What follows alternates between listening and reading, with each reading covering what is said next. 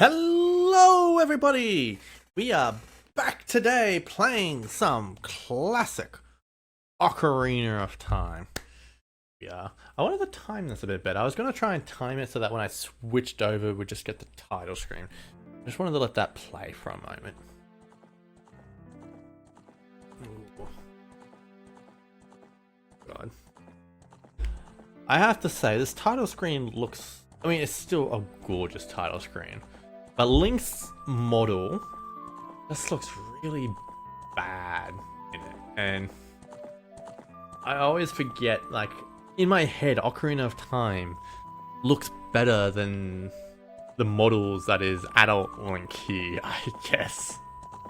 I mean, he looks pretty good there, but like that side view, I think they made Link's model look really good when viewing it from like the front or the back, but like seeing it from the side and seeing his more noodly arms, I guess, is the best way to describe it.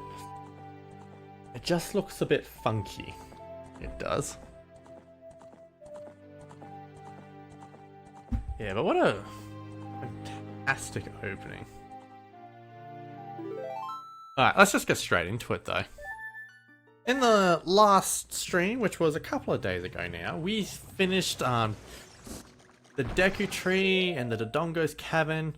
So now, we are about to start Jabu Jabu. Should be a good time. Oh, hold up. Need to get the Deku Shield equipped. I have to remember though, like, I discussed this last time, but the shield controls in this game, specifically this version of this game, not the greatest, because like they've mapped the shield and the targeting to different like buttons. Like one is like, I think targeting is ZL, while shielding is just regular R. So like you have to, your fingers aren't in line with each other when you're playing the game, and it just feels awkward to do. It does. I really wish the N64 Online app would let us map the buttons ourselves. Make life so much easier. Also, it's a Ruto! I forget you find her here. I forget that this dungeon is all about throwing Ruto around. You! Who are you? I am Ruto, Princess of the Zoras. What? Are you saying my father asked you to come here to save me? I'd never ask anyone to do such a thing. Letter in a bottle? I have no idea what you're talking about. My father is worried about me. I don't care. Anyway, I can't go home right now. And you, get out of here! Understand? What a brat. What a bratty little brat. That said, I actually really like Ruto. He's probably my favorite sage in this game, except for maybe Impa, but like, Impa's a special case, but like, Ruto in Hyrule Warriors is fantastic. She is. Like, her move pool in that game, like, I mean, she's a bit slow, truthfully, but like, the way she just commands water, just so cool. She's a water bender, basically. Like, she creates waves and everything. I guess the main thing is creating waves, big pools of water, jumping in water to teleport around the place, summoning her own pools of water to do that. Like, it's a fun time.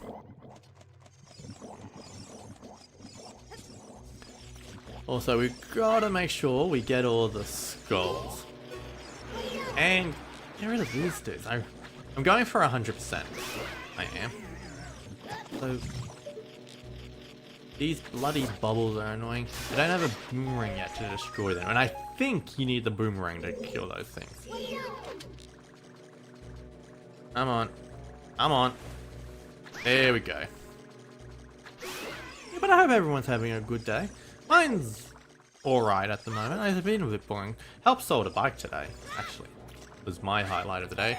My old roommate left his bike here and he asked me to help like be there to pass it on to us a seller, and he gave me 20% of the price. Like I basically did nothing except, hey, dude, have a bike, and now I got a free bike.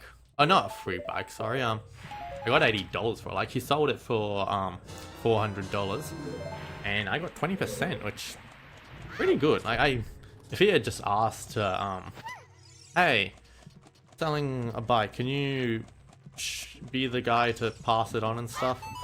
I probably would have said yes and just done it, but like he offered to give 20%, so I wasn't gonna say no to that. Wait. Ooh.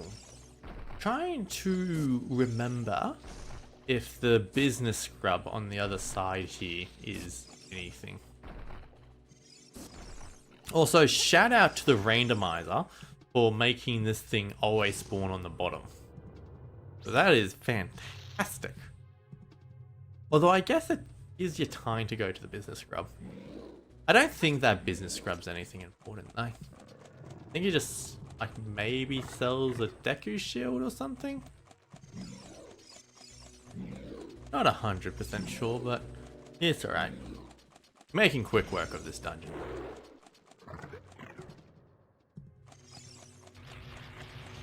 Hoping to be joined by my brother though. Yeah. Or at least in the chat. Yeah, I was on the phone talking to him before starting this. It's actually left my throat a little sore, for being honest. Yeah, I thought that was the way to the boom. Guess I got the directions wrong.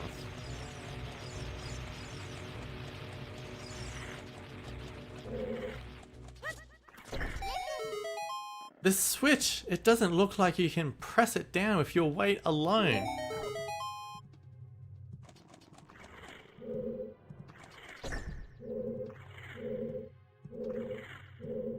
That was weird. I don't think I've ever had that happen to me before while playing the game.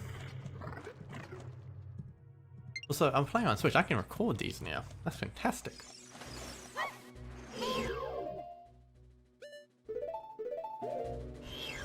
Wait. Targeting. Thank you.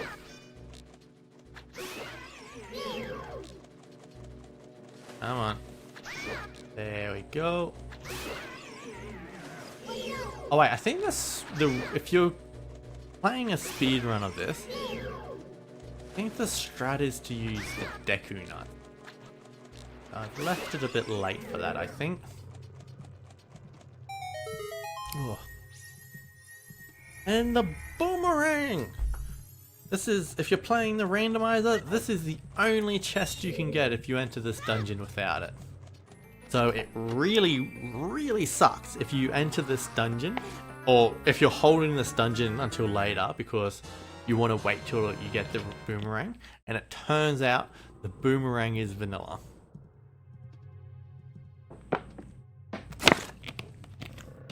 You know, maybe I'll do a rando before moving on to Skyward Sword. I'd like to give a rando another go. Like, seriously, if you've never played a randomizer but would like to give it a go, just do it. Like, look up a guide probably to just know where all the items are. Because like it is important to know where all the checks are. Like a randomizer is really good for those people who just know where everything is. But like, it's worth a try, I reckon.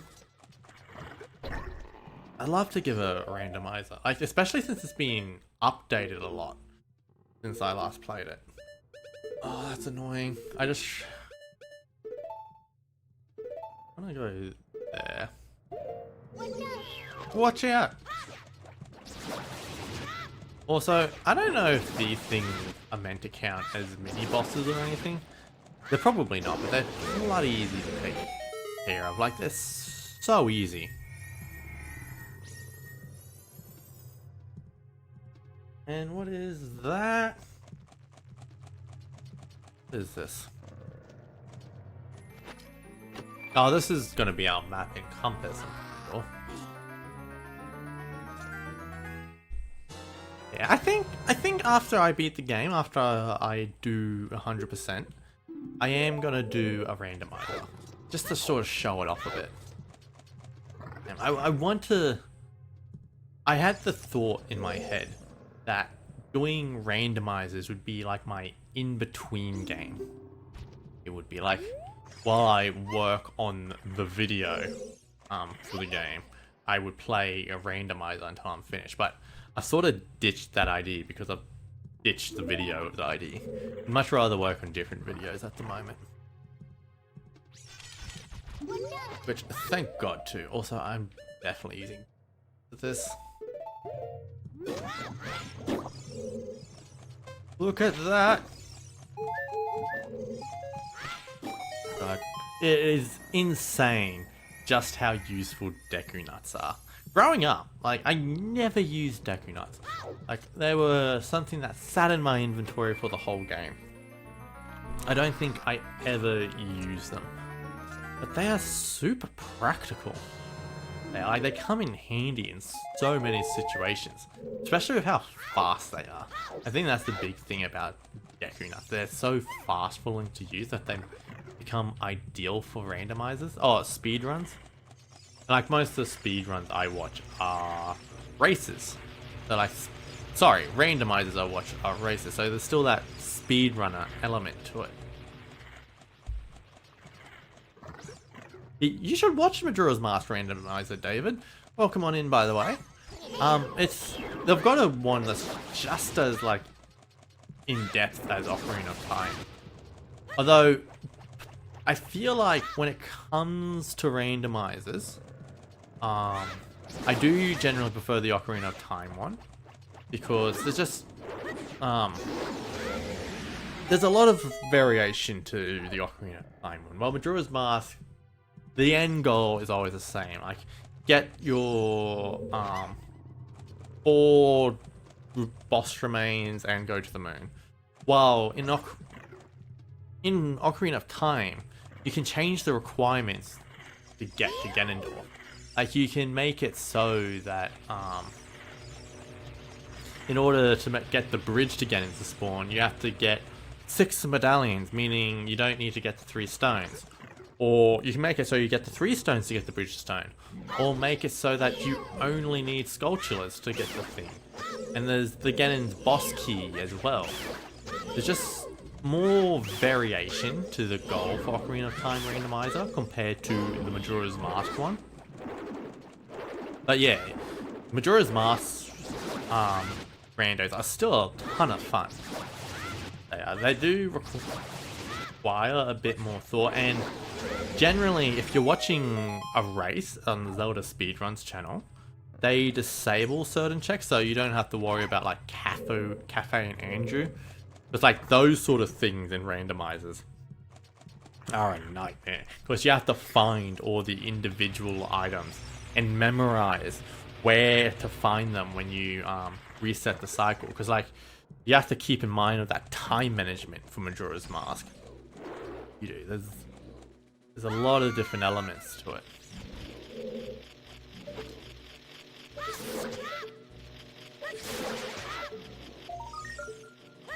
Yeah, but if you want to find out more about randomizers, the channel I would keep an eye on is Zelda Speedruns, because they hold randomizer races on that Twitch channel. And like I've even commentated on that channel too. Like that's sort of my gateway into Twitch, you could say, was commentating on their races. I only did it a few times, but it was a lot of fun. I always felt a little out of place because I wasn't a racer myself, and most of the people who do commentators are also racers. But like even though I didn't race, I still knew what was up, what the goal was, and all that. Yeah, so I'd look into it. I'd absolutely look into the speedrun. I do think if you're doing a randomizer for the first time, start with Ocarina of Time. The Ocarina of Time randomizer is like the perfect randomizer. Or the Link to the Past one, actually. The Link to the Past randomizer, also just as good as Ocarina of Time, except there are less checks to worry about in A Link to the Past, I think. So even if you don't know A Link to the Past that well, you can still give the randomizer a go. With that said, I've never given the A Link to the Past randomizer a go myself. Mostly because I don't know A Link to the Past that well. I've been put off by it. I haven't played A Link to the Past that much. It's one of those games I think overdue to replay. Last time I started replaying A Link to the Past, I didn't get all the way through it. Wait. There's this trick here.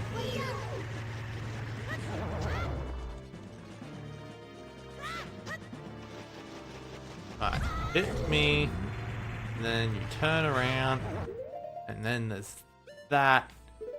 By the way, David, if you are watching, fun fact, you can one-shot this boss. A single jump strike with the Deku Stick is enough to kill that thing in one go.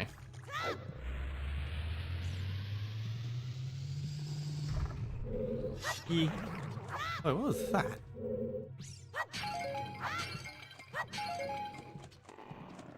Also, child dungeons are so short. Yeah. Like, we've nearly beaten this dungeon already. It's kinda wild. That said, when we do beat the dungeon, we aren't gonna go adult straight away. I want to do a few extra side quests before we go adult. Like, just stuff that you sort of have to do as a kid. Stuff like the mask side quest I'm gonna do. Get all that done. Make sure I get a few collectibles from the Lost Wood. Use my boomerang to get a few extra skulls. And that's gonna be a biggie for me. There's a lot of skulls. Also, I haven't got a Ponna song. I skipped the ranch somehow in this playthrough. That's gonna be a B for me.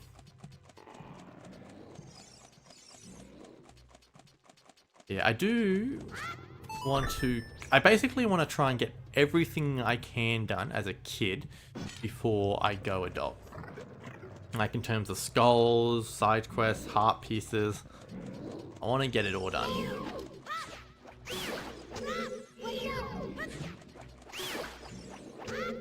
Ooh.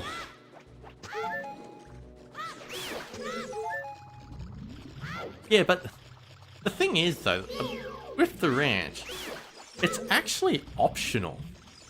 Like, it's such a big and iconic part of the game. Like, a Ponna, getting a Ponna is such a huge thing. It's completely optional. You don't need a Ponna to beat this game. In order to get to Gerudo Valley, all you need to do to cross the bridge is the long shot, which is required to beat the game because you needed to beat the water temple. So, it's kind of weird in that regard. That said, it is important I do it, because like, I do want to get Epona as an adult, which will make getting around Hyrule Field so much easier, so much quicker, so much everything better. So, Baronade.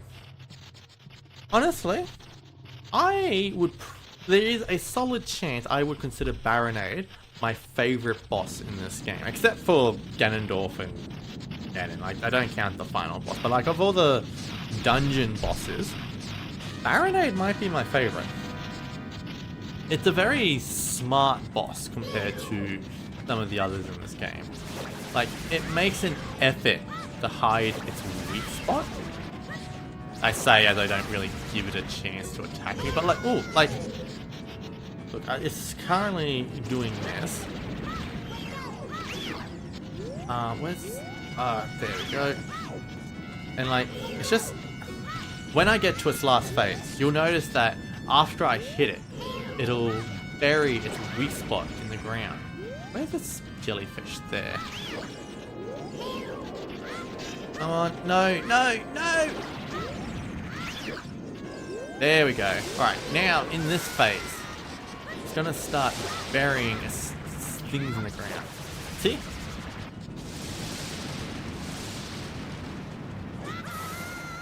Friends you grew up with let their sisters play by riding upon her around Hyrule Field. Oh, that's nice. I feel like that's something I would do with like Timmy playing. Oh, I'll let you play the game, but don't do anything. It's my adventure. Don't do anything. I was pretty bad with Timmy sometimes playing, like especially Pokemon games. I didn't like him getting ahead of me. So I would always like try and set limits of, hey, don't go ahead, don't spoil. In my defense though, I often had good reason to not want Timmy to get ahead of me in Pokemon games. I think he ended up spoiling for me in the Black and White games when, I think it was Black 2 and White 2 when Driftfield gets frozen because he got ahead in that game. But, oh, yeah, well, I've done some things to Timmy while playing Pokemon games. I probably regret a bit. But he was also annoying, kid. Let's be real. Yeah, maybe I brush it off too easily, but like, in the end, he did what he wanted. I couldn't really control him that much.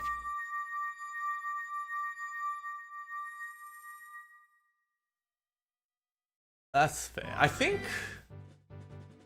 for me and Timmy, Pokemon games, we generally got around the same time.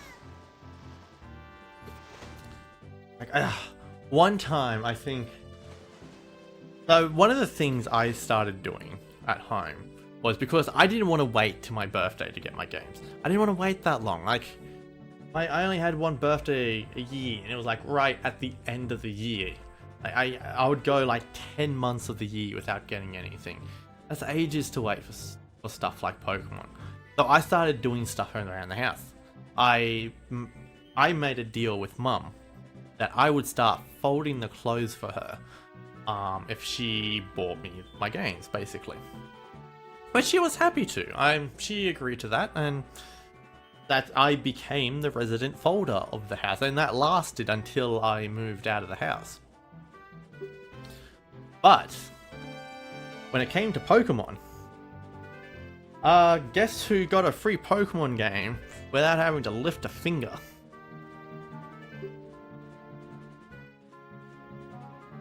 Mum definitely took it a bit easier the younger you were. Mind you though, like, Pokemon games, they're single player adventures. Like, the main core adventure is single player. So I wouldn't want someone playing my Pokemon games either. The story is that I folded clothes to Mum. Mum would buy me Pokemon games. She would also happen to buy Timmy Pokemon games while Timmy did nothing for it. That's the story. I had to work for my Pokemon games. Timmy did nothing.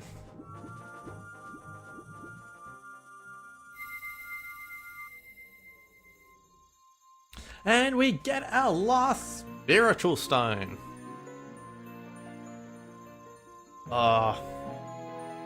This is something I feel like is missing a bit in Breath of the Wild and Tears of the Kingdom. Look at all this. It's a small thing. It's probably not a good thing. I can understand why people prefer it, but like, they just made a big deal about Zora Sapphire. Like, there was this big whole camera that was epic. We just got the Zora Sapphire. This is epic. This is a big deal. If we were playing Breath of the Wild or Tears of the Kingdom, you know what would have happened? You would have just got the pop up, the da-na-na-na, and then you're back into the adventure. Like, Breath of the Wild and Tears of the Kingdom are very much about streamlining the experience and getting you back to playing again. Which I understand that mindset, but like, also, I miss some of that glamour. I miss opening a chest and having that chest be the biggest deal in the world.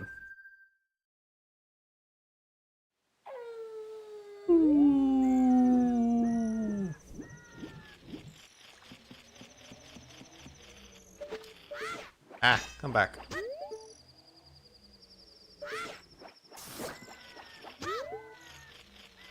There we go.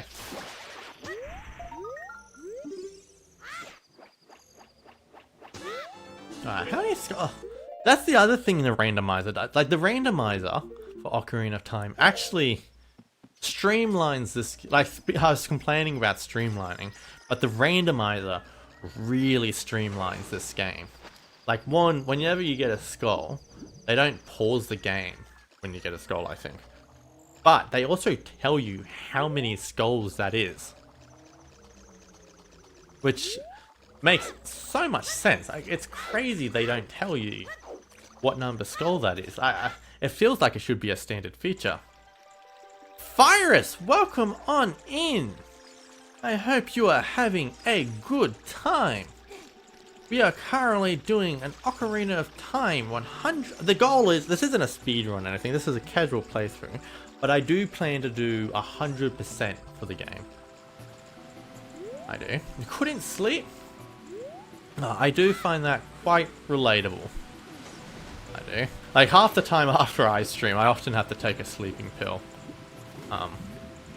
So I can't, like, normally my mind is quite active after I play Ocarina of Time. Or not Ocarina of Time, but any stream. I often have to do something to help me sleep afterwards. So I completely get where you're coming from.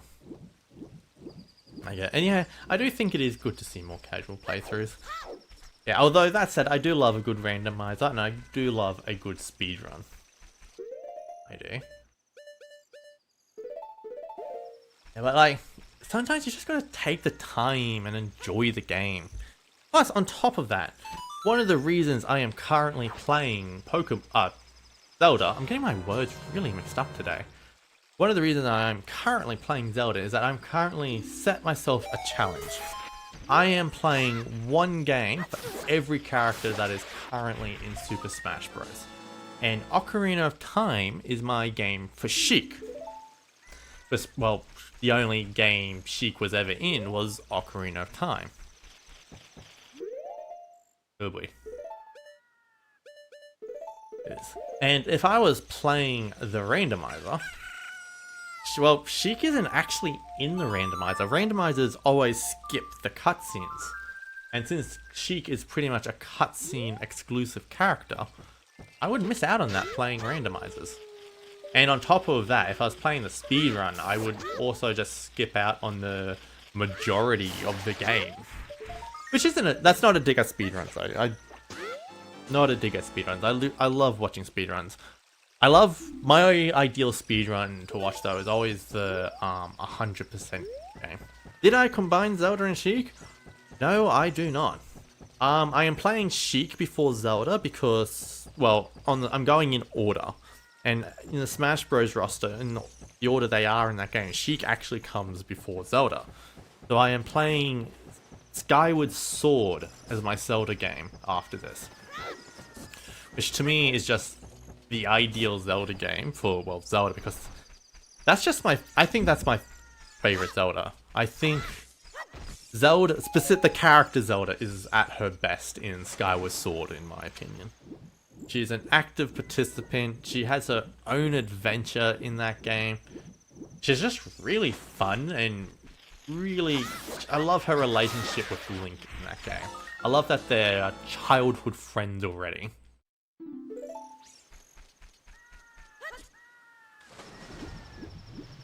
No, it's a really good time. What am I doing now? Do I have to... I think we need to go see the best cutscene in the game.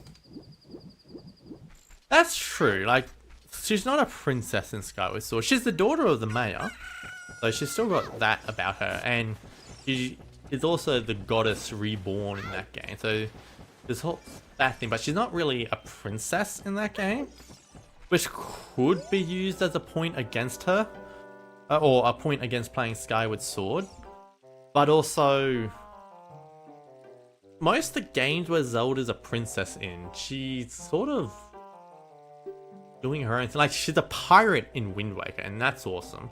She's a ninja in this game, and that's awesome. She's a princess in A Link to the Past and A Link Between Worlds, and she spends most of those games kidnapped. She seems like she's more likely to get kidnapped when she's a princess. Although Breath of the Wild and Tears of the Kingdom is a different story. She's very much an active participant. Is sort of active in those games.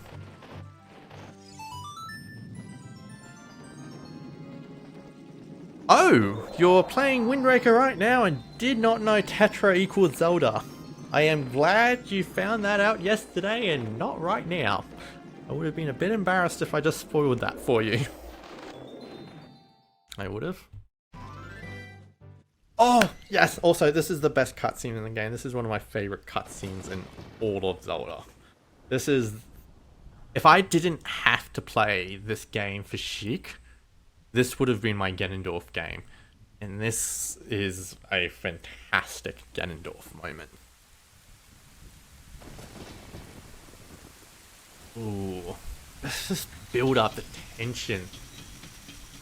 Rain.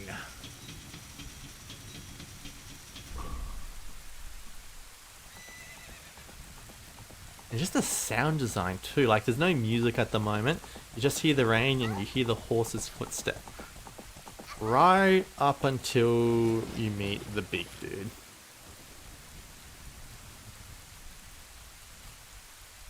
There he is.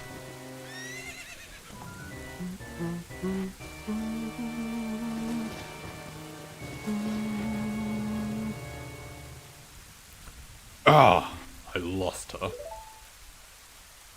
You, over there, little kid. You must have seen the white horse gallop past just now. Which way did it go? Answer me!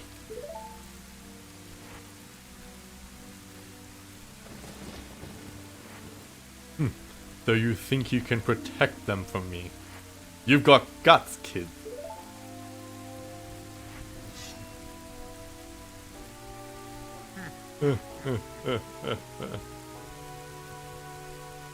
Oh. You want a piece of me? Very funny. I like your attitude.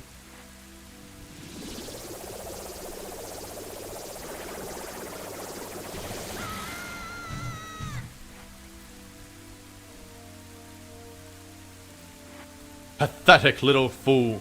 Do you realize who you are dealing with? I am Ganondorf, and soon I will rule the world.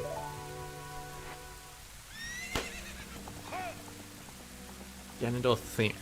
I just love it. If you want to watch a really good video that talks about Ganondorf in this game, look up Really Freaking Clever. It is run by Josh Busker, I think he goes by now. But it's a really good video. He made this video, made it quite a few years ago now, but he goes over Ganondorf's role in this game and how it just suits the whole adventure. And it's really good.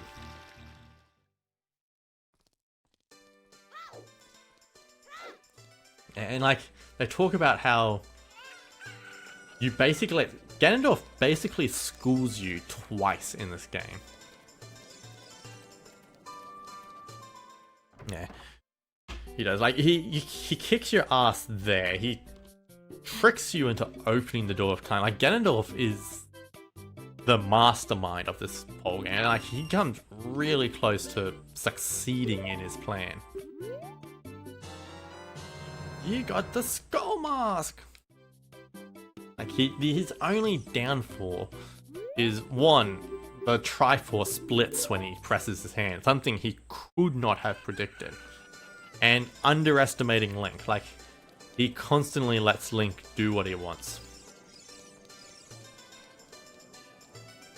Oh yeah, Ganondorf in Wind Waker is considered like peak Ganondorf. Also, if you ever played Ocarina of Time, you may have skipped this little secret. Are you the boy from the forest? Finally met you. I have something to tell you. Ganondorf, the Gerudo King of Thieves, betrayed our king. Zelda's nanny, Impa, sensed danger and escaped from the castle with our princess.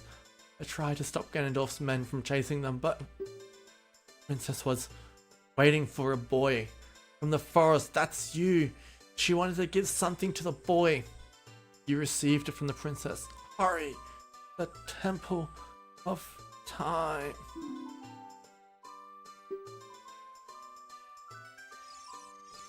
The cutscenes are more cinematic than you thought. Yeah, they kind of are. Like, Wind Waker's a really good game. I can't wait to... Like, obviously I'm replaying Wind Waker as my Toon Link game.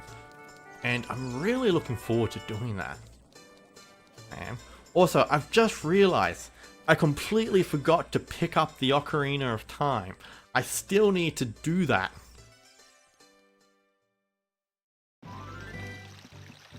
Yay! It's the name of the game! You found the Ocarina of Time! It's surprisingly how optional it is. The only thing you need from picking it up is actually to get the Song of Time to open the Door of Time. You don't actually need the Ocarina of Time to open the Door of Time. It's just the Song of Time that does it. Link, when you hold the Ocarina... Or just door skip. I'm not talented enough for that though. There's a reason why this isn't a speedrun. I wanted to wait for you, but I couldn't delay. Yeah, although... Ocarina... I've played randos in the past. And I've done some speedrunning tricks as a part of that. Or... I guess speed, but I'm not that good at them. Like, I've pulled off Deku Skip, that lets you skip the back half of Deku Tree. But I can't do it consistently. I have to look it up to do it. Infinite Sword Glitch, that's more than what I've done, Fyrus. I've never actually done Infinite Sword Glitch. And that's like beyond what I can do. Although, no, I did once activate Infinite Sword Glitch when fighting the Gerudos guards. It's the speedrun strategy for defeating them, and something I can do sort of well, is stand in the corner, hook shot somewhere to get them to sort of roll towards you and sort of just start stabbing them. And by doing that trick, and like you sort of hit them at the same time as you get that key, and that activates Infinite Sword Glitch, which is really cool.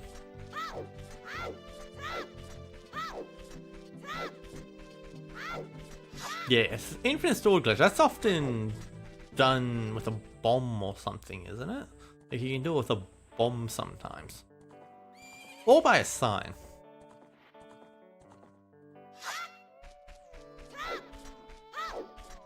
Yeah, I think it is pretty easy to do, but I don't ever try to do it. I don't know why, I just always feels a bit eh. Alright, I can't believe I haven't... Normally, when I play this game, the first thing I do after visiting Zelda and getting Zelda's Lullaby is come and get the Epona's Song and the Lon Lon Ranch. Like, it is very weird of me to play this game and save this for this late in the game. Which reminded me that this is actually completely optional. You don't need Epona to beat this game. Which is odd given how iconic Epona is to the game. She's in the title screen. But Epona is technically more important in Majora's Mask than she ever was in Ocarina of Time.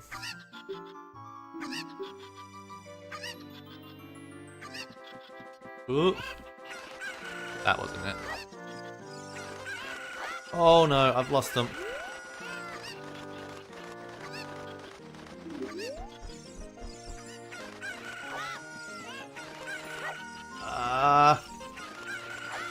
I might lose this. There's one. I did it.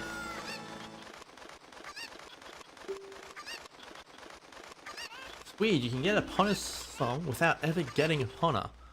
Not only that, you can just not get Epona's Song.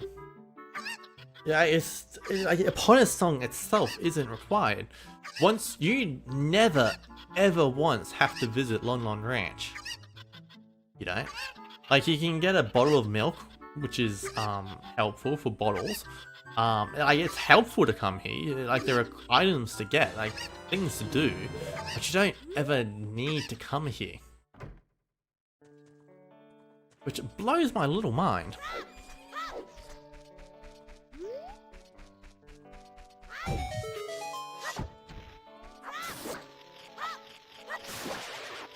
But given that I am going for 100% with this playthrough, I do want to get Epona's song. And we love Epona here. Epona is a fantastic character and needs to be in more Zelda games and not just an amiibo reward in Breath of the Wild and Tears of the Kingdom.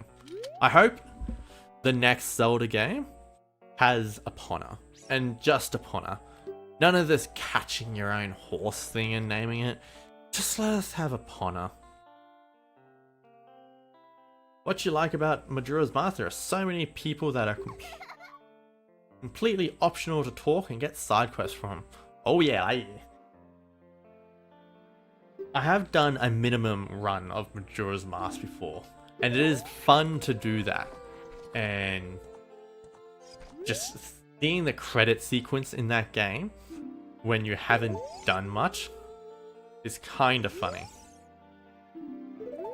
Oh, thank you.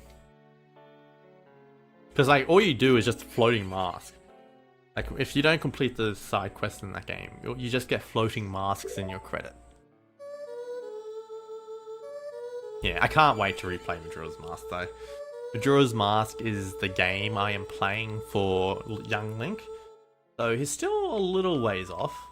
I think between now and young Link, I've got to play Skyward Sword for Zelda, Dr. Mario 64 for Dr. Mario, Star Fox 64 for Falco, Pokemon Ranger for Pichu, Fire Emblem, and then Young Link, I think. Yeah, so I'll be playing Fire Emblem Shadow Dragon for Marth. One of them. I'll be playing one of the Fire Emblem games for Marth. I'm not sure which one I'll be playing yet, because I've actually got a few options for Marth. Like the one I own, like I actually own two versions. I have Fire Emblem Shadow Dragon and the Blade of Light on my Switch, which is the first Fire Emblem game ever made. And I bought the remake on DS for my Wii U. Oh yeah, I am doing everybody. Yeah, so I've already done, so I'm going in character order. So I've already done all the original games, so everyone from Smash 64. I am currently doing the Melee roster. But yeah, I absolutely plan to eventually get to the DLC characters. I do, and that's gonna be wild. Because like a lot of them I haven't actually played a game for before. Like I've never played Tekken, I've never played Kingdom Hearts, never even played Street Fighter. That's half the reason I'm doing it, just to play new games. Yeah, so to give you a bit of a rundown, I played Mario 64 for Mario, Donkey Kong Country Tropical Freeze for Donkey Kong. Oh yeah, Wii Sports is absolutely on the list. I think I've got Wii Sports Resort listed for Mii Brawler. I think because like I'm actually doing 3 different Mii fighters, because like there's technically 3 Mii fighters in the game. There's the Mii Brawler, Mii Sword Fighter, and Mii Gunner. So yeah, that's gonna be fun. I think how I've got that set up, I want to do Wii Sports Resort for Mii Brawler. Sword Fighter, I want to do Miitopia, because that's the one where you go on like these mage quests and such. I do. Where you're going on like a mythical land. So I feel like that's the ideal one for Sword Fighter. And Wii Sports Resort, I think, has a boxing minigame. I think Wii Sports does anyway. Me gonna. I think I want to do oh, what's it called? Nintendo Land, I think I want to do for me gonna. Maybe. I don't know. I have a list somewhere that will go over the games I'm gonna play.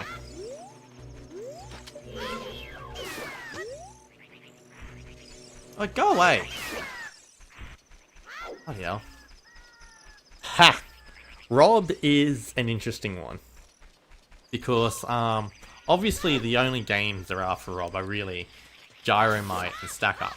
You could do Mario Kart DS. Of course, he's a hidden character in that, but I actually have a better idea. My game for Rob is actually going to be Smash Bros. Itself.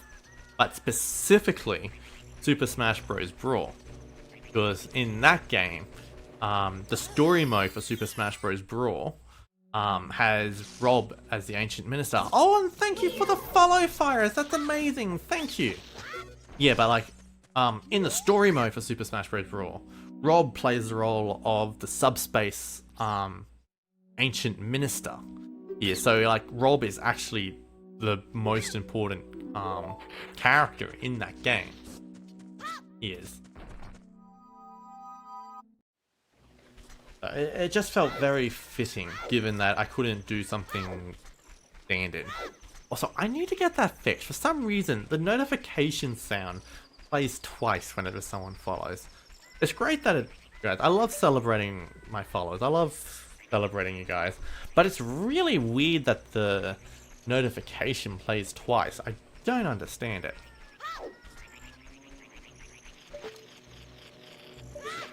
Oh, fuck off.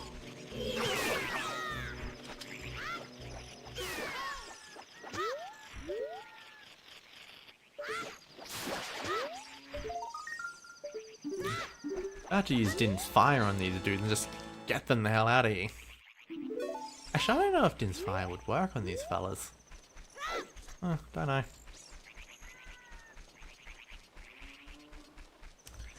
Yeah, so... Oh yeah, Duck Hunt. That was a weird addition for Smash Wii U. And the game has only ever been re-released once. It was released on the Wii U Virtual Console, but they shut that down. So I had to sort of go out of my way and buy Duck Hunt before the server shut down. So I've bought a bunch of games on the Wii U Virtual Console, like in preparation for this challenge, just so I could make sure I had it. I did. So thankfully, Duck Hunt is something I can do quite easily. It's gonna be a weird day because like you don't really beat Duck Hunt or anything like that. So I don't know how that's gonna go, but we'll see how. We'll see. The two characters though I'm really not looking forward to are the Animal Crossing characters. Villager and Isabelle. And because you can't beat Animal Crossing. Not only can't you beat Animal Crossing, it takes days to progress in the game, and that just sounds awful. Like maybe I could play with the system clock to do it, but really don't want to have to deal with whatever the fuck is Animal Crossing. I think my main goal is to reach the credits for each character in each game. That's the main goal, I think. Yeah, although going for a competitive score in Duck Hunt is a pretty good suggestion. I need to look into it, what is involved with Duck Hunt.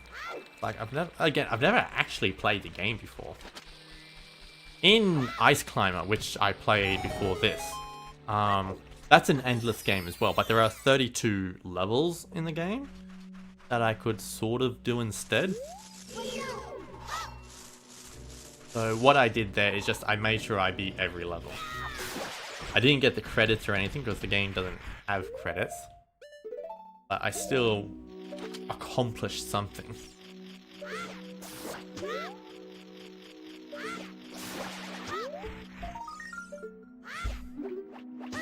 Ooh. Yes, please. Recommend a Sonic game. The one I had in mind was Sonic Frontiers because it's on the Switch and I want to do a 3D Sonic game. I want to do one where Sonic talks and has personality and like shows off his character. But I was very unsure about what the heck I could do for Sonic. Alright, one of the 2D games. I think if I were to do a 2D Sonic game, I would probably do Sonic Mania, because I actually own that on the Switch already. I just never really beat it for some reason. But yeah, Sonic and Knuckles, okay. Sonic Advance 3, which is Sonic Advance 3? I don't know anything about the Sonic Advance games though. It's like Sonic is one of those series that I've been very distant from. Yeah, and I like I know Sonic Frontiers is a bit hit or miss, but it is it has got some following, and like people say it's better than most of recent 3D Sonic games. And I like the idea of an open world Sonic game. It was for the Game Boy Advance 3 and was the only Sonic game you ever finished. I don't think I've ever finished a Sonic game. I don't. Like the only real Sonic games I ever got super into were the Mario and Sonic games at the Olympics. And I don't know if they even count because, I mean, it's Mario and Sonic.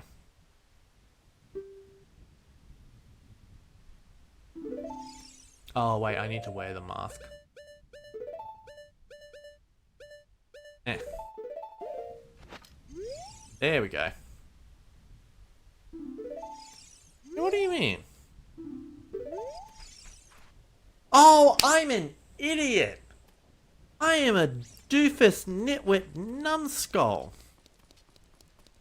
I am? This isn't for the kid, this is for Skull Kid. The Skull Kid of, I cannot believe I just made that mistake. Especially since Skull Kid is my guy. I'm all about Skull Kid. He's my most wanted character in Smash Bros. Majora's Mask is my favorite game of all time. I went out of my way and purchased this weird Zelda spin-off in, oh, what's it called? Cadence of Hyrule, because it had a DLC adventure where you could play as Skull Kid, which was fantastic, by the way. Play Cadence of Hyrule.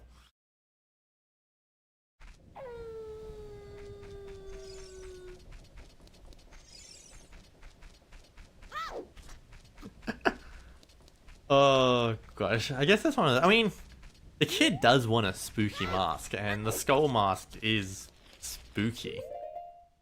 So, I mean, it checks out, sort of. I'm just an idiot.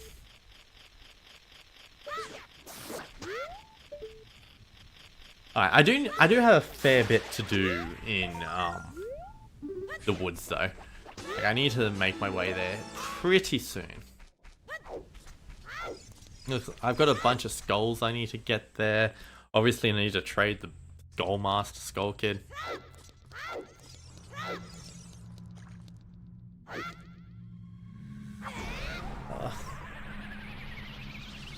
Is this? I don't even remember what's in this chest. I mostly remember this game for the randomizer. Bunch of bombs. Very handy. I did not need to come down here.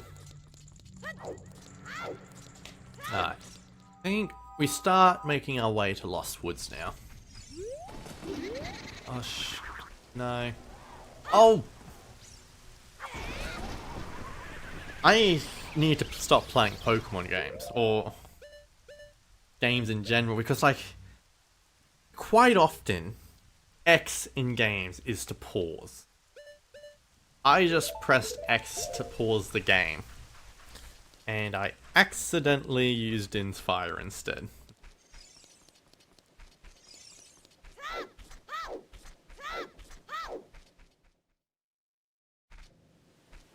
I'm pretty sure I've gotten all the skulls from here though.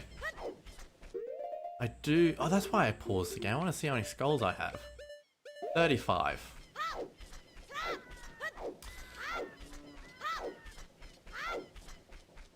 A fierce deity alt skin in Smash Bros. Yeah! There is one in the game, but it's not very good. Oh! I don't need a loophole to play Majora's Mask for this challenge, I don't. Because one of the characters in Smash Bros is young Link. And he's only in 2 games. He's only in Ocarina of Time and Majora's Mask. And in Majora's Mask, he is the only Link. So like, I am all sorted. Need to go up the mountain at all? Don't think there's... Yes, I do. I've missed a skull up here. That's right, this can be our shortcut to Kokiri Forest. Oh, and Deku Tree. We need to go in the Deku Tree to collect a skull from there too.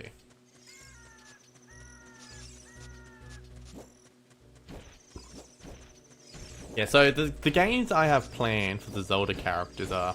Well, I played Breath of the Wild for Link, because that's the design Link uses in Smash Bros. Or at least for Ultimate. I'm playing Ocarina of Time for Sheik, because this is the only game Sheik's in. I'm playing Skyward Sword for Zelda, because I think that's the best Zelda. For Zelda, anyway. I am playing probably Tears of the Kingdom for Ganondorf. I am not sure, but we'll see. Majora's Mask for Young Link, and Wind Waker for Toon Link. Which I think works out quite well. The only issue with that lineup though is that I do miss out on Twilight Princess and A Link to the Past, 2 games I'd like to replay again.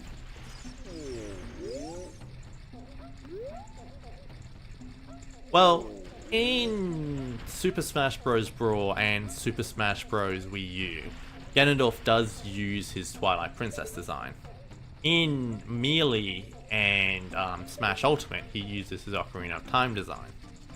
The reason I don't feel right using Twilight Princess for Ganondorf is just because Ganondorf's not really that important in Twilight Princess. Like, yes, he's the final boss. But for the most of the game, the main antagonist of Twilight Princess is Zan. Like, Ganondorf sort of just comes in at the end and usurps his role. So I felt iffy about using Twilight Princess.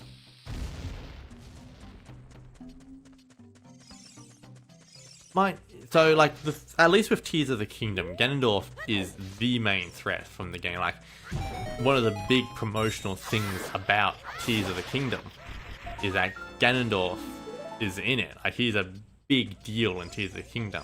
I have my issues with Tears of the Kingdom Ganondorf. Mostly the fact that it's not the same dude from this game, like the one in Twilight Princess is, but it's still a fantastic portrayal of the character. So I feel like Tears of the Kingdom is the way to go. And let's be real, the next Smash Bros. Game, 90% chance that it uses Ganondorf's Tears of the Kingdom design. And they're probably going to update Ganondorf to that. Mind you, I would actually love it if they stick with the Ocarina of Time one, because Ocarina of Time Ganondorf is my favorite. I need to get a bomb bag from this dude.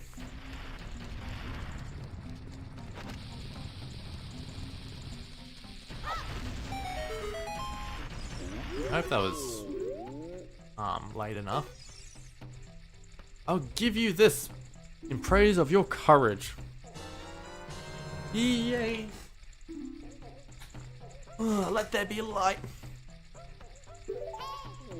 Uh-oh, we need to get out of the way. We need to get out of the way. Alright. I think that's everything I can get here. Yeah, I have already gotten that piece of heart though. I got that when I first got the strength upgrade. Oh yeah, Wind Waker is insane with the amount of items it lets you use. I think that it's the same with the bow too, like you can get loads of bows items. 176, I have a lot of rupees at the moment.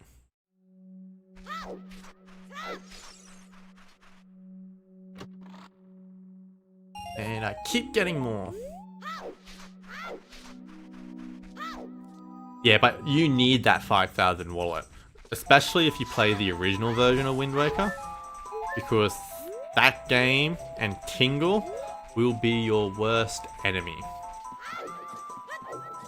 Like, all my bros hate Tingle because of that game. Right, he charges you a fortune to translate your bloody thing. Oh, I am so glad I wandered into this area though, because I completely forgot that I need to do this event before I give Skull Kid the mask. You're playing the GameCube version. Okay then. Yeah, Tingle's gonna charge you a lot of money later on. He is. Oh, you're streaming it? Yeah, I absolutely understand you there, Virus, because like, GameCube games are so difficult to stream. They are. Whenever I have to... Oh, I just straight up can't stream GameCube games. I have to play it on Dolphin as well. Whenever I try using like the Wii to HDMI, the GameCube just doesn't... The audio gets all bugged and messy. But it's only for GameCube and older games. I think it's got something to do with the 480i output. And it's not being transferred properly through the system somehow. But yeah, it's messed up. Yeah. If you can though, like... I do think the Wii U version is the vastly superior way to play, if you can find it. Obviously, it's a more difficult game to get a hold of, it's a harder game to emulate, but it is the superior experience for Wind Waker, I reckon. And that's the version I intend to play when I eventually stream it. Oh wait, where am I going? I forgot to do something over here. Do that. And that. I don't think Dolphin can do Wii U. I think that's only GameCube and Wii.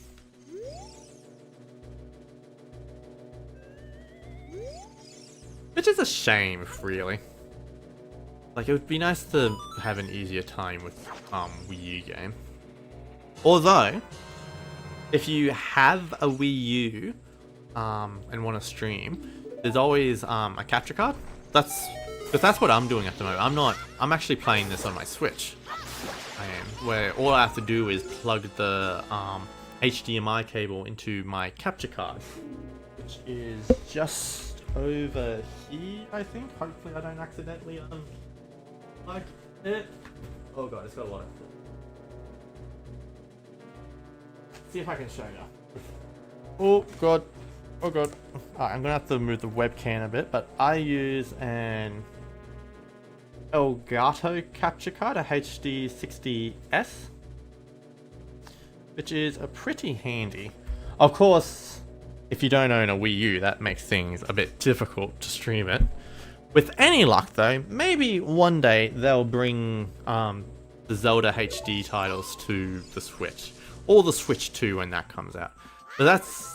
People have been begging for those games to come to Switch for ages.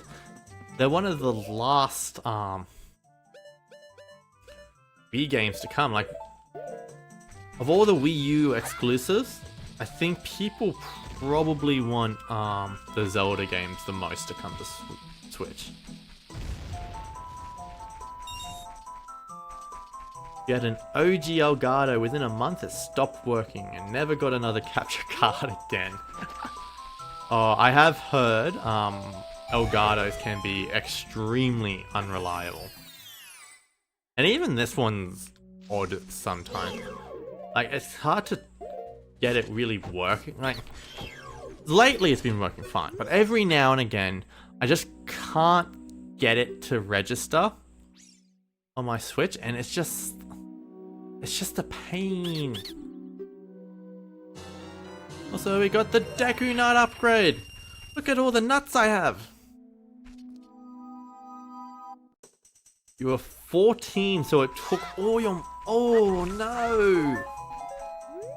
Bloody Elgato. I'd be trying to get your money back. Like, I feel like if something stopped working within a month, you may be entitled to like some sort of like, would it, some technology, there's normally some sort of warranty on it.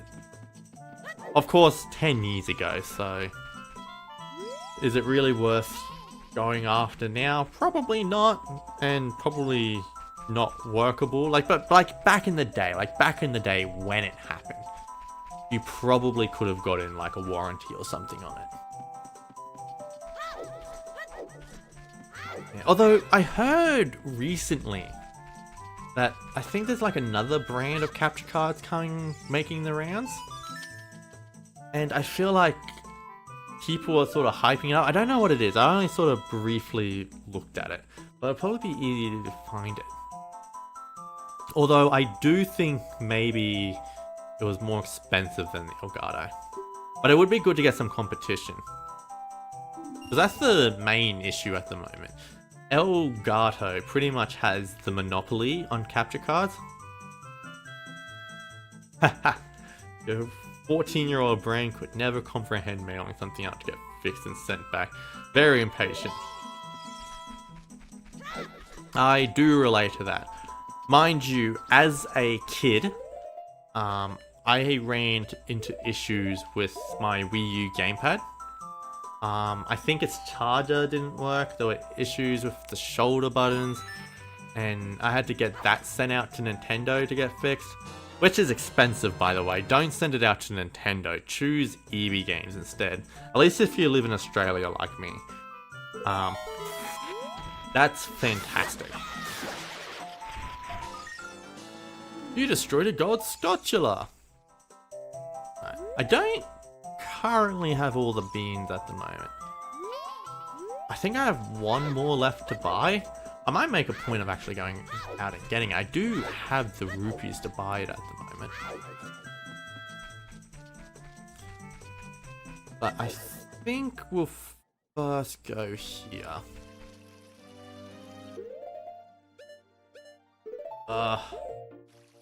I do have some regrets though.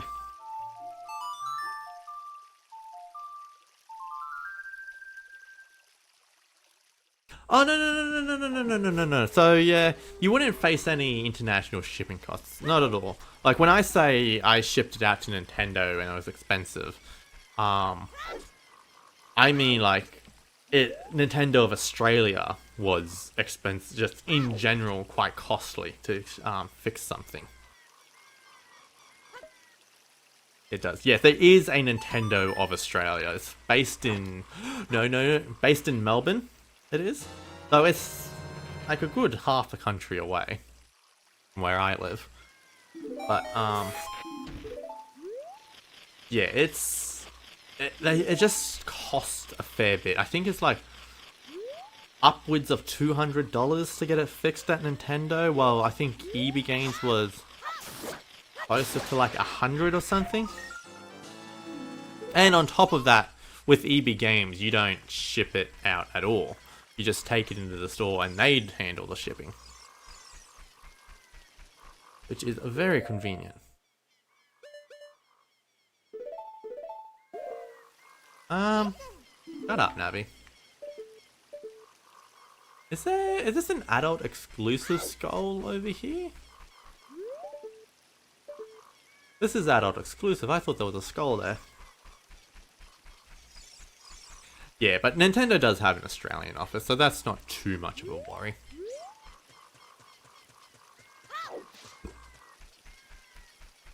What other skulls do I need to get? I need to go to Gerudo Valley at one point. That's fair. Nintendo, the company, like the corporation, isn't a big fan of the consumer. That said, I do think Nintendo, the creatives, are some of the best out there. And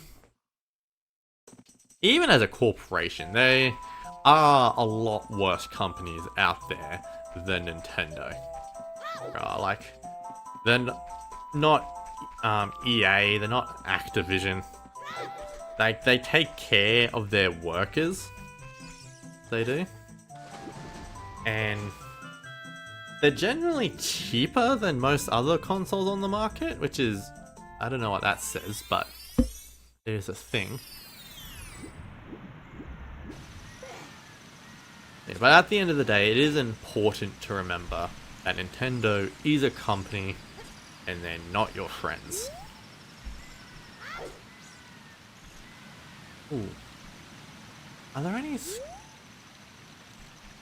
I'm gonna double back real quick. Just because I want to check if there are any skulls in the meadow. Yeah. Of course, there is a good chance I have a bit of Stockholm Syndrome when it comes to Nintendo. I did grow up with them. I pretty much exclusively play them. One thing you've always liked about Nintendo is that when you're buying Nintendo, it's a Nintendo. Nowadays, Xbox and PlayStation might as well be PCs without all the PC stuff. That is completely fair. But also, being a PC without all the PC stuff actually sounds quite appealing to me. Because all the PC stuff sounds quite complicated to me. I do have a recently bought computer. But, all that stuff befuddles and confuses me.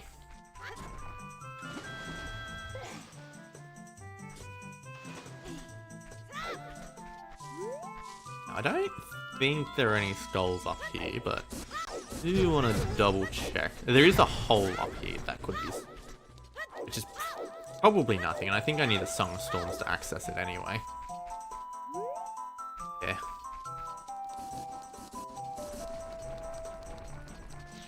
You're a PC nerd. Ah. Yeah, I don't know anything. I recently built a computer with the help of my old roommate. And that terrified me.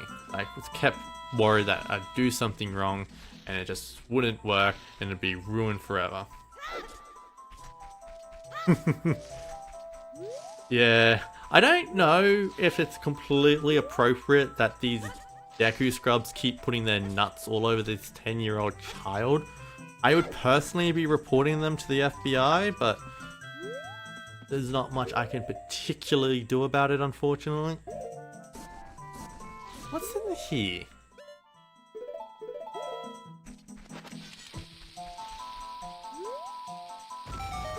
Is this a piece of heart or a huge rupee? I don't remember the prize. Alright.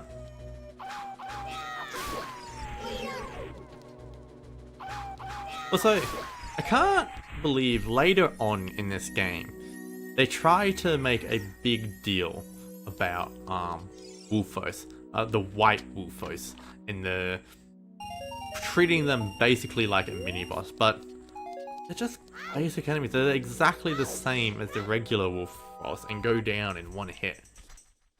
Oh yeah, Light Temple.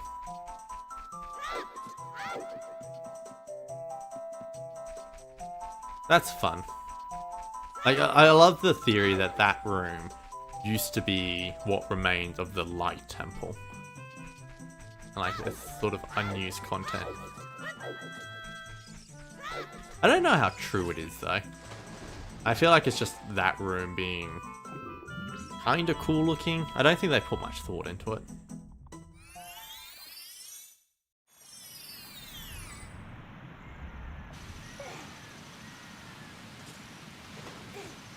sending an email and getting a response like that. Are you okay, Kirby Buckgun? Welcome on in. Who's sending you mean emails?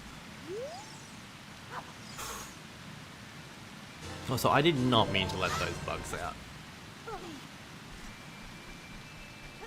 Wait. Oh no. I just realized I could, if I wanted to, get the bug 2 reward. This is the worst piece of heart in the game.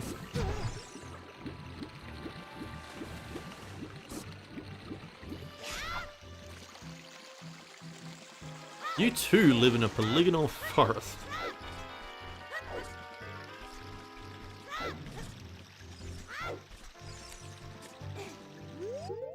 Alrighty. There we go. Alright, let's do this. What game songs haven't I played yet? I wouldn't have played Song of Time. There we go. Yeah, I think I know what my next video I want to work on for YouTube is. I think I want to do a video that goes over all the franchises and characters in Smash Bros. That series has introduced me to, like everything Smash Bros has taught me about, basically. Like, and I'd go from game to game. Like, I'd start with Melee because I never played Smash Bros 64 and talk about like how I didn't know who the hell Kirby was or Star Fox, and I especially didn't know what Fire Emblem was. Because I think that's a fun idea. It is.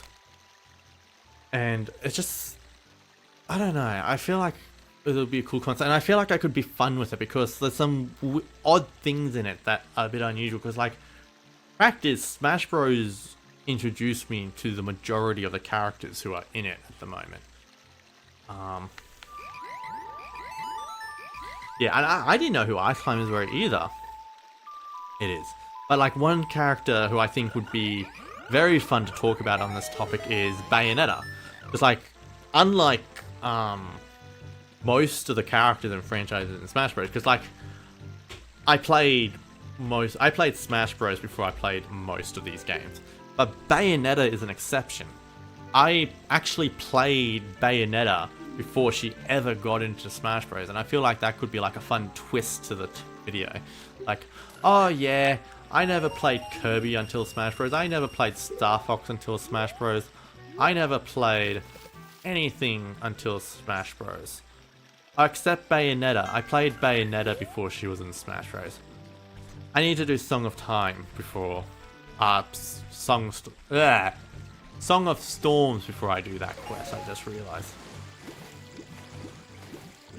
A 3D Smash Bros would be very interesting. It would be. But... yeah, I don't know. Like, it's hard to imagine what a 3D Smash Bros would be like. You'd have to start from square one. Maybe they could do something similar to ARMS. Alright, my last magic beans.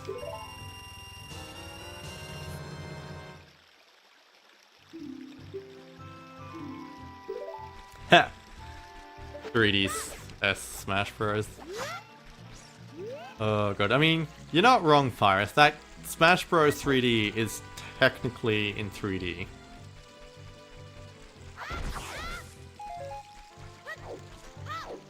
It is. Street Pass is pretty cool. Like, I feel like growing up, I never really got to take much advantage of Street Pass, because all I really had to do Street Pass with was my brother. So we just kept bumping into him all the time. But I'd love them to do Street Pass for the Switch too. I feel like that's doable. I recently watched an Arlo video, I think, where he talks about his idea for a new Switch system.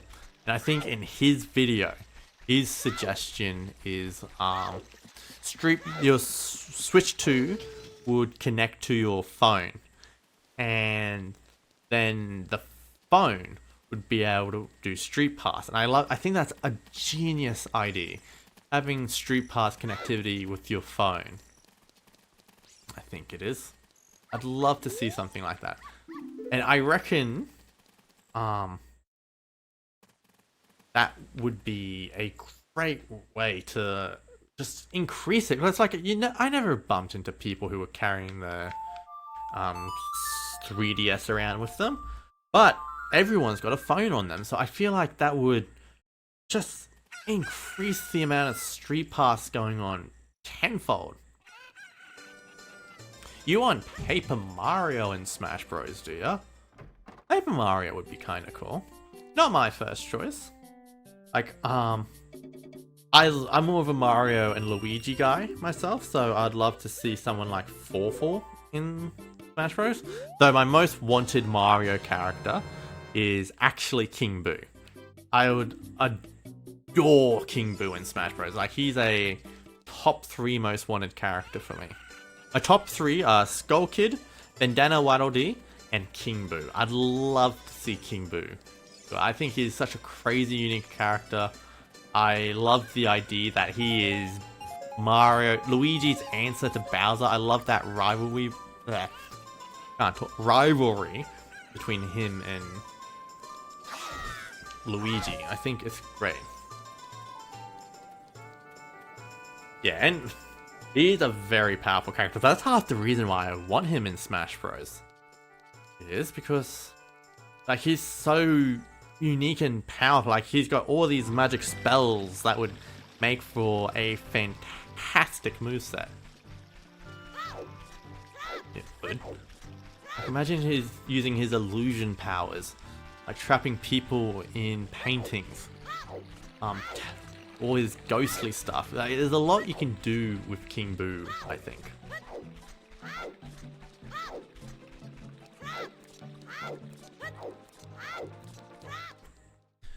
And, I mean, let's be real here. Smash Bros has a lot of extremely powerful people who are really extremely powerful. Like, look at Palutena and Rosalina. We have gods in Smash Bros. Okay. Egad. I want Egad in Mario Kart. It's unbelievable to me that after all these years, Egad has never been a playable character in Mario Kart. Yeah. And I wouldn't be opposed to him in Smash Bros. I wouldn't. I think he'd catch a lot of people off guard. But yeah, it'd be pretty cool. I love Luigi's Mansion. I'd love to see more Luigi's Mansion love in Smash Bros. Which is a bit unfair of me. Like, there actually is a fair bit of Luigi's Mansion love in the game already. Like, Luigi uses the Poltergust for his final smash and for his grabs. There's the Luigi's Mansion stage in Smash Bros, which is one of my favorite stages to play on. And there's also a lot of music from Luigi's Mansion. Well, I say a lot of music from Luigi's Mansion, but really most of them are just remixes of the same song. But, I'd love to see the library piano theme from Luigi's Mansion 2 as a song in Smash Bros. I think that would be fantastic. And I'd love to see the Boo Hunt theme from Luigi's Mansion 3 as a song in Smash Bros. Ha! You forgot. Did you think you were the one playing for a bit, did you, Kirby? Oh, God. I think I've had that happen to me a couple of times. I forget what's going on and think, oh, why don't you do this? Why don't you do this? I have to really bite my tongue when it comes to backseat gaming people on Twitch. Like, I always feel like, no, especially when it comes to Majora's Mask.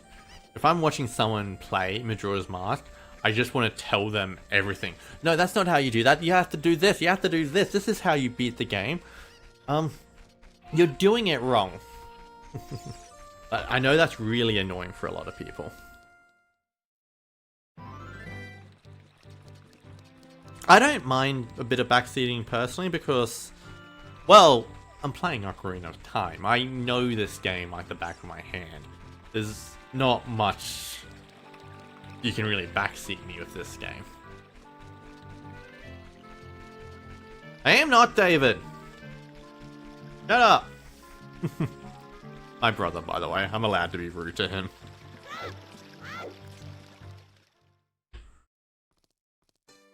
But I actually think for when I'm playing a game I've never played before, I don't mind the hints. I don't mind the little things. Like when I played Star Fox on the Super Nintendo, I had a speedrunner for that game pop into my chat and he helped out a lot with it. And it was actually a really good time. Like he taught me how to do all the tricks and how to get all the routes in the game. So I think that's quite helpful, and I think it's going to be quite helpful again when I play Star Fox 64, because like that game has a bunch of different routes and stuff, and I'm probably going to have to look up how to... I want to play each route in Star Fox 64, but I'm going to have to look up how to do all the different routes. Like, I want to play all the different levels, which is going to be quite difficult, I think. I'm going to have a hard time with Star Fox 64, I think. I don't know which version I'm going to play, though. That's the thing. If I play Star Fox 64 on my Switch, I'll have a bit more control over save states and saving and all that fun stuff. But Star Fox, I have a capture card on my 3DS, so I could stream Star Fox 64 3D if I wanted to. But I don't think I want to. I think I want to play the original Star Fox. It's nice when it's just tricks in alternative ways, instead of just directions and, do this, you fool. Yeah, absolutely. I completely agree with you there, Virus. There is a limit to what you can take. Especially being called fool. Don't call streamers fool. They're not going to appreciate you if you start telling them all that. Oh, the running man's right there. And for a change, I'm actually gonna get a fair few rupees from this. Half the time when I do this, I'm out of rupees. I bet with those long ears you can hear the voices. Just please sell it to me. There we go.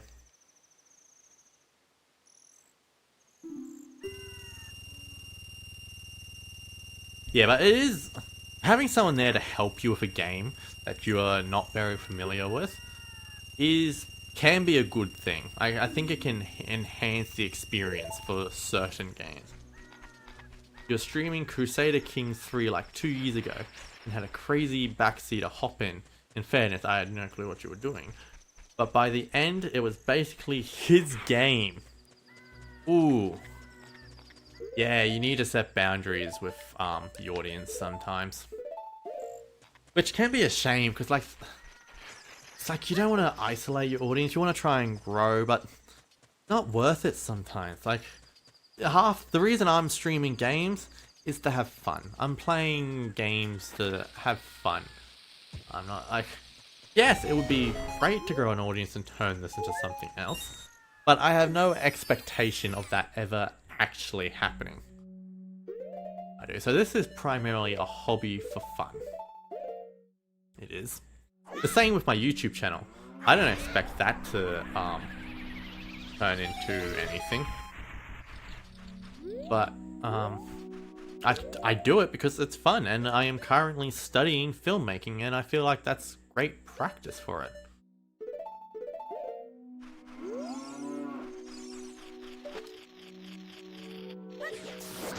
It is, but the moment it becomes a chore, that's when I start to lose interest. It is. It's like, you don't want this to be a chore. If it becomes a chore, then why are you doing it? If you're doing it to try and make money, go do some actual chores for work. Like, go to a grocery store and start working there if you're happy to do chores for income. Don't make streaming a chore. Don't do it for them. Do it because it's fun.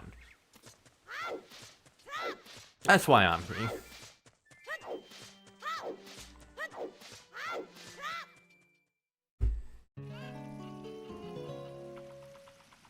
Yeah. Though I would be lying if I said I didn't want my channel to blow up. I don't care about my Twitch channel. I don't care if I get many people on Twitch. I really want to get people on YouTube though. I really want to get a few subscribers on that. I do already have like 200 or so on YouTube, but I want to reach more.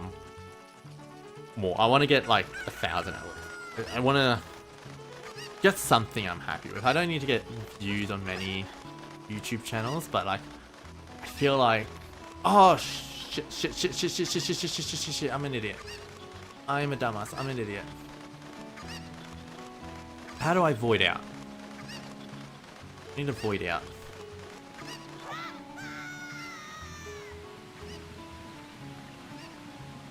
What's my YouTube channel, Dave say? Well, it just so happens to have the same name as my Twitch channel, Nintendo. Oh, I might actually be able to post it on the link if anyone's curious. Get my view your channel, share, copy link. Yeah, for anyone curious about my YouTube channel, I have just posted a link to it on the thing. Also, I just noticed my phone is not charging for some reason. My phone is being very picky about charging or not. Oh, that should have got it. I've just lost my thingy, my bob. There we go.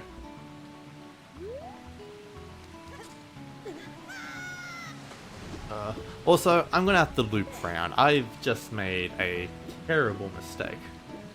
I have. Just come to the realization I didn't get the skull that's up there. Wait. No, there's a... if I was playing Ocarina of Time 3D, there would be a method I can use to use Farul's Wind. Because you can pause the game. Like in Ocarina of Time 3D, there's a glitch you can do that lets you pause the game and like quickly use any item whenever you want. Like there's a moment where it lets you just use any item, like right as you unpause the game. It's a fantastic glitch. In this game, when you're playing casually like I do, it's primarily used for Farul's Wind. Like it lets you use Farul's Wind anywhere. It does. It's super fun. It is, and really easy to pull off. It is. So I do recommend it.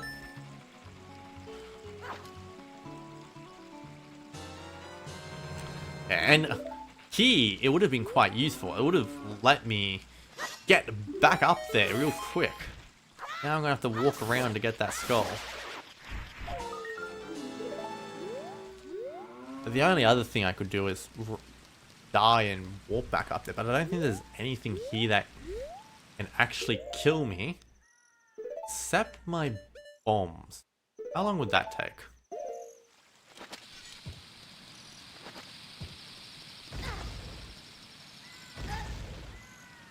Too long. I'm gonna walk. And while I walk, I can pick up another piece of heart. I think there's another piece of heart I've forgotten about. There's a Deku scrub in the south of the field I can talk to.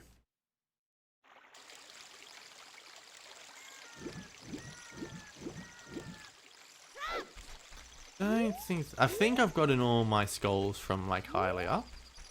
Don't think there's anything here I have to worry about. At least as a kid.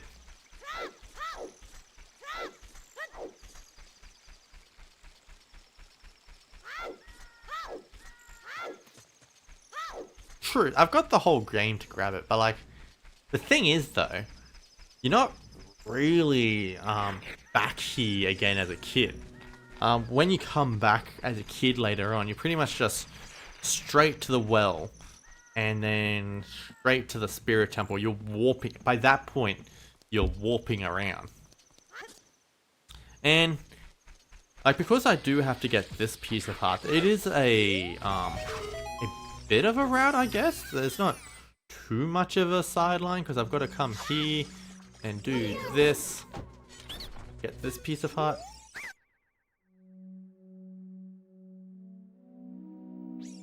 Alright, Virus, thanks for popping in. I super appreciate you sticking around. And since you stream as well, I'm gonna chuck you a follow too. I might see you around. With any luck, we'll bump into each other. If I ever see you streaming while I'm streaming, I might give you a raid. Until then, till next time.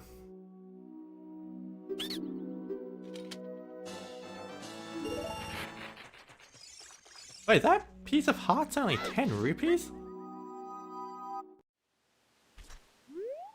Yeah, always happy to help a fellow streamer. I feel like that's the best part about Twitch, is just being able to so easily help each other out. Like, you can raid other people, you can super easy follow. Like, I always love to raid someone when I finish a stream and check someone out, and like, I like to find someone new every now and again too, and just sort of boost them up, help give them a good time, give them a follow if I like their stuff.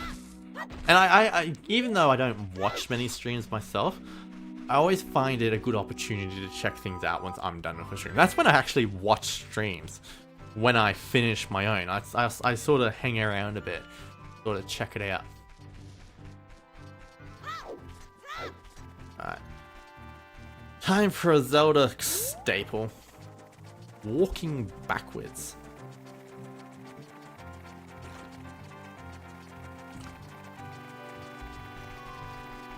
We do have one other side thing to do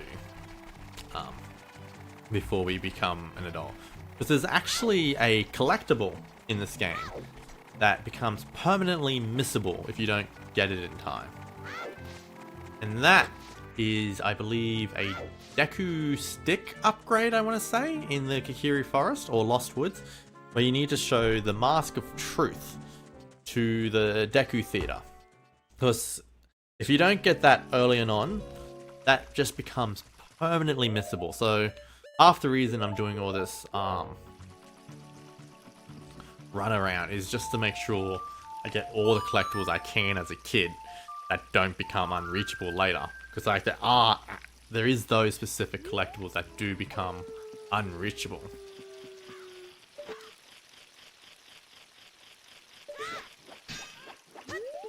Yeah, did I say orchestra? I meant theater. The Deku Theater. Because if you go to the Deku Theater as wearing the Mask of Truth, they'll give you a new item. And it's one of the more easily missable items given how late you get the Mask of Truth. I did say theater. Well, then what are you talking about? Not an orchestra. Right.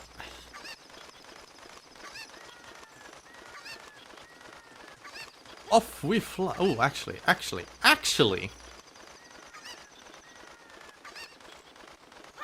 forgot about something. Another item I missed. I'm glad I came back here. Oh, there goes the chicken. Who were we talking about before? The Gonzo's love interest? The seal? There goes the seal. What's the... No, that's not right. The seal doesn't sound right. Who's Gonzo's love interest? The chicken. We were talking about it just before. Celia? Camilla. A sprite letter. I think I might make a habit of that, calling all the cuckoos Camilla. I reckon that'll be fun. Oh, there goes Camilla. Welcoming us to the morning.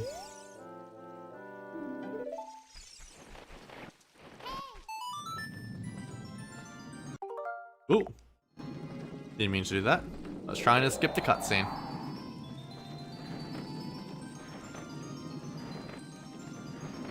Nearly done with the child section.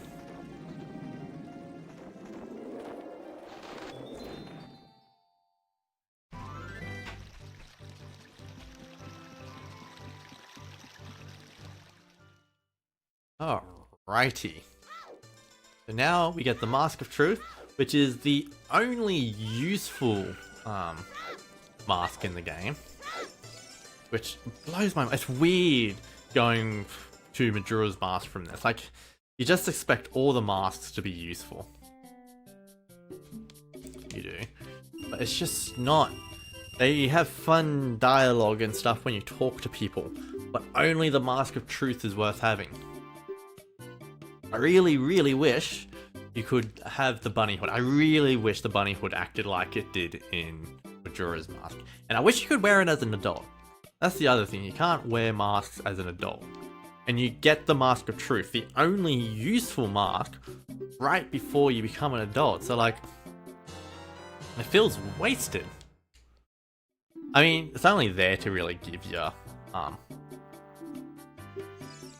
items, like give you hints. So it's not that useful, really. But still.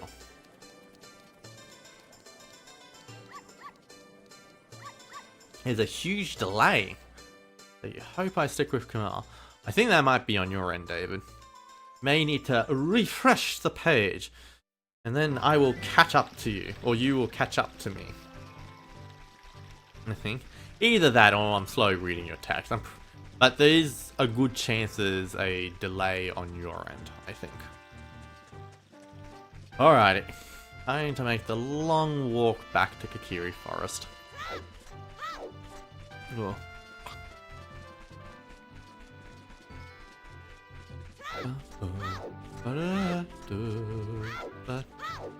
Also, let me just appreciate the music in this game for a bit. I feel like the Hyrule Field theme in this game is one of the more underappreciated songs from this game. Like, people love their Gerudo Valley, they love their Song of Storms, they love their Song of Times and Lon Lon Ranch and all that. I feel like the Hyrule Field theme is just doesn't quite get the love it does compared to other songs from this game.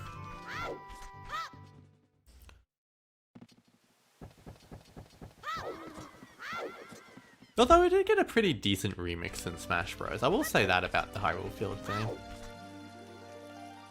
Ooh, ooh, ooh, ooh. I got to see this song performed live last year. I went to a candlelight music show that specialized only in Zelda songs. And that was pretty cool. They pretty much just did the Symphony of the Goddess versions of each song, which was a bit misleading of what they had advertised. But it was still pretty cool, even though some songs didn't feel quite well designed for the instruments they were using. Because like, Symphony of the Goddess are obviously designed for a full orchestra, while the songs they were playing, well, they only had 3 instruments. They had the harp, a flute, and a cello, I think. Harp, flute, cello to play all the same.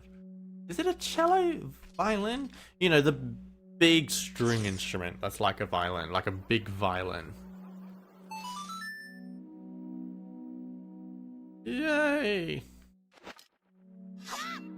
Give me your item. All my young Deku Scrub brothers say you have a horrible face, but don't worry, Alakazam.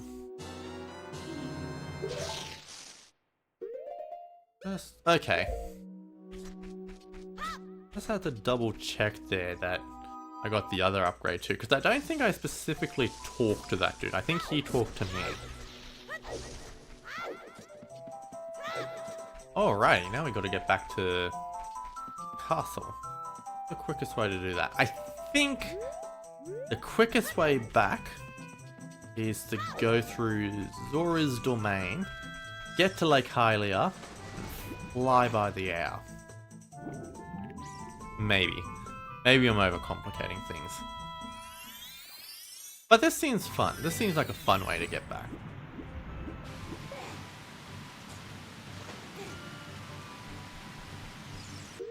Oh, but I do need to get the ocarina out.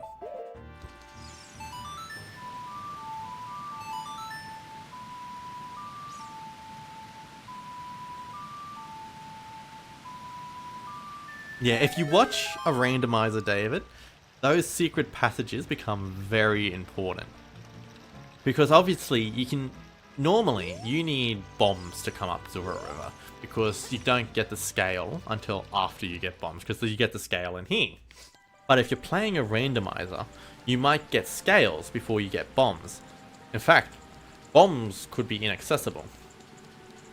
But if you have the scales, you can still get to Zora's domain. Also, I'm going the wrong way. So they become quite important in randomizers. You have to really keep them in mind about using them to get places. It's one of the few instances where a scale could be required to beat the game. Because there aren't that many checks in the game that require a scale. I think there's only one check that requires the gold scale. Oh no, two. Because most scales in the game, you can get that check with the iron boots. You can. The iron boots can be used to get the item instead of the scales. But if those iron boots are in a location that require the golden scale, then yeah, you need to use the golden scale. You can't just use iron boots to get the iron boots. It's one of those tricky things you have to keep in mind. And I think you can even use the gold scale to get into the water temple. If you have the long shot. If you get the long shot before entering the water temple, you can use the long shot to open up the temple, and that will take you to the location. Yeah. Am I making sense? If you get the long shot before entering the water temple, you can use the water temple, the long shot, to open the key to the water temple, and then use the gold scales to enter it. That's what I'm trying to say at the moment.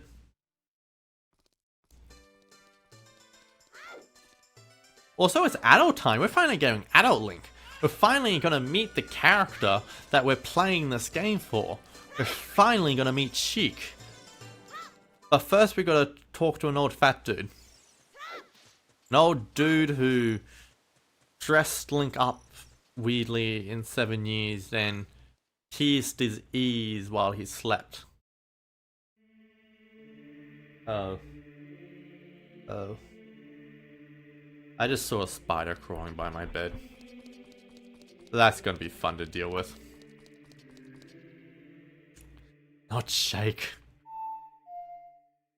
God, no. Does anyone else here? Please shame him.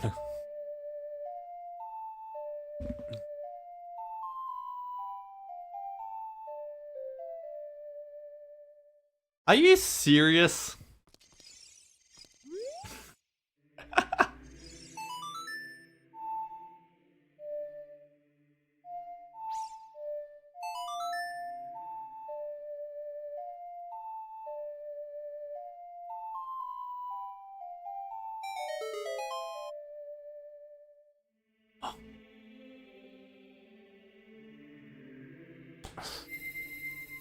Fantastic.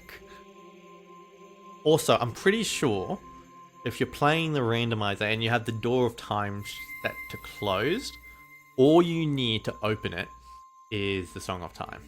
You don't need the 3 spiritual stones, you don't even need the Ocarina of Time. You can play it with the Fairy Ocarina, but if you play the Song of Time, that'll open the door. That is programmed to only open from the Song of Time. So you don't need all the other stuff. You just don't know that because when you're playing vanilla, you're required to have the 3 stones before you can get the Song of Time and the Ocarina of Time. And you get the Ocarina of Time and the Song of Time at the same time. Saying time a lot. Isn't that?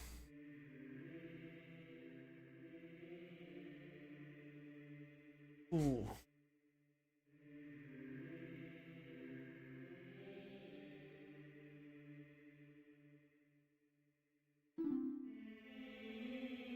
The Master Sword! Well, the thing is, the game is, the Ocarina of Time, from a programming point of view, actually does completely nothing in the game. Like, the Fairy Ocarina and the Ocarina of Time functionally is the same. However, You cannot open, in vanilla, you cannot open the Door of Time without first getting the Ocarina of Time. Because getting the Ocarina of Time is how you get the Song of Time. You can't get the Song of Time without getting the Ocarina of Time. It's the Song of Time that opens up the Door of Time. It doesn't need to be played with the Ocarina of Time, but you just happen to get both those items at the same time. If you're playing rando, yes, you can open the Door of Time with the Fairy Ocarina. Oh no, you do need to pick up the Song of Ocarina of Time. If you don't pick up the Ocarina of Time, you won't learn the Song of Time. Because that's how you get the game, that song. You have to pick it up, and that's how you get it. Also, we're about to get Ganondorf's laugh. I love the Ganondorf's laugh. It's so cheesy and villainy, but this is to me the definitive evil laugh. Oh ho ho ho ho ho ho ho. Although his one in Wind Waker is pretty good, if not better. His one in Tears of the Kingdom is just weird, though. He does the weirdest face in the world in Tears of the Kingdom when he starts his evil laugh.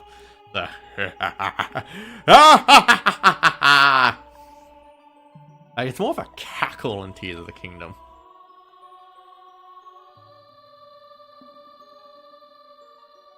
Oh, but Matt Mercer did a pretty good job as Ganondorf. He was definitely one of the better performances in the game. Oh, look!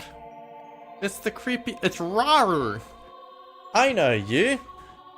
Last time I saw you, you were a goat! The ancients...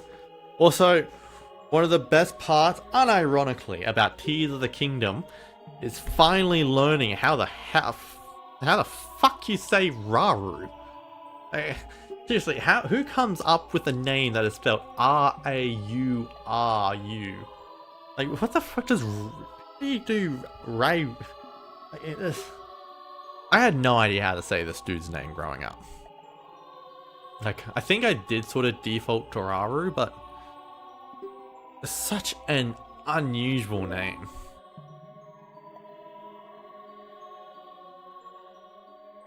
Oh, there he is.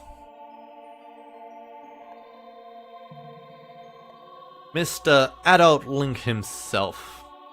Look, Link, you're big now. You've grown up.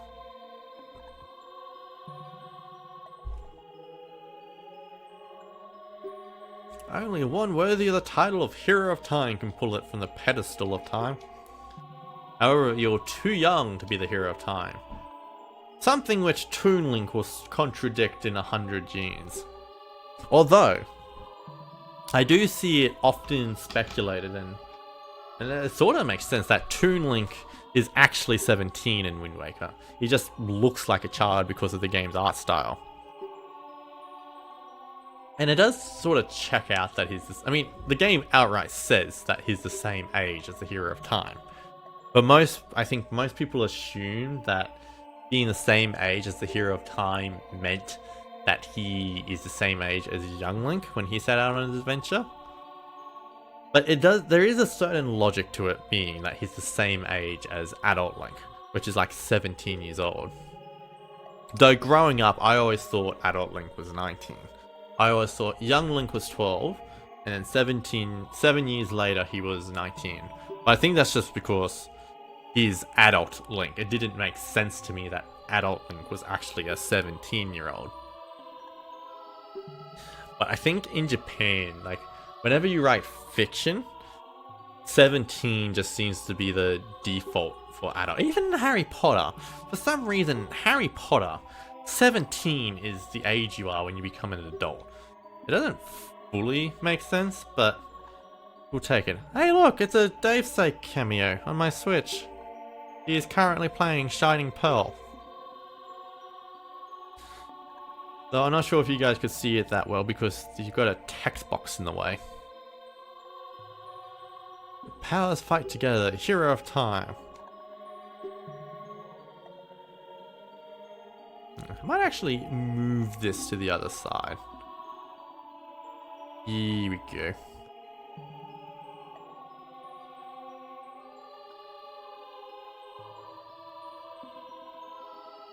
It cut off a little bit, but that's alright. Also, we're getting the most useless item in the game. The pedestal. The light medallion. When you're playing a randomizer, it is functionally useless. Yeah, that's the other thing you have to keep in mind when playing a randomizer. Each medallion, except for the light medallion, actually adds towards checks. The spirit and the shadow medallion, depending on how you play the game, the vanilla and shadow medallion can get you the light arrows checked because the game only requires that you have the shadow and spirit medallion for the light arrow cutscene, because normally you have to get the fire, forest, and water medallion before you can get the shadow medallion. Which, speaking of, getting the forest, fire, and water medallion gets you the Nocturne of Shadow check, which is very important because quite often when you play a randomizer, the songs are randomized among themselves. So you often have to make sure you get those 3 medallions before you get a specific song. Also, we're about Sheik! It's Sheik! We're meeting Sheik now! That's why we're playing this game!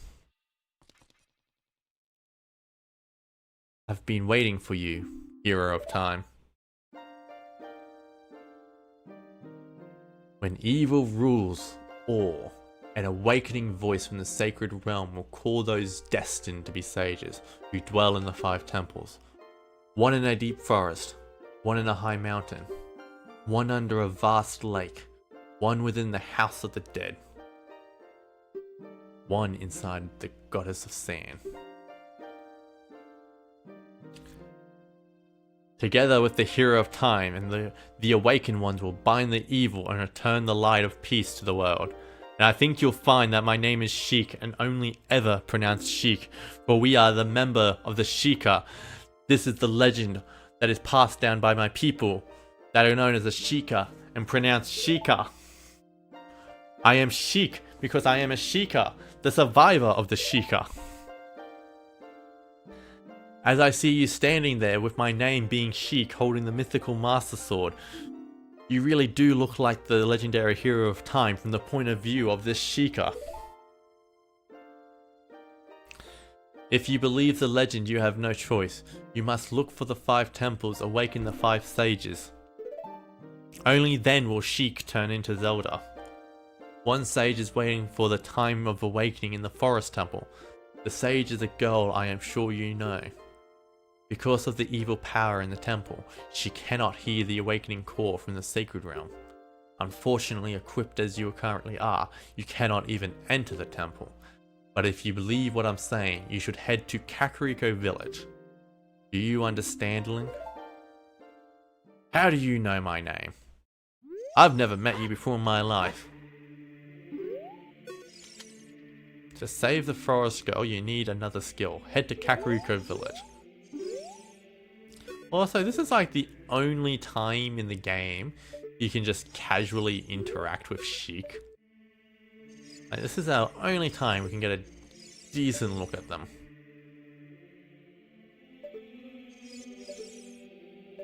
And you have to I've always wondered, how much does Zelda alter her appearance to be Sheik? Because, like, they changed their eye color. It looks like their facial structure is quite different. But also, they are hiding most of their body behind clothes. They are. So it feels like, logically speaking, if you're wearing that much clothes, you didn't change your body that much to mask your disguise. It's a clothing disguise. So it makes sense that under all that clothes, it's still just Zelda under there. There's no magic involved. Also, we are at the market. Let's get a look at Ganon's tower. Whilst I'm getting a good look at Sheik, the only chance we do get to get a good look at Sheik. How else will I figure out Sheik's true identity in this Sheik game with Sheik?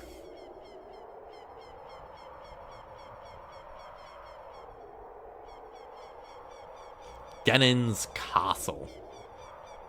That always felt a bit odd to me. Like, Ganon isn't known for castles. He isn't. His claim to fame is towers.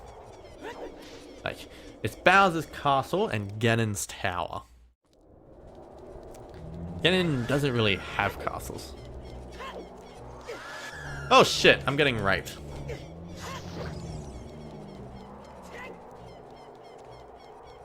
Okay. I see what you did there. I'm very amused. Oh god.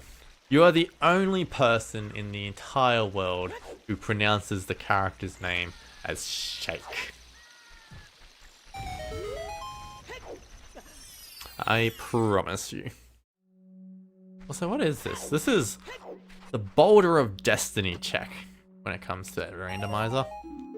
And it's just a bloopy.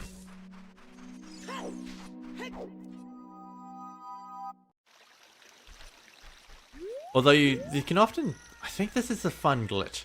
Like if you die here, like if you want to do a fun glitch in this game, get yourself down to half health. And then using a bomb, kill yourself, but have your... What did Link just do? Sorry, I'm getting sidetracked here, but did Link just contort himself?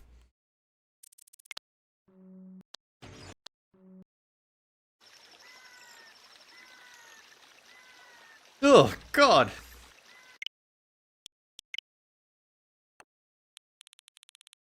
Jesus Christ, Link.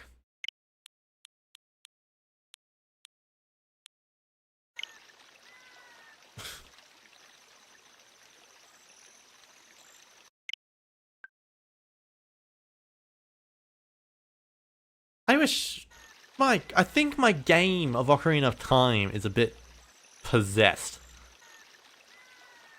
Oh. God, that is not what I expected to find tonight.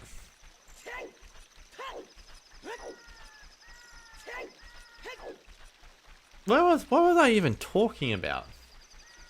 Oh yeah, there's a glitch there. If you kill yourself with your bomb and fall into that hole, you can become a bit of in a zombie state because you don't actually go in the hole and you end up in like this water underneath. And I think maybe if you have a fairy, it sort of enhances the glitch somehow. That's really weird. Like you can sort of end up in the water beneath the hole.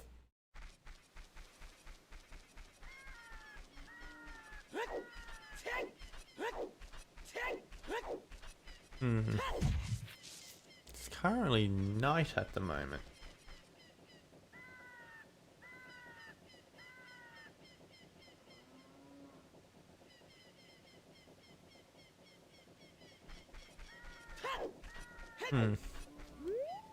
So, what can we do at the moment now that we're in it? I think we can get some bomb chews, which is handy, I guess.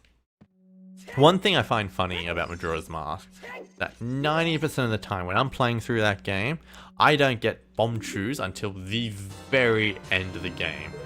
When I am on the moon, I won't get bomb chews. Oh, that's the only time I'll get bomb chews, when I'm on the moon. Because they're just not required for any other point in the game. They're not helpful at all. You can find them in a couple of holes, but otherwise they're a pretty rare item to come across. You have to buy them otherwise. And of course, Majora's Mask being Majora's Mask, you'll often lose your items when you play the Song of Time. So you don't even really get to keep it.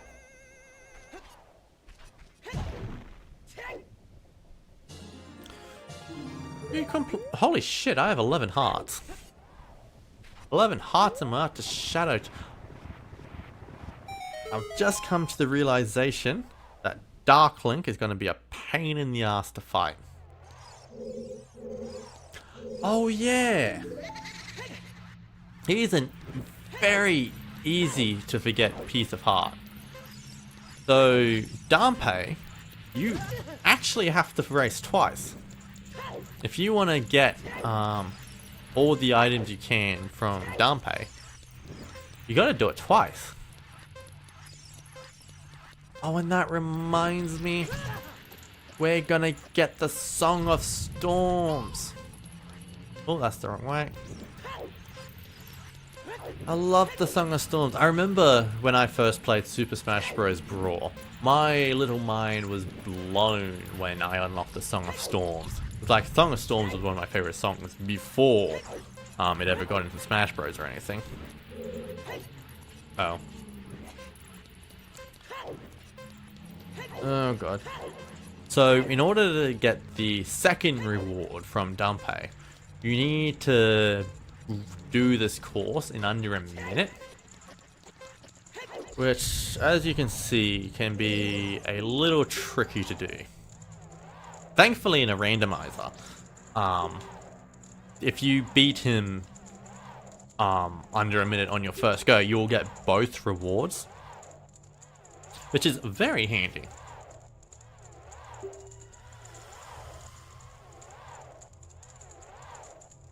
Oh, hold up. He actually encourages you to come back. Why did it take me so long to figure out that there's a second reward? Because, like, this was one of the pieces of hearts that I would always miss growing up. Like, usually, as a kid, I think I used to max out at, like, 17 hearts. There was always, like, 3 heart pieces, or 3 heart containers, really, but, like, about 3 heart pieces I'd miss in a playthrough. I think this is one of the ones I'd usually end up missing or losing track of. So, a moment of silence.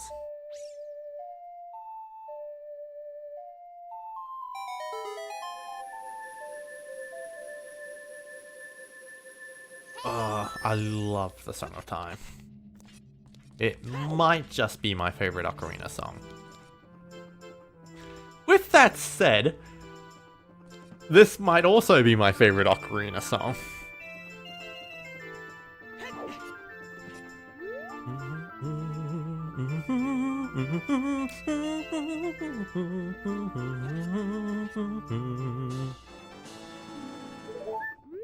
I love me some Song of Storms.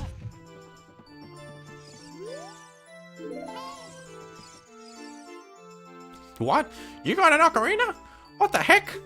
That reminds me of the time 7 years ago. Back then, a mean kid came here and played a strange song. It messed up this windmill.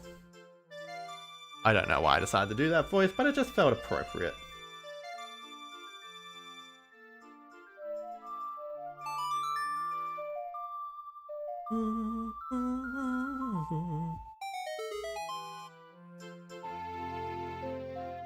Ba, ba, ba, ba, ba.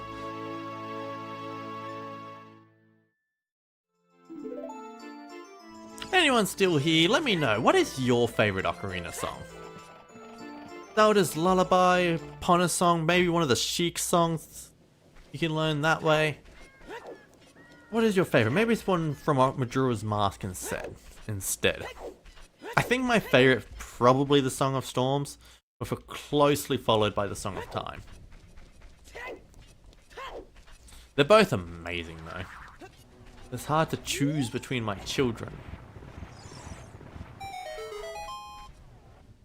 Alright, let's see if we can get this under a minute. This is actually one of the harder ones. Just have to be careful about this fire. And try not to bonk!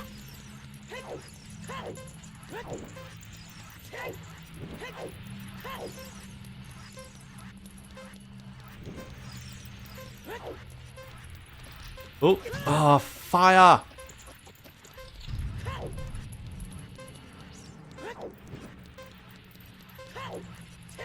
Alright.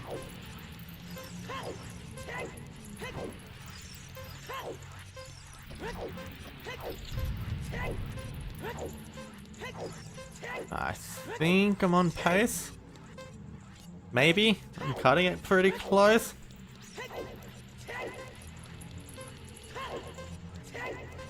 I think I got it.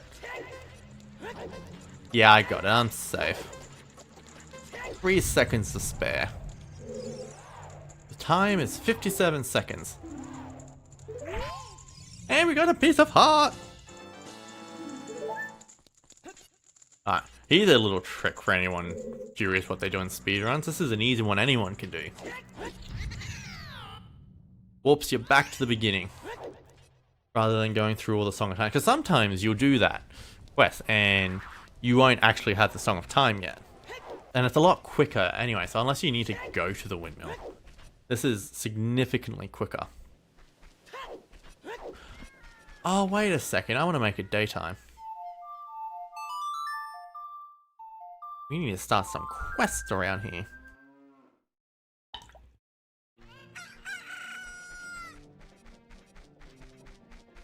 Oh, that was the last of my water.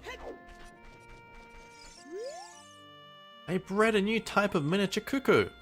I call it the pocket chicken. I call it Camilla. Give me your Camilla. Oh wait, no, I need a hatchet first, don't I?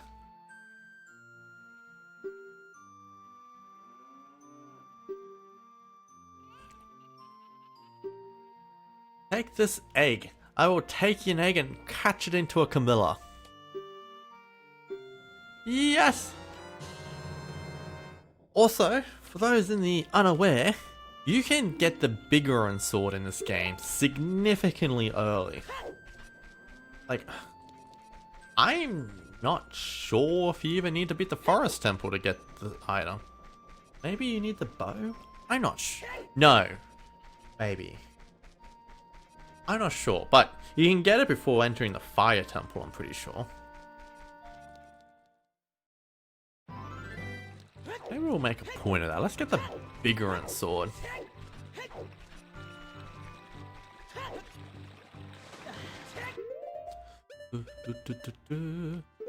One thing that's fantastic about playing randomizer though is that they take advantage of the D-pad, and you can actually, they map the ocarina to the D-pad, so you don't have to keep pulling it out. You can just play it on the D-pad, and they do the same with the iron boots and the hover boots. You, instead of pausing the game constantly, you can just use the D-pad to take them on and off. It is very gonzo to both hatch Camilla and marry her. My god, that is so true and so messed up. Ba-ba-da-ba-da. Ba-ba-da-da. I have 455 rupees to get upon her. There are some people in Kakariko spreading rumors that I cheated Talon out of the ranch, but don't be ridiculous. That guy Talon was weak. I, the hard-working Ingo, poured so much energy into this place. I don't want any strangers like you saying anything bad about me. Listen, the great Ganondorf recognized my obvious talents and gave the ranch to me. I will raise a fine horse and will win recognition from the great Ganondorf. Say, young man, do you want to ride one of my fine horses? Pay me 10 rupees and you can ride. Gonzo was on the Epstein list. My god. I mean, Hawkins was on the Epstein list. There is a lot. Ooh, hold up. Hold up. Hold the phone there, David. You're calling Ingo a discount Waluigi? We might need to fact check a few things there then. Because there is a strong possibility Ingo predates Waluigi. Wouldn't be by much. Waluigi's very first game was Mario Tennis, which did release on the 64, but did it come out before or after Ocarina of Time? Because really, if it is possible that Waluigi is actually a discount Ingo. Well, in actuality, he's a discount Luigi. But you never know, perhaps there's a Luigi in there somewhere. Ingo in there somewhere, I meant. Now, as a kid, I loved the Epona song.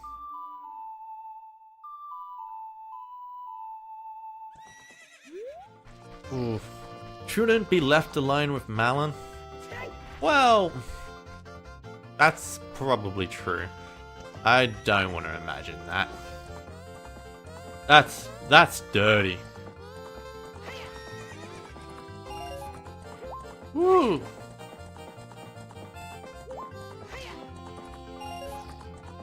Right, this is always tricky, like getting Ingo to recognize that, hey, you're on a Epona. No, I'm done. No, I'm on Epona. I just felt as though I've seen you before.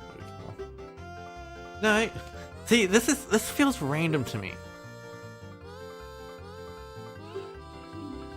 Like, is there a way to get him to recognize that, yes, you are currently on a horse, that you should be racing me? Especially since there's a timer. Stop and press A.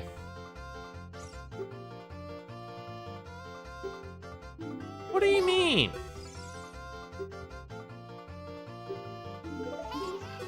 Let me...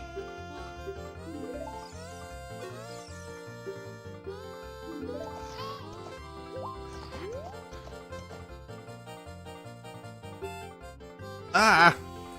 No, he doesn't. You have to talk to him. Jesus Christ, Link, don't contort your body like that. Link is weirdly contorting his body. Like, look, he's gonna kick me out now.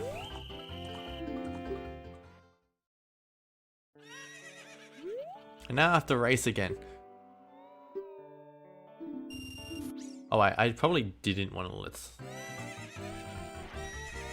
Come on, Epona. Oh. I love that. You have to play Epona's song here. What does Catwoman have to do with anything?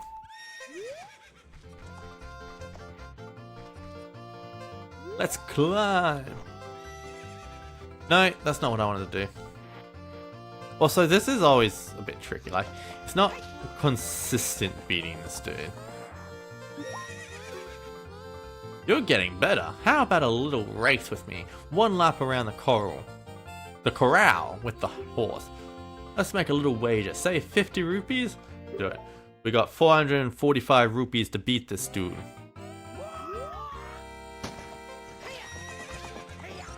Wait. There we go. Oh no, I hit the wall. See, this is... Alright. Get out of the way! Shit! See? How did I get such a big wallet? I got a lot of skulls. I cracked heads open, heads rolled, and I got a wallet. Race. Now, so the reward for getting 30 skulls is to is the main reward for getting, yeah, so 30 skulls gets you the adult's wallet, the giant's wallet, I should say.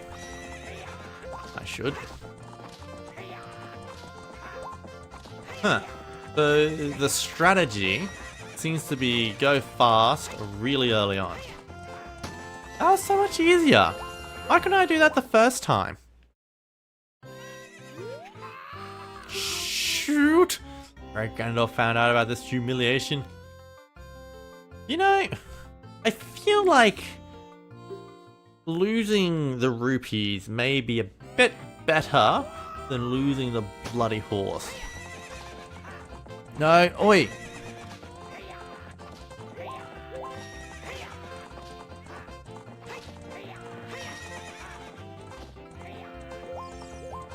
Come on.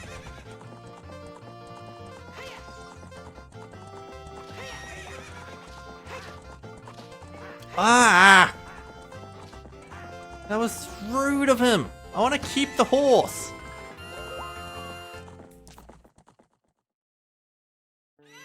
So you could see in the corners there that the animation didn't quite cover the whole screen.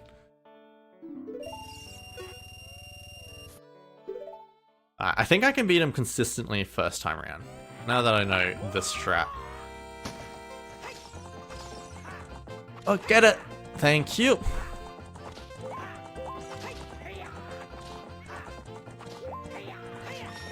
Yeah, beating him early, first round, easy. I'm gonna be doing the second one, that's gonna be tricky.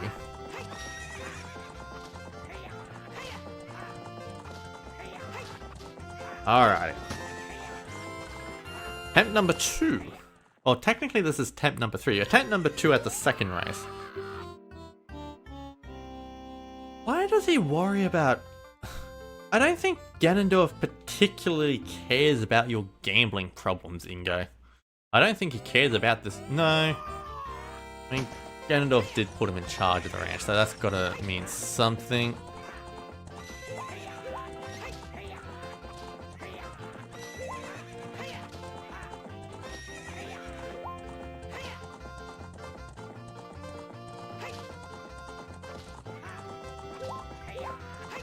Come on.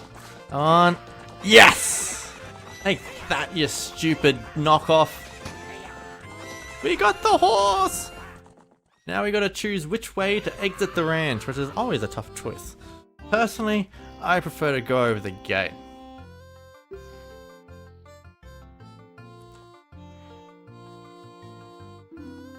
He was gonna... So... His only friend, you reckon, hey? The thing is, though, he just said that Epona was his wildest and untamest horse, his worst horse, basically. That's the horse he was going to present to Ganondorf. I think we may have just saved Ingo's life there. Imagine if he went to present Epona to Ganondorf, and the horse tried to like trample on Ganondorf or something. I don't think Ganondorf would appreciate trying to be gifted such a wild horse. I'm pretty sure Ingo would have been like dead. I think Ganondorf would have killed Ingo if he tried to present something like Epona. Oh, I need to do that better. She was domestic, but she was shy. The person who raised her was Malon, not Ingo. Like, Epona didn't trust Ingo. It was always about Malon, and Malon knew this because she knew Epona's song. That's why Link could tame Epona, because Malon taught Link Epona's song.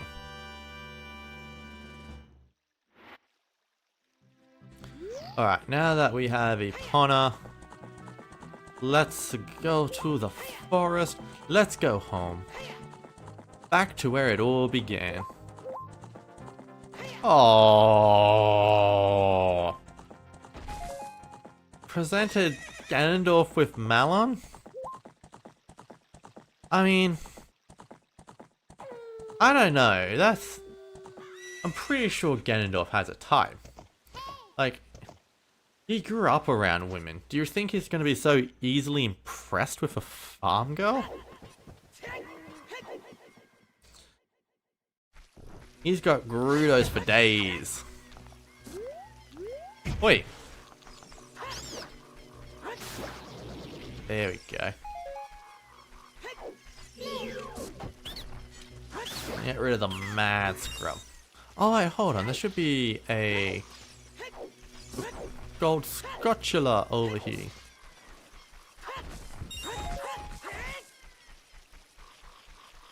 There.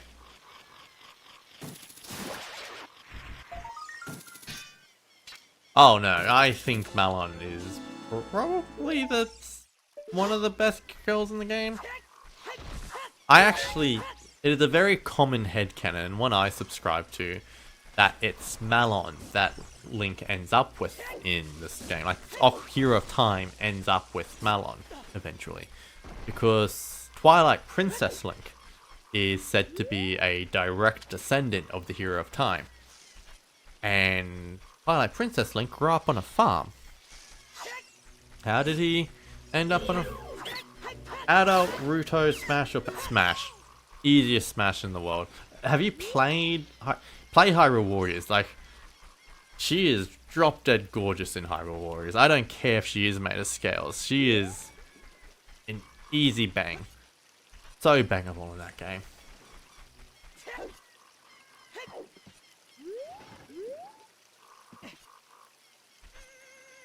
What? Ew. What is... What? Why do you have to make things gross?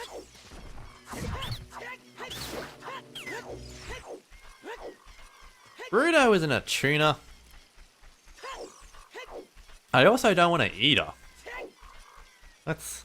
Like, I don't want to bang someone because of a dish my brother taught me to cook. Like, that is so messed up.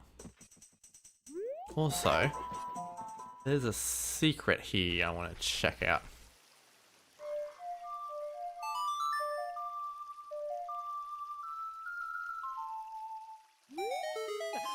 Yeah, bet you didn't know that existed.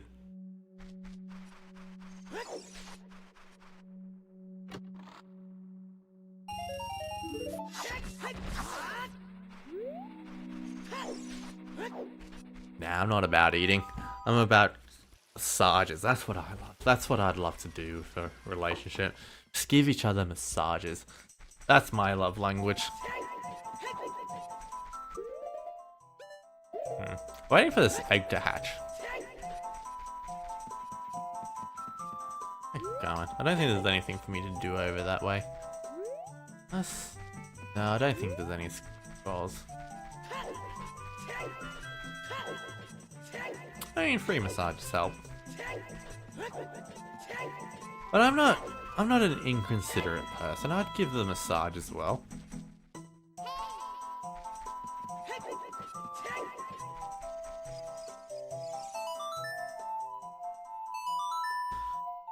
One of the easiest skips you can learn for this game is skipping Mido. I probably could have shown it off here, but I already had Saria's song. Yeah, because like if you target and like take out the hook shot, you can sort of backflip over him in the corner. It's pretty cool to see. Like a sort of... No, not like that. Like if you get like this, you can sort of backflip over him like that. It takes a bit. There's a bit more to it than just that. But yeah, that's the sort of gist of it. Also, technically this goal is reachable with the long shot. If you just aim it just right.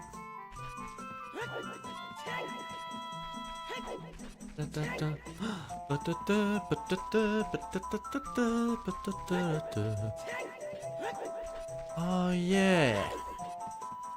Who would you say is the most iconic enemy in Zelda?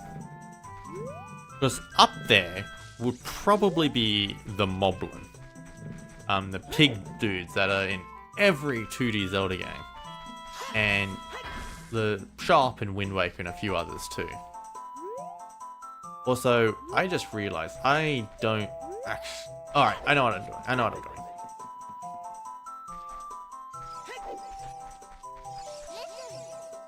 Ganon doesn't count as an enemy. He's a character. I mean those mobs, like the guys who work for Ganon.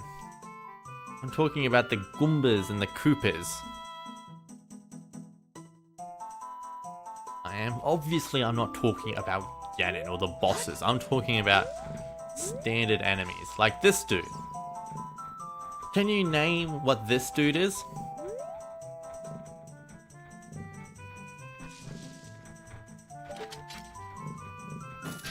True, like bokoblins are definitely fairly up there, but like the next step above the bokoblins is the moblin. The moblin is a very iconic enemy in the Zelda series. They have been there from Day one. They do. These dudes, they go unnamed in the game because they're one of the few enemies Zelda can't, Navi can't target. But these dudes are actually moblins. It's their only appearance in the game. It is. And for such an it's a weird role for such a recurring enemy in the series to have. Is and one of the few times they use their bulldog appearance. It's like moblins have two appearances throughout the series. They have their most notable one is their pig-like design. That's what shows up in Tears of the Kingdom, Skyward Sword, Wind Waker, Breath of the Wild, and most 2G's games.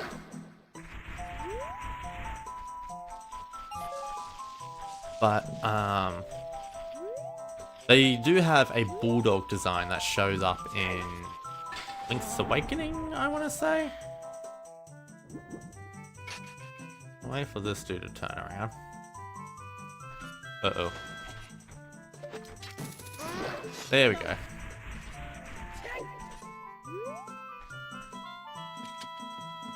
Yeah, but like, not always know that they actually do show up in Ocarina of Time. They're just not named. They have a weird design and they don't do much. Also, pretty sure there's meant to be a skull here somewhere.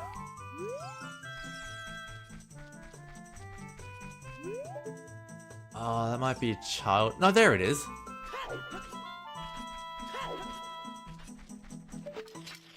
There we go.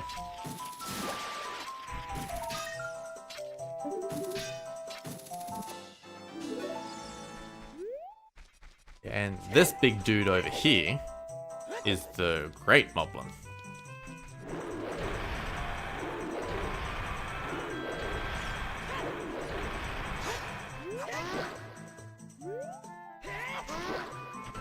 And it's his only appearance in the series ever, I think. Yeah, but like, it's just weird to me that this Moblins, and they don't show up in Wind Waker or Twilight, not Wind Waker, sorry, Majora's Mask or Twilight Princess at all. Despite being very iconic enemies. Also, look at all the fog. Is this the normal amount of fog for this area? I know this port of the game had a lot of issues with fog early on. The flow of time is always cruel. Its speed seems different for each person, but no one can change it. A thing that doesn't change with time is a memory of younger days. In order to come back here again, play the Minuet Forest.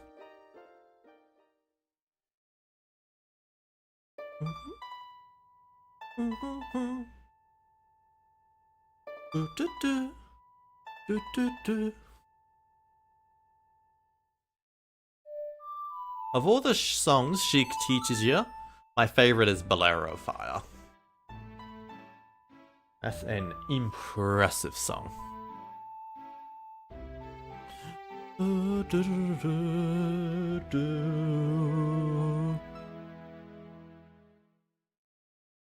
You have learned the Minuet Forest. Link, I'll see you again.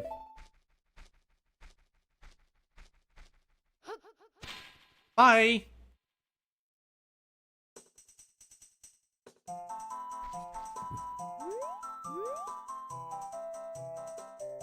Wait, what? Who doesn't have the right internet speed?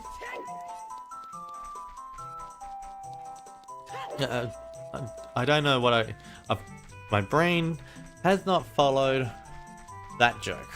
I am unsure what internet speed has to do with anything. I'm sure there's probably something. I probably said something, but it's completely slipped my mind. Also, I want to quickly go back to Lake Hylia. I want to get the Scarecrow song.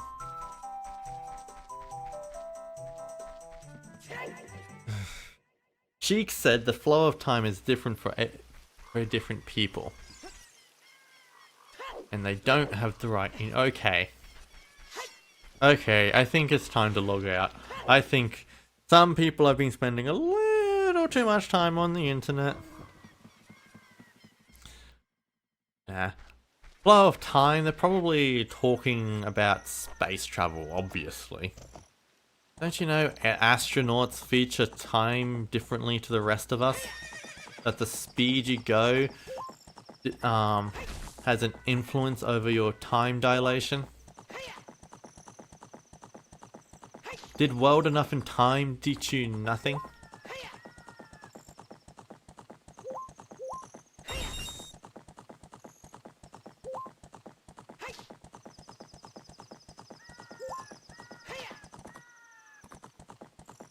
Although, this game is a bit odd when it comes to time. Like, it only seems to move at certain points.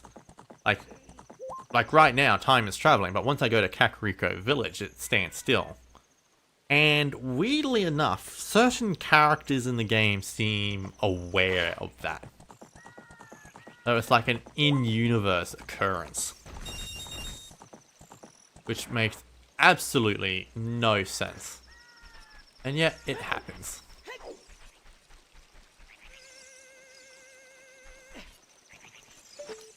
Right, where are ya? Look! A chicken hatched from the egg.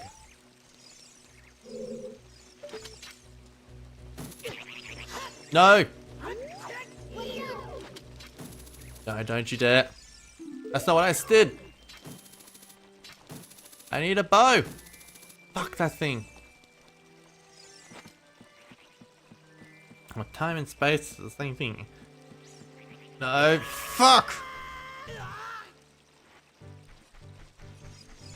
I really doesn't pass in elf places. Seriously? Alright. Where's that fucking crow? Holy shit! That was not the item I just meant to use.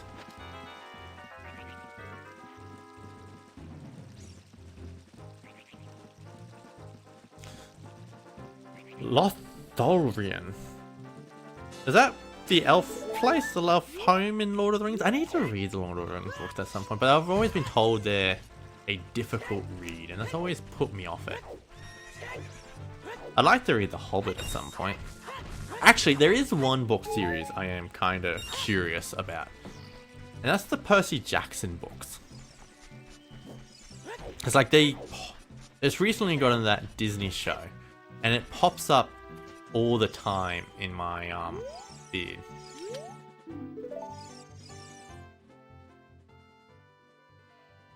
Oh no. Oh no, I taught the song to the wrong scarecrow. Oh, I don't have I can't get the scarecrow song at the moment. I've wasted my journey. Yeah, anyway, I want to play read the Percy Jackson books. I'm like really curious about the new Disney Plus show. And like Percy Jackson shows up all the time on my Instagram feed. You know, I don't really know what caused it to happen. But I am curious by the stuff that shows up there. And so I'd like to read the books before I get spoiled about stuff that happens in them. But I don't know if it's worth it, like what they're like. Because they seem like decent books. I reckon they'd be pretty fun reads. Ugh. Yeah, and then like once I read the book, I can then watch the show. Like, I think watching the show after reading the books will make me appreciate certain things a bit more.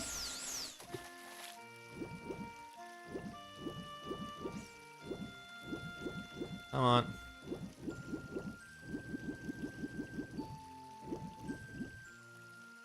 Ah. No, okay. The trick with these fish, the big fish, you want to go fast. Like it really loves being attracted to this thing. Well, I was here in the area anyway, so thought why not. Hey, I mainly came here to get the what's it called? Oh, you actually get an item. It's the gold scale, so you can dive deeper, which is itself used to get a piece of heart. I think I've fudged it though, because right now, old mate is. I need to get this big fish.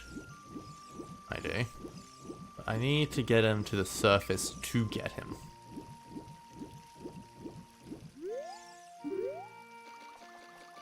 That do the job? No, that's not the big dude.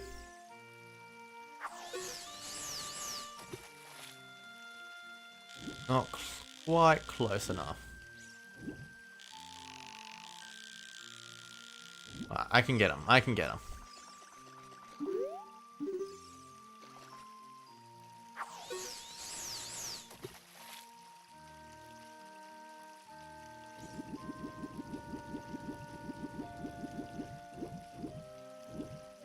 Oh, come on.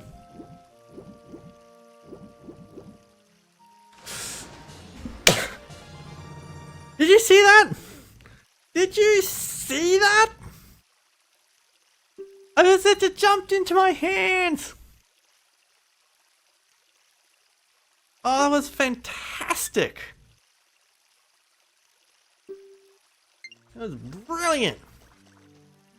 Let's save a clip of that. I've never caught it that well. Like normally there's a big of a shot. I've never had it jump into my hands like that. This fish is huge, 20 pounds. Now we got the golden scale, that looks green.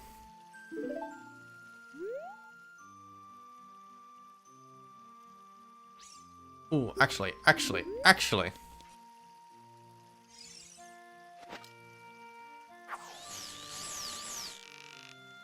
There is a fun little thing you can do here. If you time it just right. Alright, come on.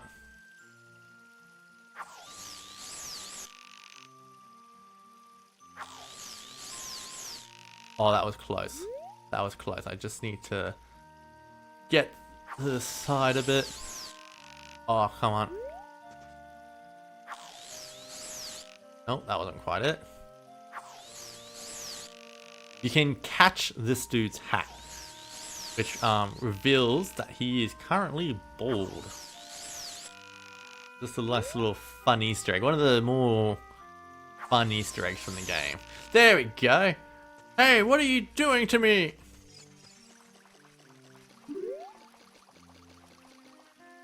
Whee!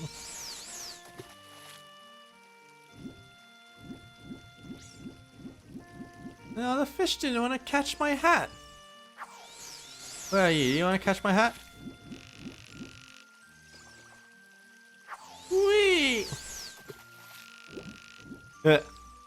What? Why are you doing this to me? What are you thinking? I'm not going to let you get off that easy. You have to pay me 50 rupee fine. Seriously.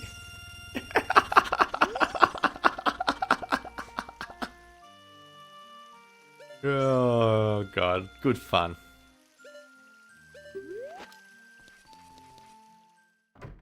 I need more water.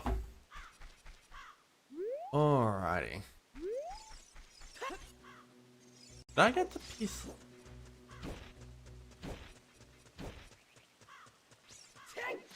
Yeah, it's one of those things. It's like in Link's Awakening. You can steal an item from the shopkeeper in that game, but you get labeled a thief by everyone in the game. Like your name on the file literally changes to thief, and everyone only ever calls you thief.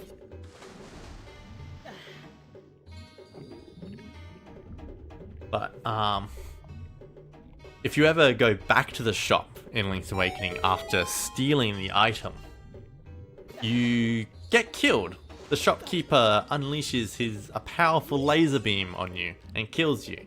It's very funny. I'd give it a watch if you haven't seen it before.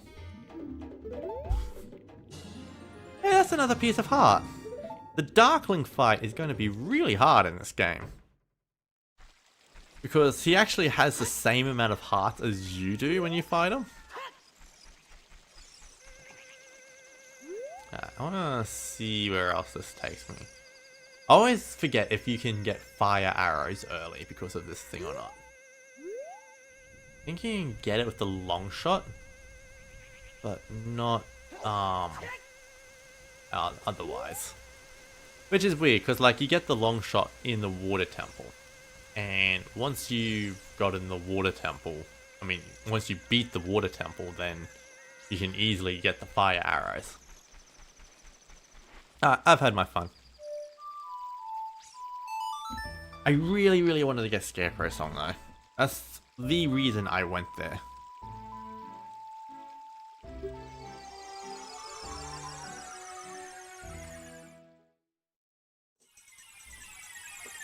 Right, first temple.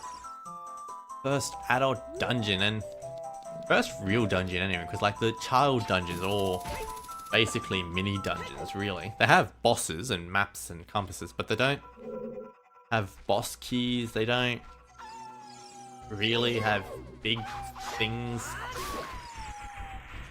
They're not that, I don't know. They feel very different to the adult dungeons. They almost feel tutorial-like still.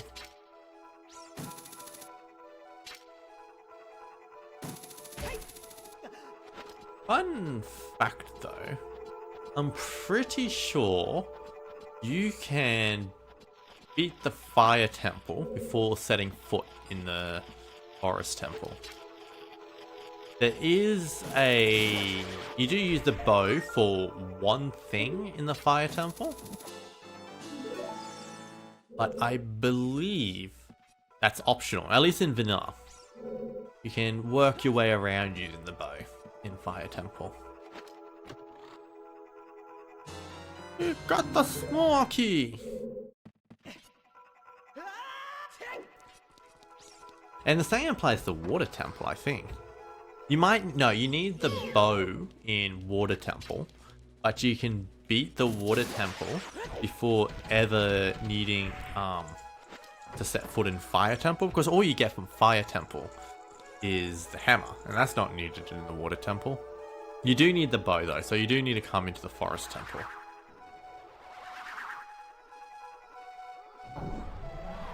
And I'm trying to think what's required for Spirit Temple. You can do Spirit without ever going to Shadow. And some people believe you do Spirit Temple before Shadow, but that's not really true. I don't know, it's a bit... The game's order with Spirit and Shadow is a bit wonky. It is. It's like... The game directs you to Shadow Temple first. But the order of the medallions is... implies that you do Spirit Temple first. Which doesn't particularly make sense, but... you roll with it.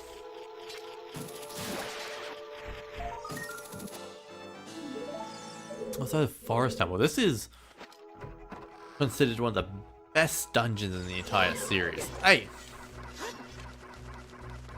I mean... wait. Stop! There we go. I don't know why that gave me more trouble. Yeah, it makes more sense to do Shadow first. Like... it feels thematically appropriate to visit Ganondorf's home country right before the end.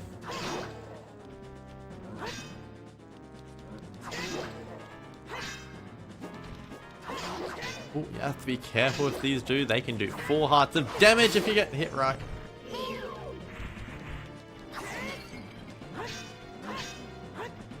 Oh, you always did Shadow last. Well, you played wrong then. The game's it, it makes more sense to do Shadow first. Like, for a lot of reasons. One, it feels very thematically appropriate to save Ganondorf's home country for last, especially fighting Twin River. They make a much better penultimate boss than Bongo Bongo. You get introduced to like, first of all, you need the Lens of Truth. You need the Lens of Truth to get to Spirit Temple. And the game directs you to Spirit Temple, or the bottom of the well, after you get the Nocturne of Shadow, the Shadow Temple song. Like, so you need to do bottom of the well, and the bottom of the well is thematically tied to Shadow Temple, because they're basically part of the same dungeon. Oh, not same dungeon, but you get what I'm saying. They're thematically together. On top of that, hover boots, which you get in the Shadow Temple, makes life so much easier if you have them for going to Spirit. Because on your way there, you have to go through a bunch of sand. And the hover boots actually help you from sinking into the sand. They do. Like, even in the quicksand, you don't sink in quicksand if you have the hover boots.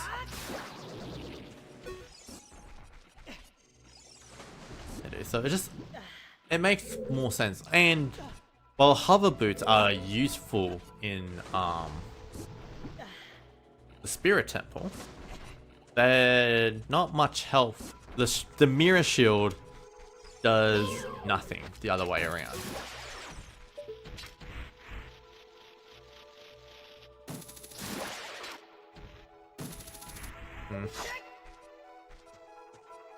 So, like, I think Spirit Temple's first. Shadow first, Spirit Temple last. The only real argument to be made in favor of Shadow last is that in the Shadow Temple, you rescue Impa, who is the character closest to Zelda. So it makes sense to rescue Impa right before meeting Zelda.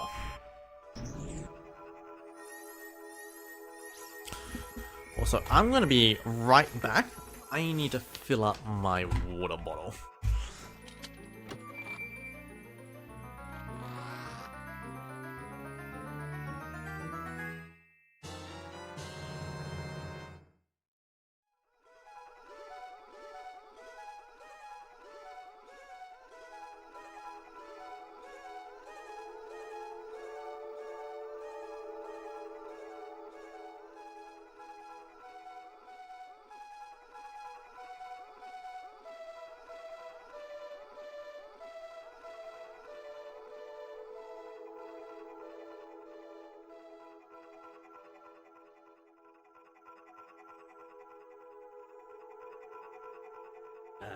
Nothing like that.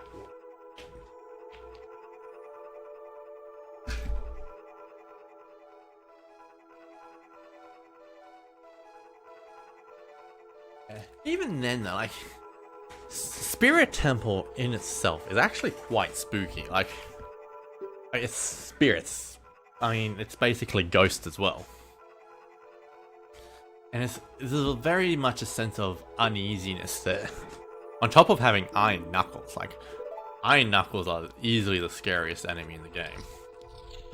Like, easily the scariest enemy.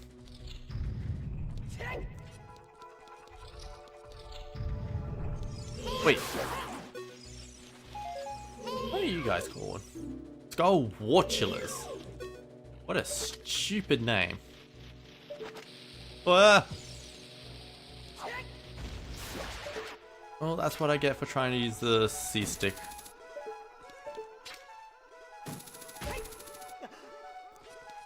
There we go. Hold on, isn't there meant to be a small key somewhere around? This is why I wanted this. No, wait. Scarecrow not important here. I need to use the chest.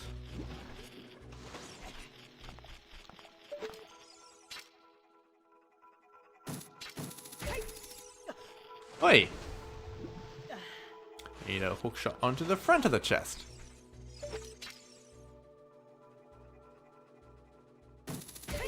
There we go. There's one game I am in particular looking forward to replaying. But it's still a fair ways off before I replay it. And that's Kid Icarus Uprising. That is.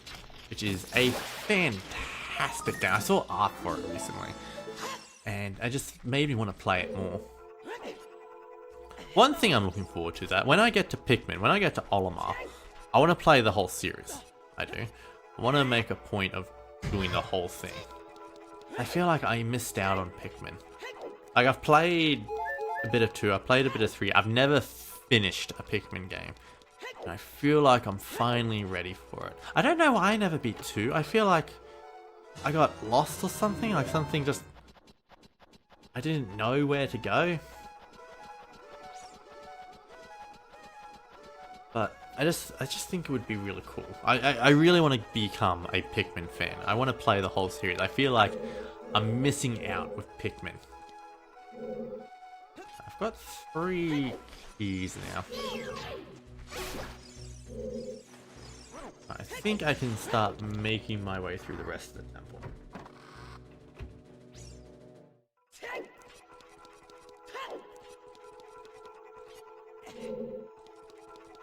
There we go. Yeah, you have to be a bit careful before you make your way up the temple. Because, like, you need to get those 3 small keys before you can actually make real progress.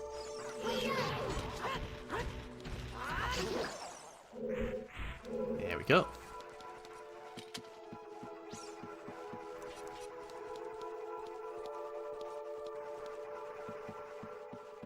Yeah, one day that's going to be curious is Roy.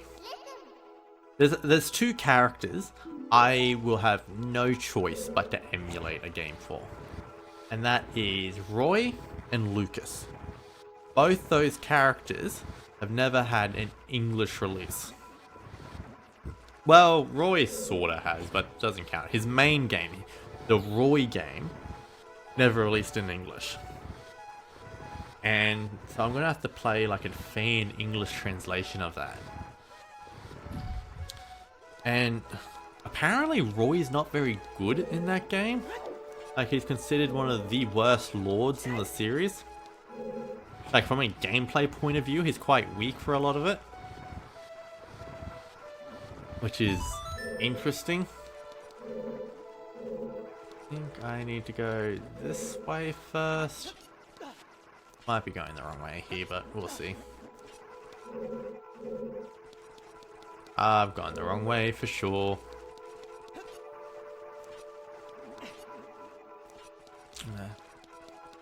But there's also a fan patch out there that supposedly makes the game a more enjoyable experience and makes Roy better. But they do it by giving him a horse. And that just seems, well, Roy isn't meant to ride a horse. He's not a cavalier class. He shouldn't be made to ride a horse. Just let him be himself. I think that's what I wanted. I think I want to play Roy's game. But Roy is just Roy. I want to experience his weaknesses. The other game is the other one I'll have to play is Lucas. Mother 3. The sequel to Earthbound. Things are very dark. Curious. You are right. They are dark on...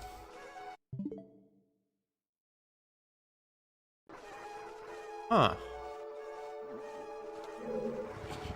That's weird. That's not on my TV. That's only for the recapture. I don't know what that's about. Like the display I see on my laptop, the Switch capture, and the display I see on the TV are different. I just realized the TV is lighter than it is. Screen brightness cannot be set while connected to the TV. Presumably that's literally the actual brightness. Like how much it illuminates the area.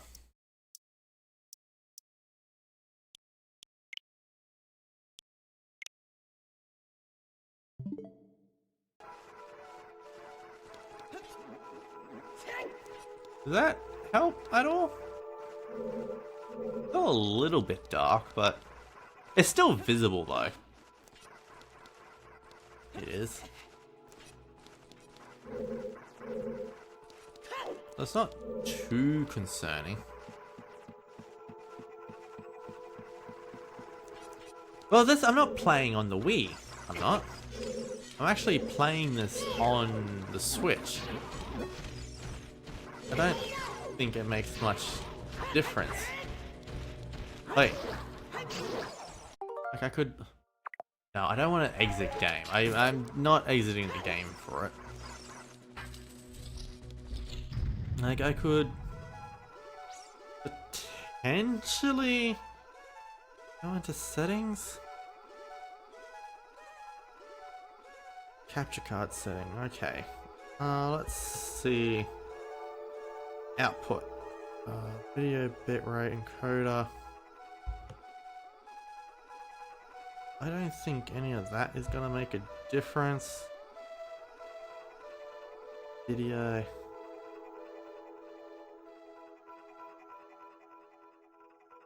So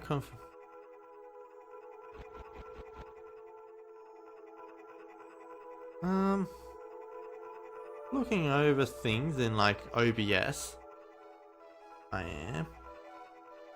And there doesn't seem to be much. But also I can see the capture on my... I can see what you see. And I don't think it's that bad. Like it just seems like the shadows are more pronounced on the capture compared to other things. I am gonna go back and change what I changed back to the thing it was.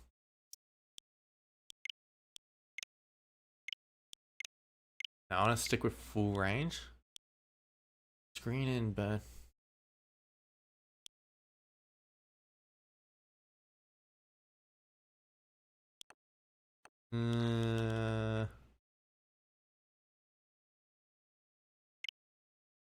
That's fine. Vinny, welcome on in.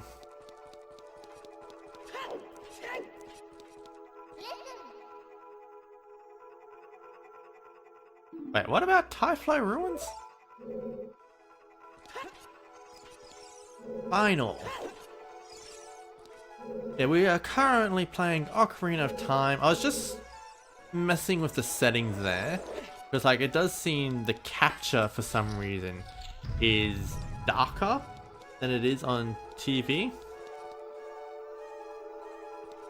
You know, there is the possibility, David, that you may need to turn the brightness up on your phone. Like, it is dark, but I can see what like, I've got the capture on my phone as well. Like, I can see everything you see. I can. Ta-da! Let's see how deep we can make it. We can make a little portal. Corner. Yeah. But no, it's not. It could be much worse. Oh, Typhlo Ruins. I getcha. I getcha. You're exaggerating, but I getcha.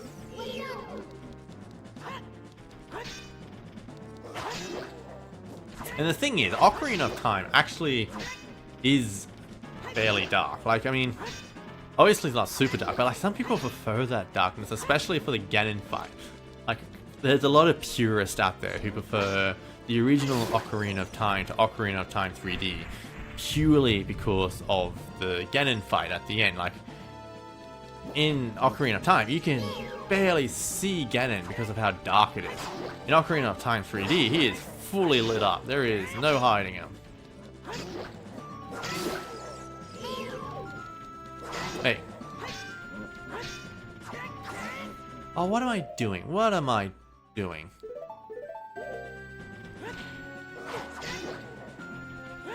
Come on, come on.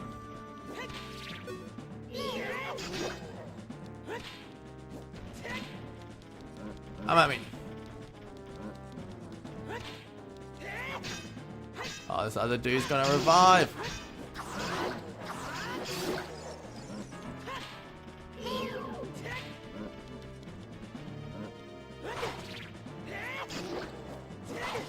Ooh, that did a fair bit of damage.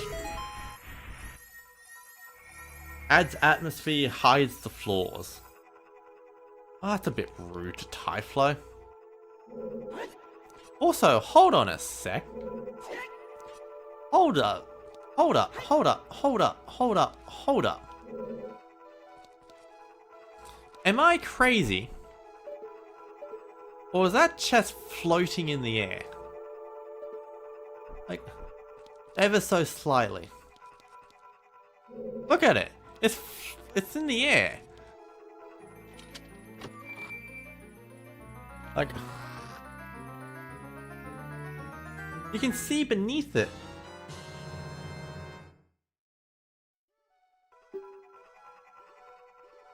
Don't backseat me, David. How dare you? I know how to play the game. Also, that chest is definitely in the air, though. I'm not...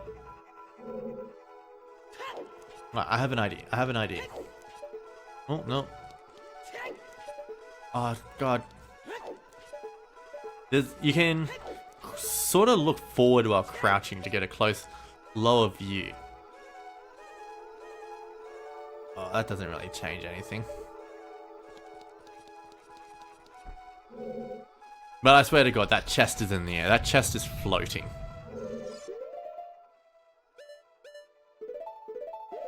Wait. I went the wrong way. I want to get the first post first, I think. Yeah, I want to go this way.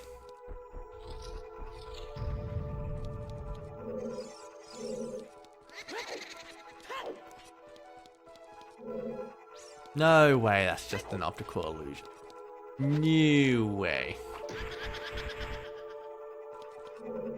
Like, you could see the ground underneath it, like, the way it moved was like as if you could see underneath it, like, because the ground isn't just a flat texture.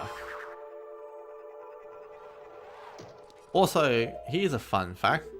Deku Nuts, super useful against Pose.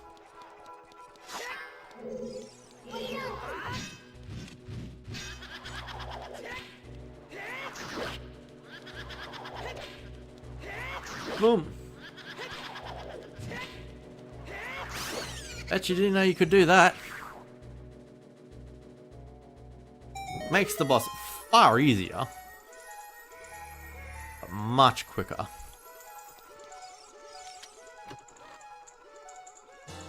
Ba-da-da-da.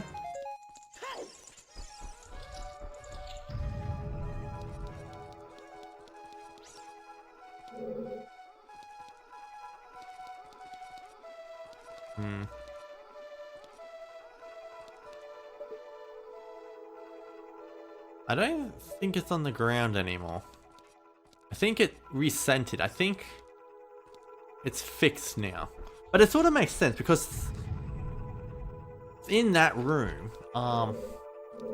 the floor lowers itself down, so it probably misaligned itself, but then fixed itself when you come back.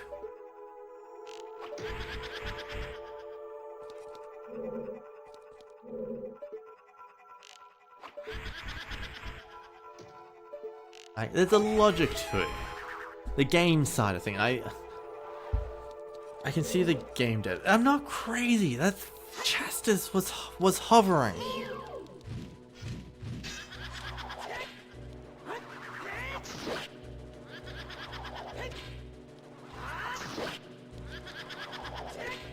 I need some hearts. I've only got 4 hearts at the moment. Now you'll see. I'll look it up. I'll find out that that chest is known to hover. The bow chest. Does the bow chest in the forest temple hover a bit when you first get it? Is it known to hover in any version? Actually, I'm pretty sure this isn't normal. How small the fire is, and I think I remember seeing that is a known thing with this emulator. That the fire doesn't display properly, that it's smaller. Because not all emulators, like, this game is technically running a little bit differently to the 64 version. Like, some things are going to be a little different as they emulate, and when the game first launched, there were a lot of issues. There were. Which most have thankfully been sorted out.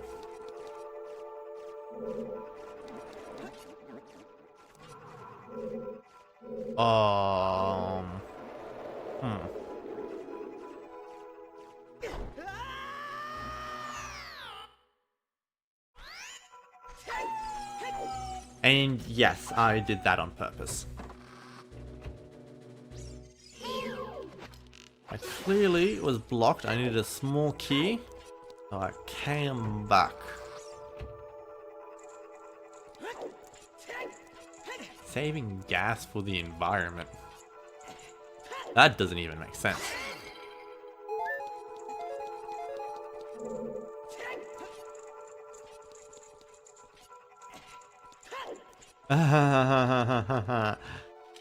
I see what you did there. I see what you did there. I'm following your logic. I'm following you. Gotta hand it to me. Actually, I want those hearts. Pretty sure the chest with the small key I want is in here.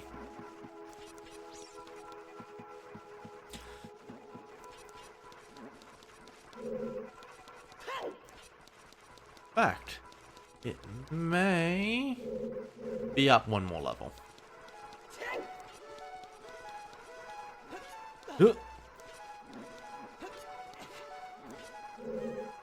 Actually, I think I know where the chest is. I think the chest I need is down. Like, I need to twist the last room. I think this is just a bundle of arrows. A bundle of arrows.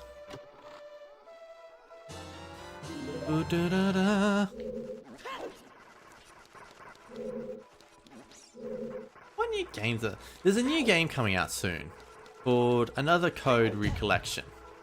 It's a remake of 2 very obscure DS games. But they actually are kind of good. I mentioned them in my most recent video. And I sort of said I'd pass on them because I'm kind of poor. But there is that part of me that's tempted to really check them out. I am. And it'd be cool to give like a new IP a go. Especially on the Switch. I love seeing games on the Switch be successful.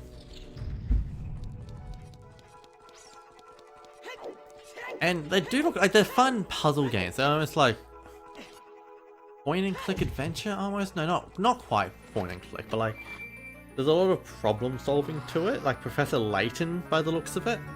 It's not puzzle like Zelda or anything. I don't think there's any combat in the game. But they look interesting. And I want to give it a go. Or got a nasty headbutt to the gut. As for you, there we go.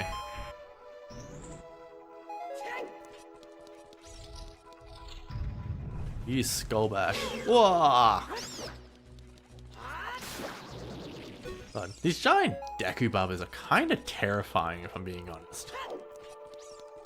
Like, they can really catch you off guard.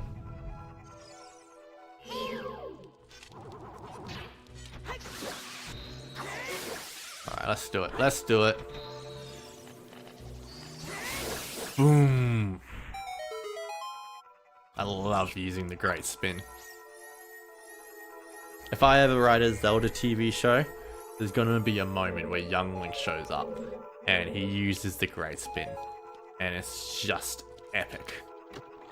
He uses it as the finishing blow for the fight.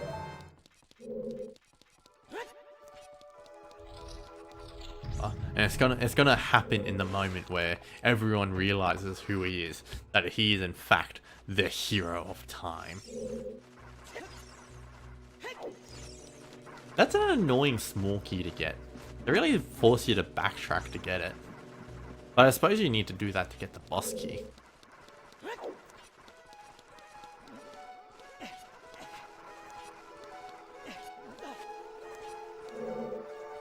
Let's have a bit more water. Don't forget to drink your H2O.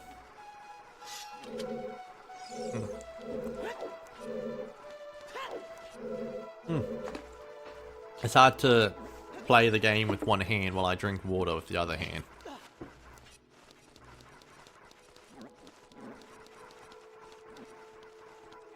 Yeah, that's better.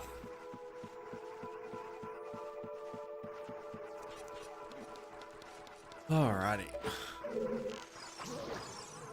That didn't one-shot you? I thought arrows one-shot skulls. Or bubbles as they're called. Actually, what kind of bubble are you called? A blue bubble. Guard against this blue flame with your shield.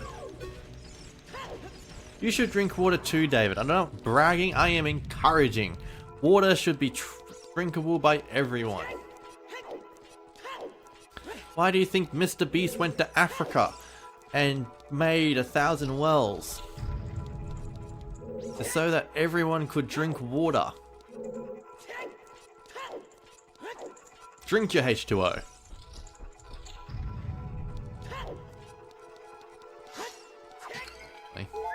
What I really want is a fairy though.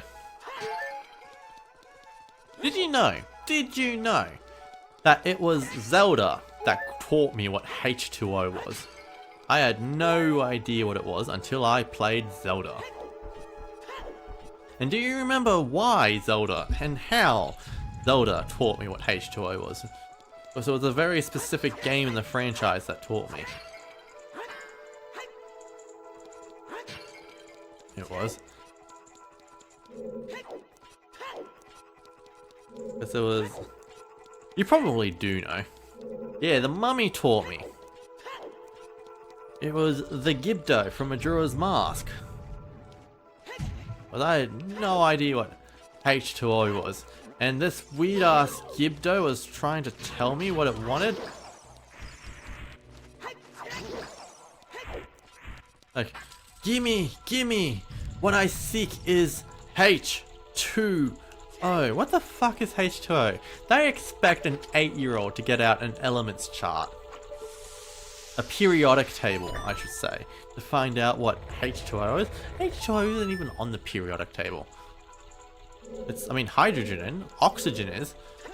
How's this 8-year-old supposed to know what hydrogen and oxygen is? They're 8. They don't care about the periodic table.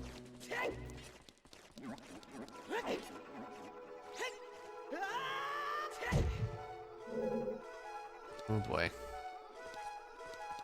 This is an interesting room. Navi, I am aware. Oi, go away.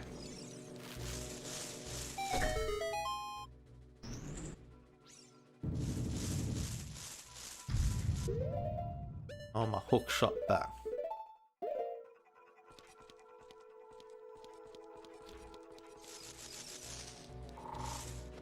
Pretty sure this is just arrows too. Yay! Okay. Nearly done.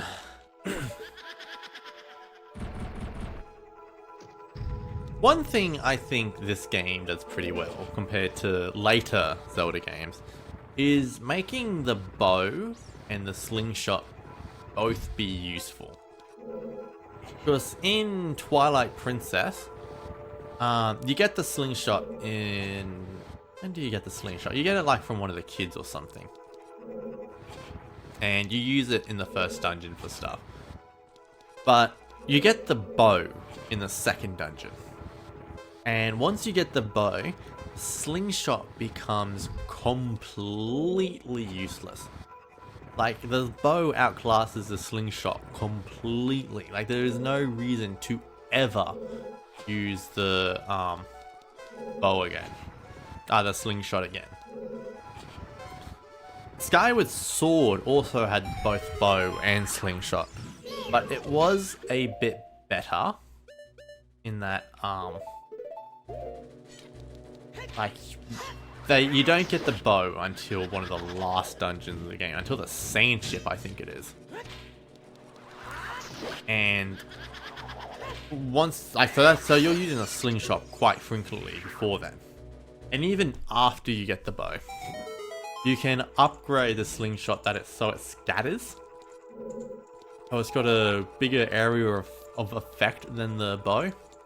And on top of that, there is a moment where you lose all your items and you go through a stealth section, and one of the first items you get in that stealth section, reclaiming all your items, is the bow.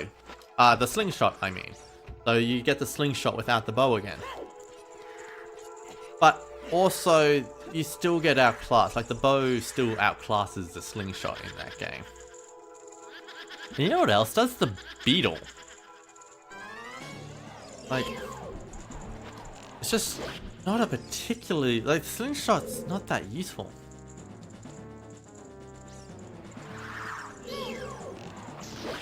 Like, the bow is always significantly better than the slingshot.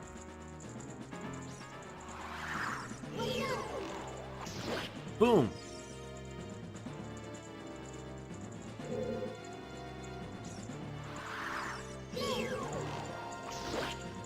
Huh. I've just noticed that the shadows are actually all casting, well, shadows on Link. Like, each fire was casting like its own shadow. Like, Link had a bunch of shadows then. It was, by the way, if you're still watching this, David, that's the Doctor Who episode I was watching earlier today. Silence in the Library. Which is fantastic. I still need to watch the second part. I haven't watched the second part yet today. Got distracted by not wanting to do anything.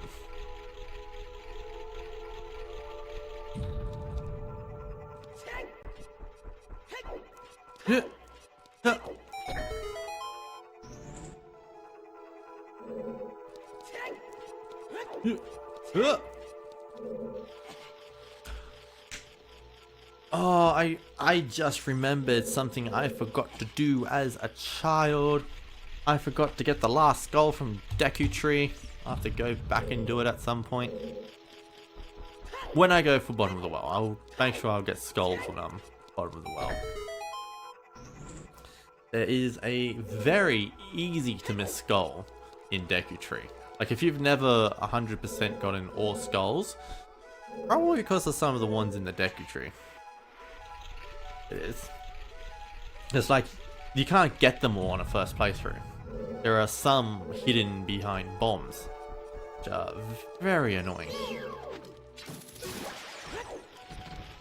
On top of that, like, I think one skull, like a kind of skull that is difficult to get, or like hard to figure out on your own, is if you empty a bottle of bugs over a magic bean patch, you will get a skull out of 9 of them.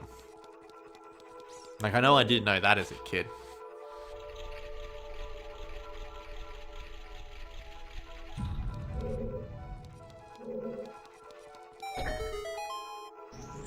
which is just a very fun fact for you.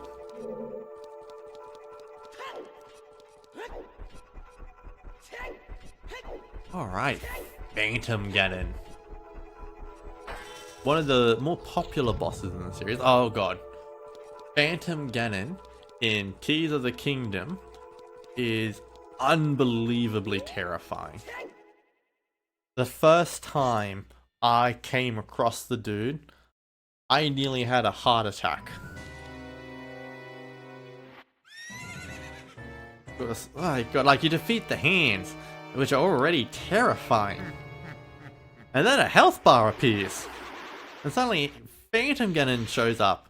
And you're at a point in the game where the dude can one-shot you. And he's hitting you with bloom damage, so you can't heal it off. It's just overwhelming. I think, how did I beat him the first time around? I think to defeat the hand, I had to use like I dropped bombs on the hands basically, and I might have done the same to Phantom Ganon. Might have. That's not the real one. Where are you? That's not the real one. Where are you? Shit, shit, shit, shit. That's what I get. I was using the C stick instead of the D-pad. Not the D-pad, the buttons, the X and Y button. 64 games don't translate that well to a Switch Pro controller. They don't.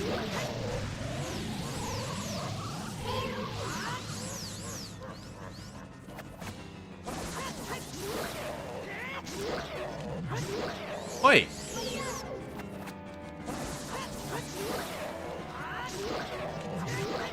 Way.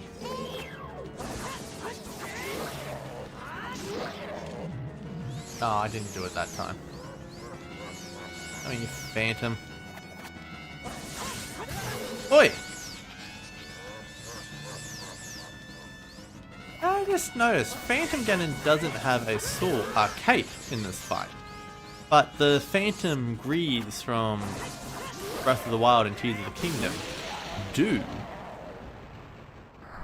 I think the Phantom Ganon armor in Breath of the Wild and Tears of the Kingdom was just an excuse to have you dress up as Ocarina of Time Ganondorf. And I appreciate that excuse, because Ganondorf is awesome in this game, with a fantastic design. And I feel like having that armor set in Ocarina of Time, having that armor set in Breath of the Wild and Tears of the Kingdom is justification enough to keep Ganondorf's design the same in the next Super Smash Bros. Game. Because let's be real, there is a high possibility that they are going to update Ganondorf's design in the next Smash Bros. Game to match Tears of the Kingdom.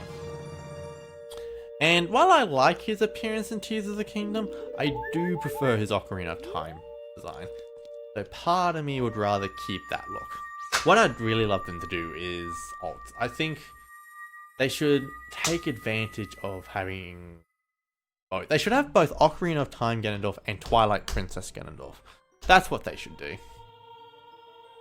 Let him have both designs. Let him have more designs. Let him use his Tears of the Kingdom design as well.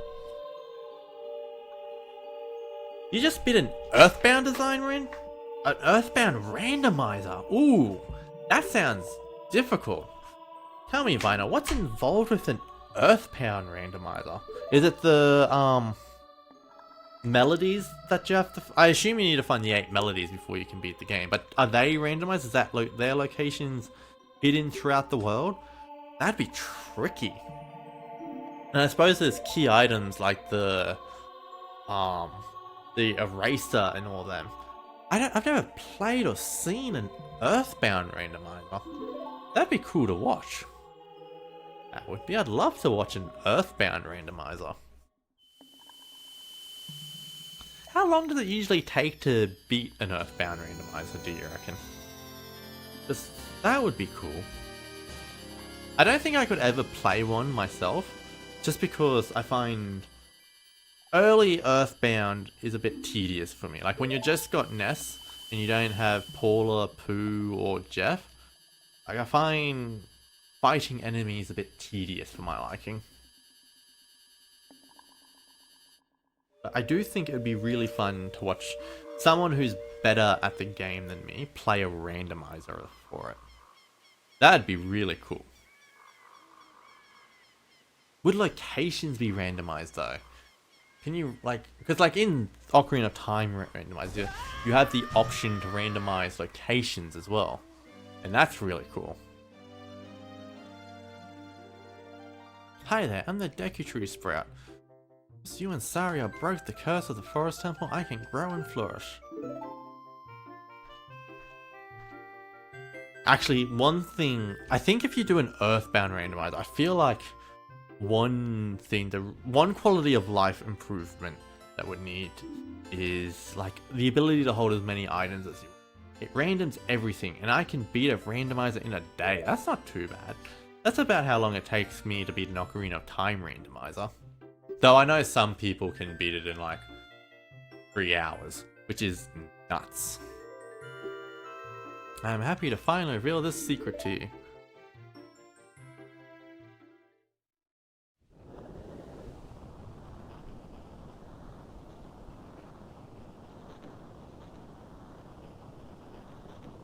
Would the Earthbound randomizer even randomize where you get Paula, Pooh, and Jeff? Because that'd be kind of funny. Where you're just walking around the world checking presents and suddenly, boom, you've got Jeff with you. Boom, you've got Pooh. That would be cool.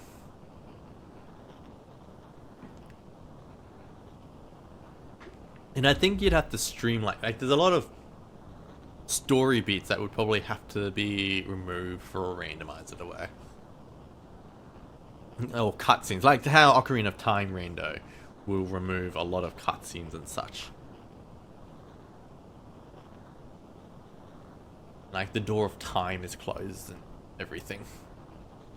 I'm gonna have to look it up. I'm gonna have to watch an Earthbound randomizer. That can be what I do tomorrow.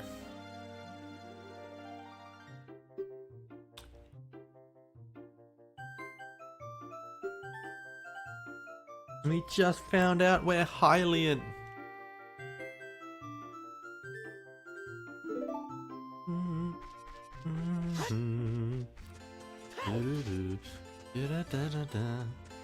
Wait, now that, what do I do now? Do I just go straight to Death Mountain?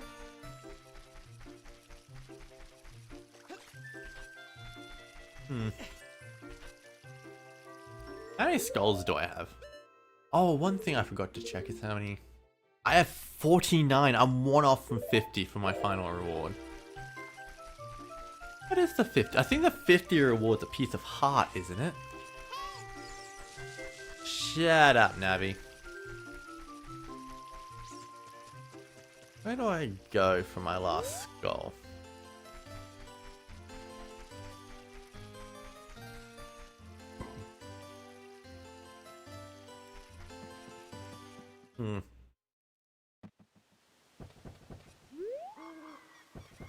Doesn't seem to be a skull here. I can't keep track in my head. What I generally know where all the skulls are. Generally. But like, I also don't know where they're not, if that makes sense. So I do like to double check certain things. There's a skull up the river. We'll check here.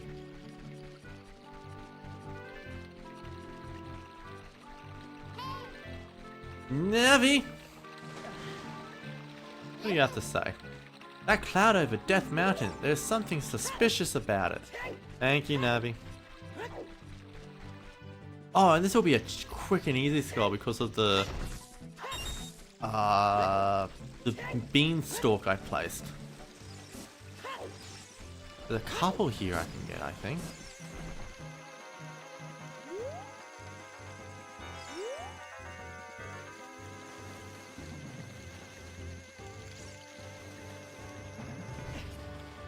One thing I'm curious about Earthbound Randomizer are just the quality of life improvements. Because I think, like, Earthbound's a game that could use a few quality of life improvements. Especially for a randomizer. Holding items would be a big one. Where are ya? The skull around here.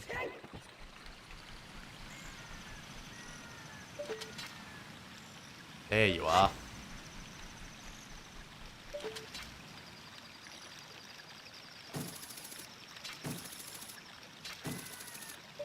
Alright, Moonside I think would be really... If it randomizes locations, I think Moonside would be very curious given that you can warp all over the place in Moonside.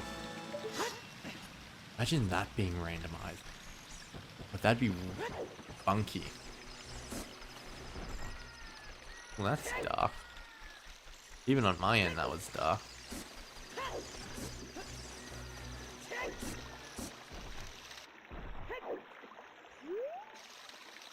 Come on. Come on, Link. Come on. What? Why, Link? Why couldn't he climb up that? Link cannot climb that. Oh, it's gonna be daytime by the time I get back. Oh, the days are too short in this game.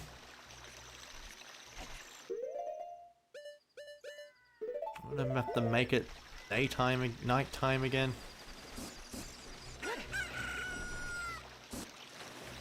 That was weird.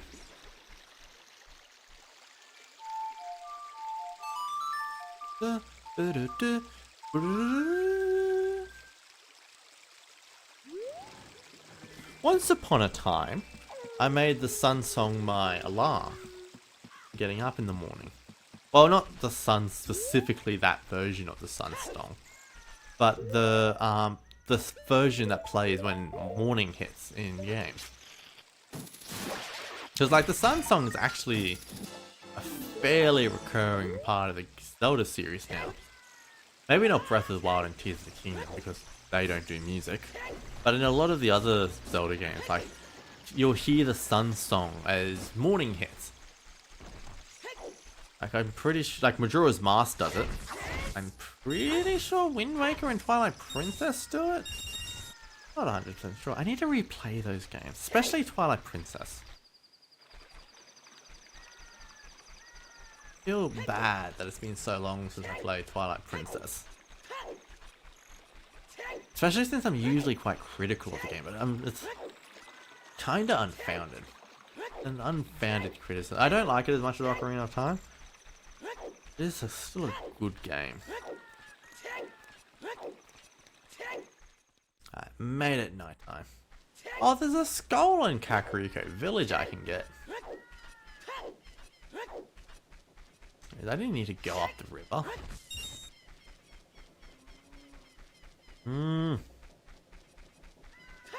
Up there.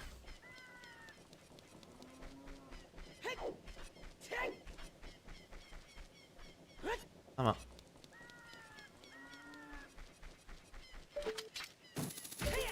Yeah. It took a while to figure out you could do this. A random thing to be able to do. You destroyed a god Scotchula. Let's get that heart piece.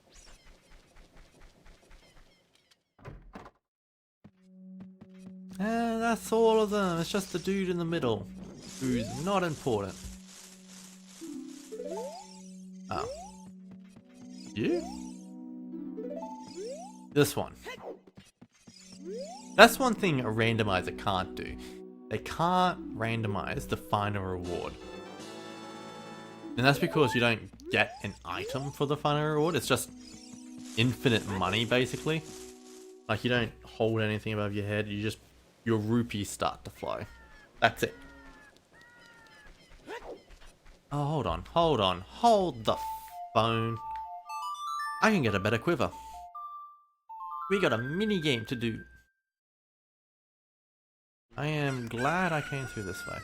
Oh, on top of that, on top of that is the cuckoo I can do stuff with. Oh, you need to rescue a Ponner in order to get the Biggoron sword. Can't a person get a little shutter around here? Alright, best Mario impression. Did you save Melon? Thanks! I'm going back to the ranch then. Yeehaw!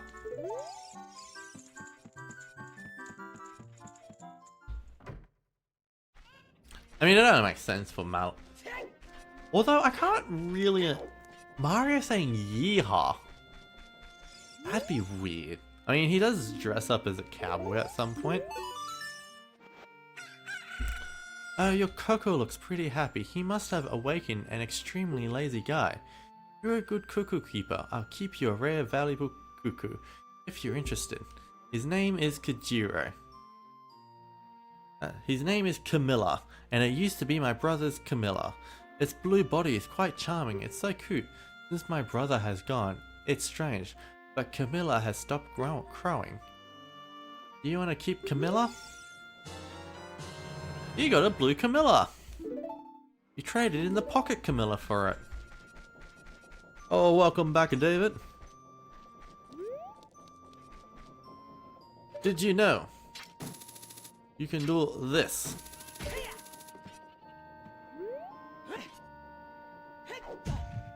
Pretty sure it only works in Kakariko.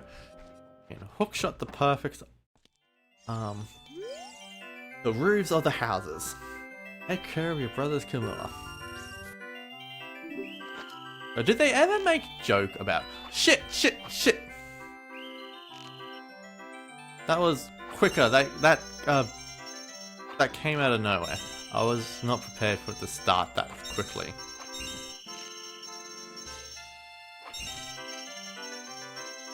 Did they ever make a Muppet joke though about Camilla and the Royal Camilla?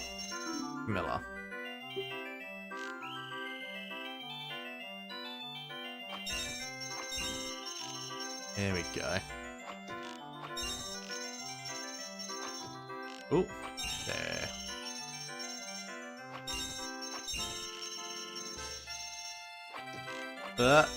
That. One more. Yeah, it's gotta be this. I'm sure in the history of the Muppets, at some point, there has been a joke about Camilla and Royal Camilla. Like, what? That's not my Camilla. Nah, Camilla is a chicken. Like some sort of fun mix-up along those lines.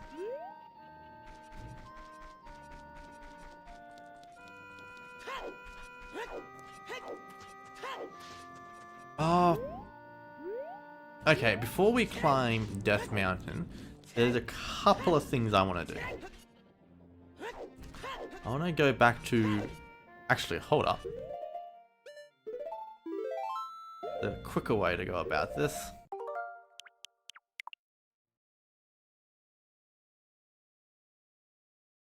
More in character if he and Charles both go home with the wrong Camilla, and neither realizes. That's funny. Although Camilla's not a chicken.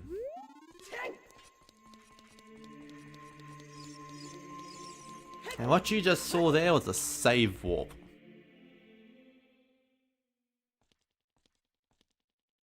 Oh, chic.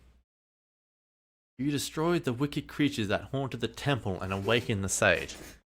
But there are still other sages who need your help. In order to awaken all other sages, you must become even more powerful. You must travel over mountains, underwater, and even through time. If you want to return to your original time, turn the Master Sword to the pedestal of time. By doing this, you will travel back in time 7 years. It would be funny though, in order for them to, like, the two Camillas sort of do it on purpose, and they switch clothes. or something along that. Like, Royal Camilla dresses up as a chicken, and Chicken Camilla wears a bad wig or something to sort of trick the others. The time will come when you will have to return here quickly. Long to return you to the Temple of Time, the Prelude of Light.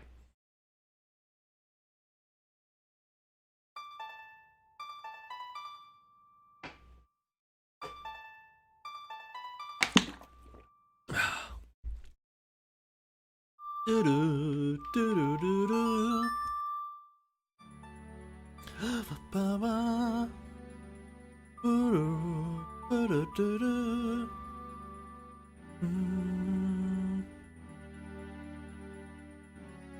Prelude of Light has a bit of a somber after play, I guess. Is that a word, after play? Like a somber feeling towards the end.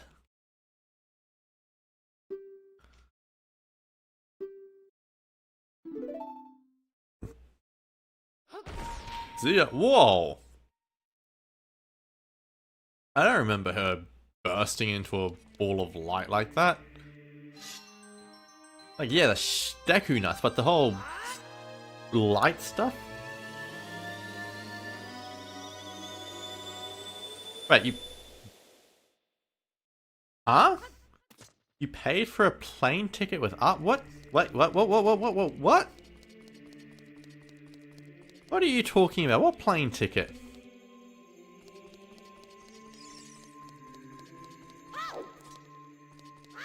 Also, where am I going? I want to get to Lake Hylia, but I don't have a quick way to get there.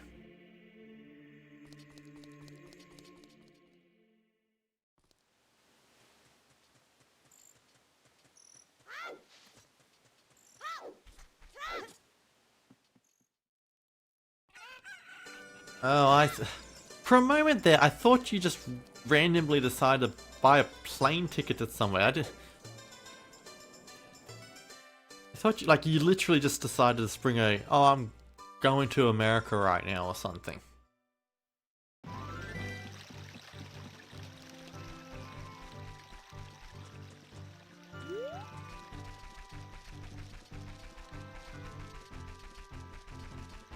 Yeah. I want to go to Canada. I want to go on a trip to Canada. That's where I want to go at the moment.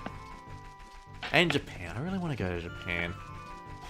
But I need to start spending my money on more important things. Like cars and fuel and everything that goes with owning a car and driving lessons. All that fun stuff that I'm really glad I could avoid until now. I'm not looking forward to having to own a car and dealing with all the expenses that come with owning a car. I really don't want to do all that.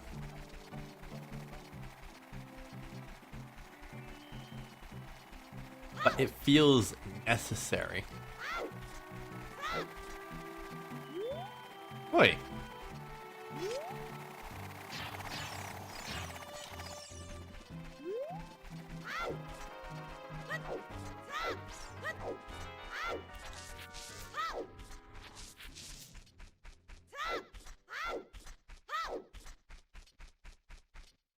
Yeah, it's a good plan.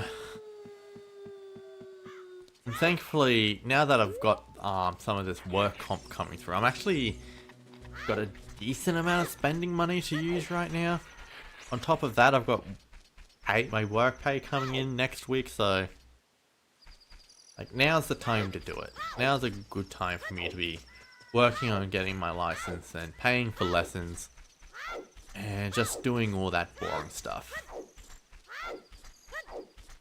But I don't want to. I want to be a driverless hobo forever. Hobo. That's what I meant to say.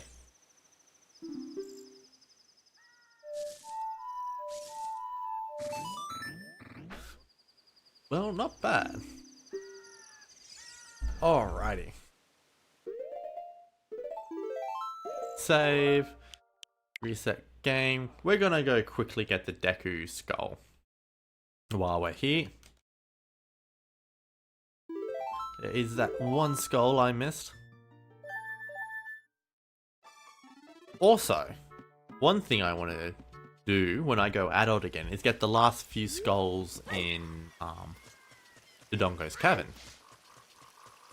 Because there are a couple of skulls there you can't get on your first visit. You need the boomerang to get them. You also need to have entered the dungeon already. And there's some really actually no, sorry.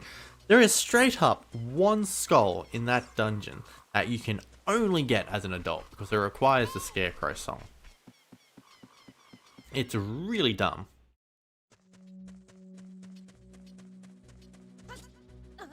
Ah! It's kind of wild the game makes you do this too.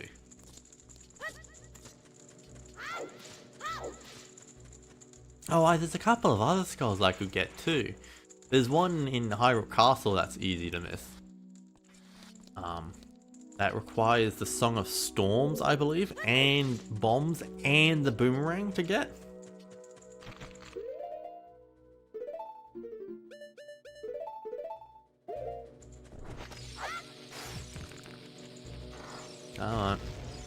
Holy shit, I can't believe you just lived that.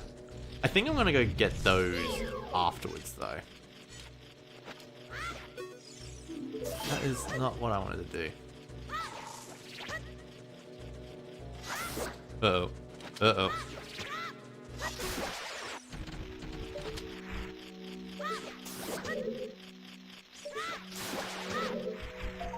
Yay! Alright, let's check. We got the skull mark. We've gotten them all. Right, let's just go adult again. I really wanted the Scarecrow song. That's the primary reason I became a child. Scarecrow song is actually really useful. Now I have to get to Lake... Okay. At least as an adult though, I have Epona. So I can get to Lake Hylia, get Epona, get the Scarecrow song really quick, and then come back to Kakariko Village really quickly.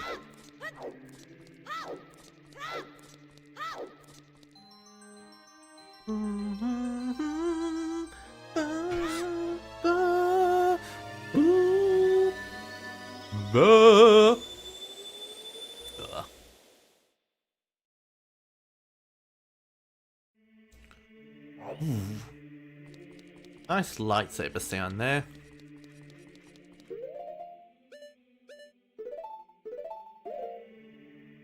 Actually, that's not gonna work. But I will need it to play upon his song. Ooh, ooh, ooh. But there is another skull I can get. There is a single skull in Ganon's Tower.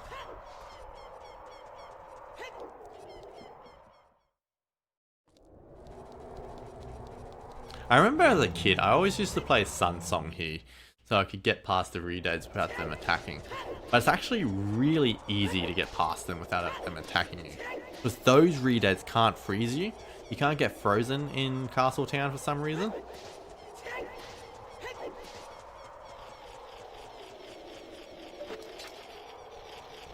Actually, that's a thought. At any point in this game, is this area called Castle Town? It feels like it is. It feels like at some point someone refers to it as Castle Town. But when you enter the area, it's called Market. That's the name that pops up when you come through here.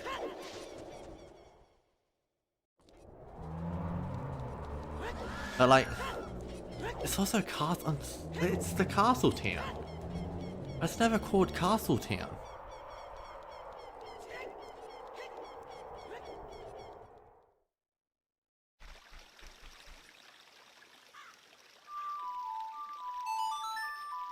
Oh yeah, here's another fun fact for you. Going to Ganon's Tower makes it nighttime. It doesn't matter what time of day it is otherwise. If you go to Ganon's Tower, it will become nighttime when you leave. No. Come on.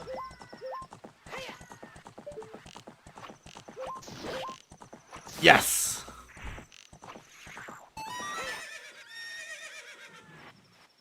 I want to make a strong point of getting any big Po I come across.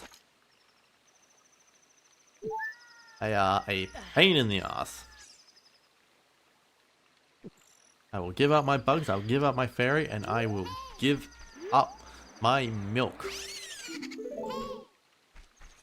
Gabby, stop talking.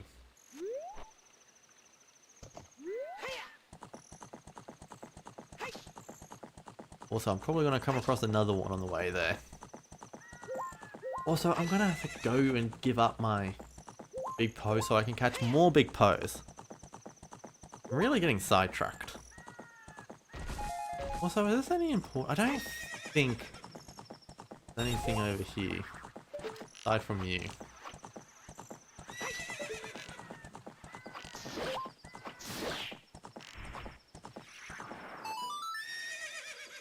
Oh dear. That's 2. There's 10 of them. You have to do 10 bloody big Po's in order to get them all. What's the reward? Another bottle. It would be really useful having that extra bottle to get all these big Po's, but nope. Need to get them all first.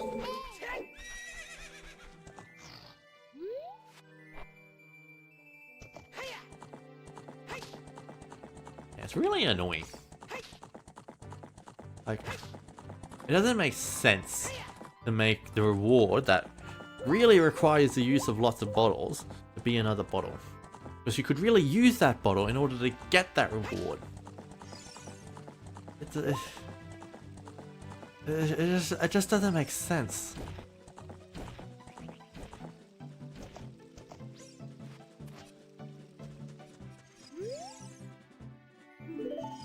Also, I really, really wish that you could still get to Zora's domain from here.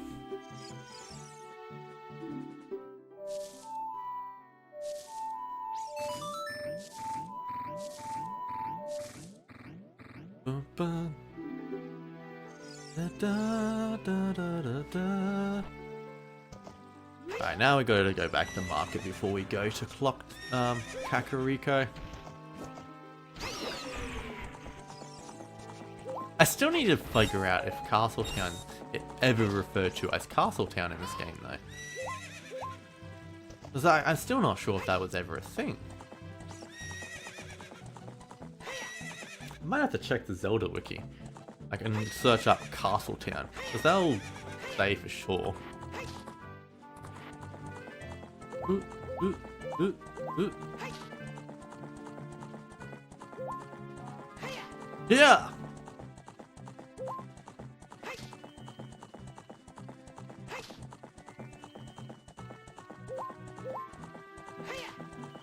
Oh, yeah. 9:30 the time is. I reckon I got another hour left in me. Might be able to get to the fire temple started.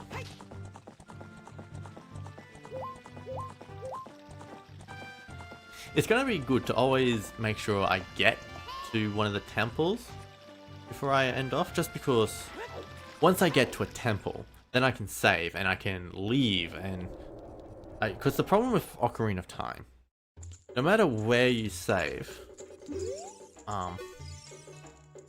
you'll always end up back at either Temple of Time as an adult or Kikiri Forest as a child, unless you save inside a temple. So if you don't want to lose where you are, always save inside a temple. Unless, of course, you don't mind going back to Temple of Time or Kikiri Forest. Like, sometimes that doesn't matter.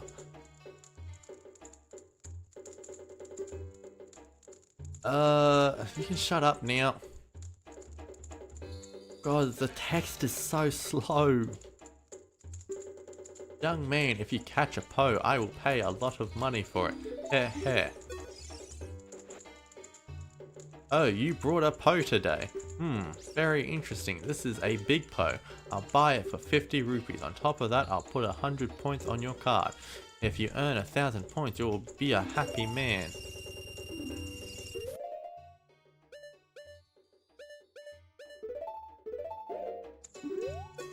Boom. Oh, you brought a big Poe. Very interesting. This is a big Poe. I'll buy it for 50 rupees. On top of that, I'll put 100 points on your card. If you earn 1,000 points, you'll be a happy man. Heh heh. Oh, he's gonna say that every time. Those rupees are also so useless. I am past the point where money means anything. I don't think there's anything left in this game that's worth spending a lot of money on. The only thing I can really think of is Bomb Chews, which is an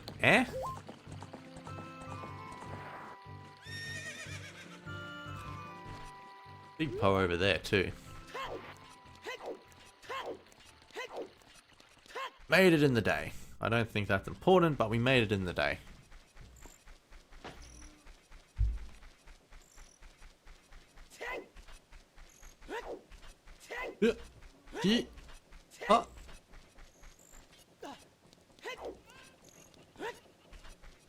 Did you know, here's a fun fact for you, the voice actor for Link in Ocarina of Time and Super Smash Bros. Melee voices a different character in Super Smash Bros. Ultimate, because he voices one of the Dragon Quest heroes. So that's he came back in the game, but voiced a different character. While the character he originally voiced is now voiced by someone else. A very fun fact, I thought. One that probably doesn't mean anything, but I thought was worth sharing.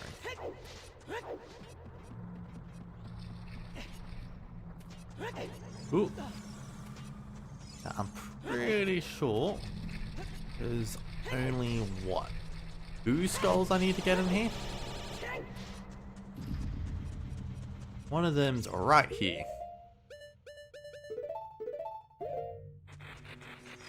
An adult exclusive skull. Also, shout out to anyone who recognizes my Scarecrow song, because it is a Majora's Mask song. Oi!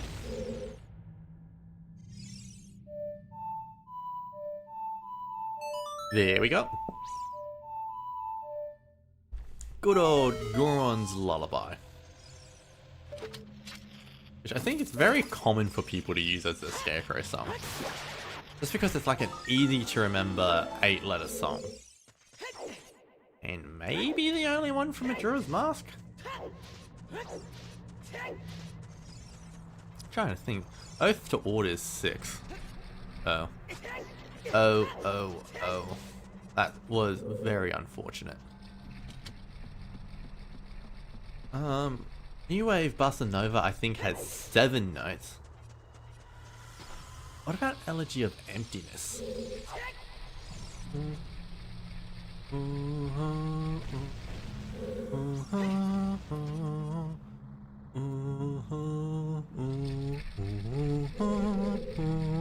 Seven notes. And yes, I did just have to do it like that. Now to work our way backwards.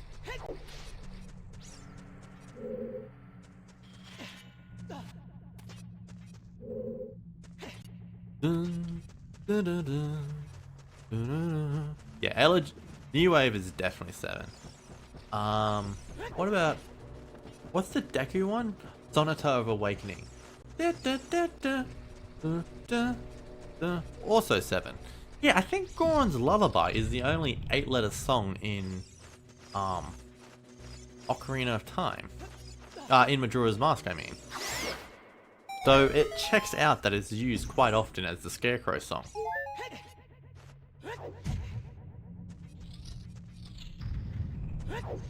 And this is the room with the other skull. It forces you to go backwards and make your way up this thing, which normally, when you're going forward, you would knock this platform down in order to get up here. It's a very sneaky gold sculpture. But that's all of them.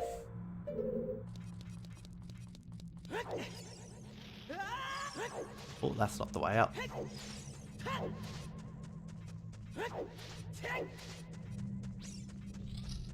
Hmm. Ha!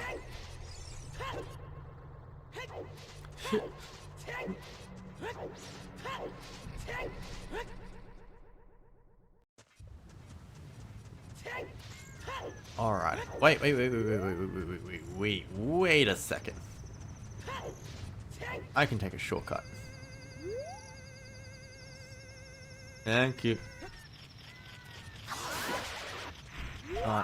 On. I think it's possible to get this thing.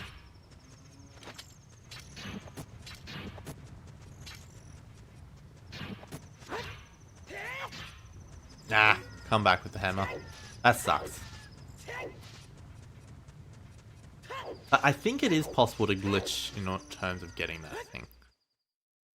Oh, but I am glad I came here at night.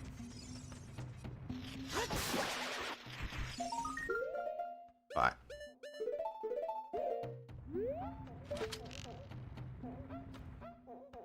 This. Oi!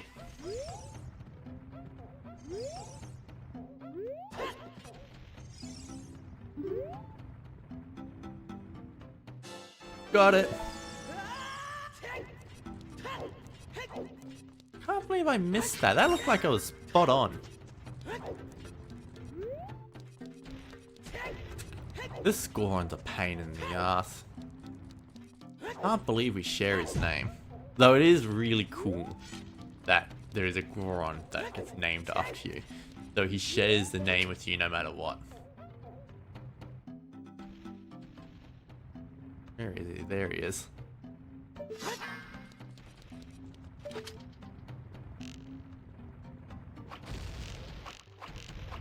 Hey. Alright. You know what makes this a lot easier? Bomb shoes.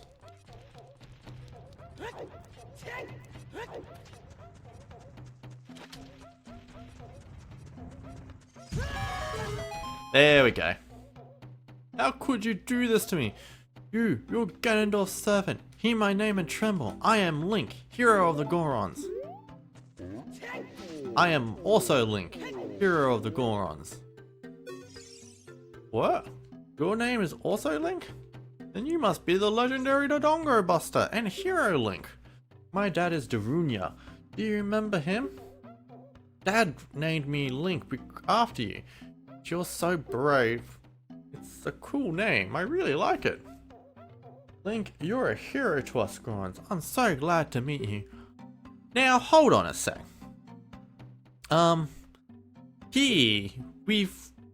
This Goron is Darunia's kid, a son. He's the son of Darunia. But Tears of the Kingdom seems to imply that Gorons are just born out of the mountain. So do they just sort of get adopted or something? What is the life cycle of a Goron like? About the dragon. There was an evil dragon named Volvagia. I love it when they sort of tease the boss beforehand. Like, they do it with Volvagia, they do it with Bongo Bongo, and they do it with Twin Rover. And it's fantastic. I don't know. Oh, they also do it with Goma, I guess. They talk about Queen... The Deku Scrubs talk about Queen Goma.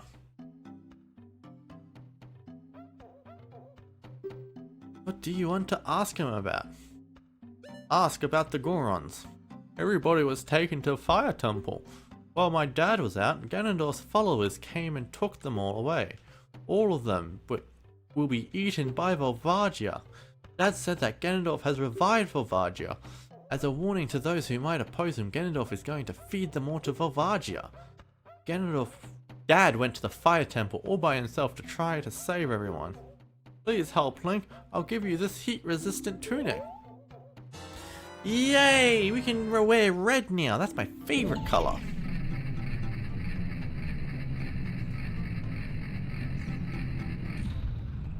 Right. Let's look fashionable. There we go. Now, before I head to the place, there is one thing I need to do.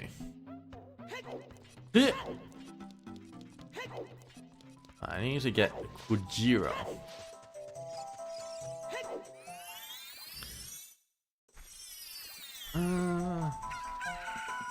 God, this place is looking dark. Even on my screen, that was a bit dark.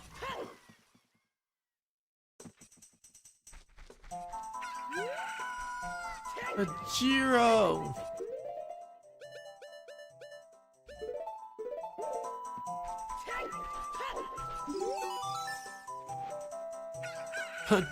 Camilla, why? Normally only a nice guy like me can tame you. This guy's Gonzo, by the way. You must be a nice guy. Must be. You must be. Please, Mr. Nice Guy, please, deliver the stuff to the old hag in the potion shop in Kakariko Village. This will disappear if you take too long, so you gotta hurry. An odd mushroom. One thing interesting about this side quest is that you cannot use the warp songs to do it. It will instantly go to 0 if you do. But I wonder which is... I think normally when I do this quest, I actually just go through Hyrule Field. But this is probably quicker going like this. Probably, I don't know. If I know which way to go anyway. We gotta get through the maze that is Goron City.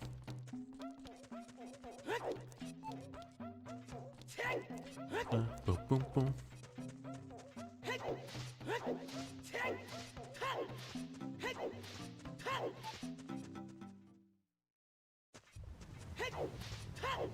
Ah, yeah, this is way quicker.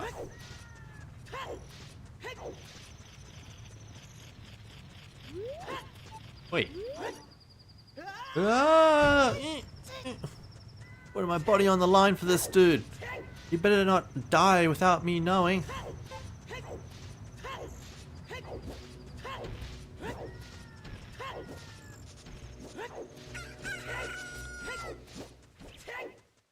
Koku. Miller was queuing. I can do this. I can do this. Ah! It's possible to jump up there, I'm pretty sure.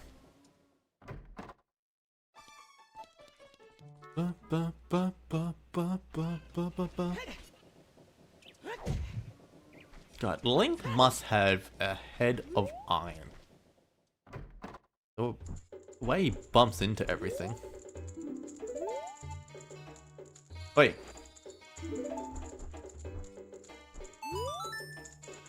There we go. That bum! You had to go into the forest, I see. Ooh, now it's dark.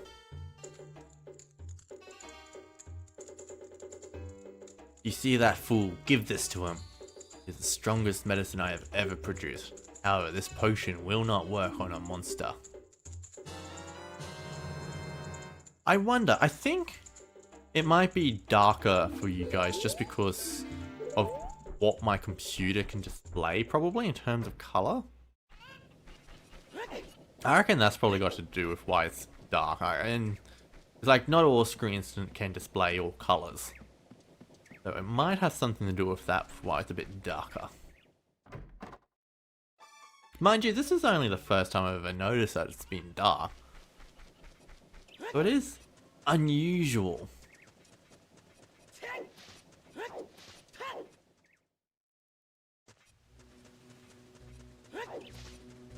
That said, like, even though it looks a bit dark for you guys, on the TV it almost looks like it's the opposite problem. Like it's almost too hazy at times.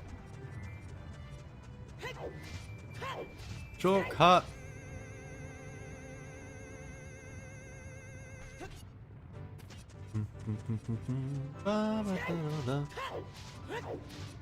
Almost at the fire temple.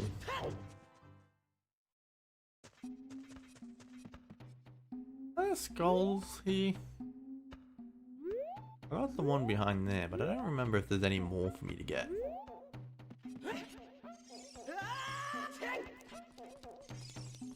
Map tells me. Goron City. Death Mountain. Kakariko Village, I have all the skulls. But why is there an arrow telling me... Oh, that must be for the side quest, because that's... I think a skull in the market. Oh, from Castle Town. Castle, like... Yeah, I know what I'm talking about.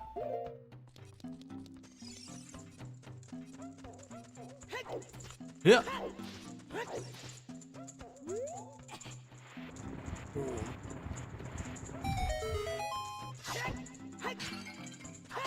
Wait, what am I doing? I don't need any of this stuff.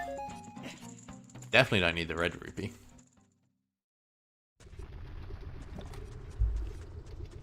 You can cross this gap with, the hover boots. Actually, hold the phone a sec. Not quite. I had to test it out.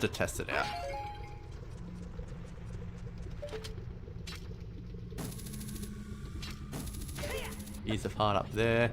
And now we get the best Ocarina song that Sheik teaches us.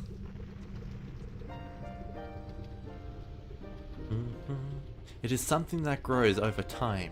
A true friendship. A feeling in the heart that becomes even stronger over time. The passion of friendship will soon blossom into a righteous power, and through it, you will know which way to go. This song is dedicated to the power of the heart. Listen to the bolero of fire. I had to burp during that. Ba, ba, ba, ba. Ba, ba, ba, ba, ba, ba, ba, ba.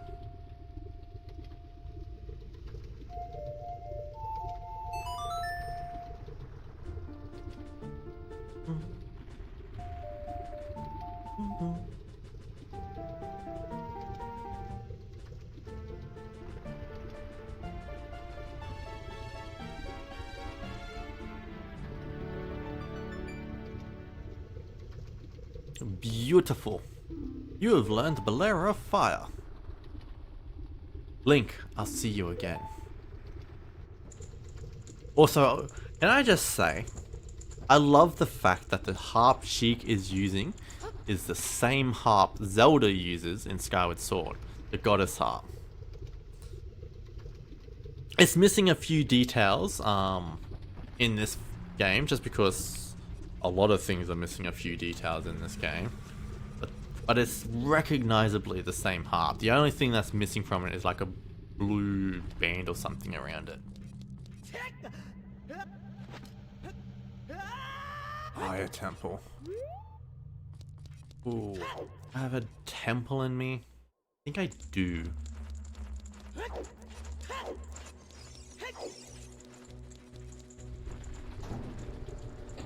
It doesn't take that long to beat the fire temple. If you're playing a randomizer, this can be the quickest temple in the game sometimes. It's like the boss door is right there. And if this check is the boss key, you can go straight and fight for Varja. You can. And like if you have hover boots, it doesn't take much to cross the gap. And you can actually cross the gap without hover boots or the hammer anyway. Like there's a trick you can do to make the jump.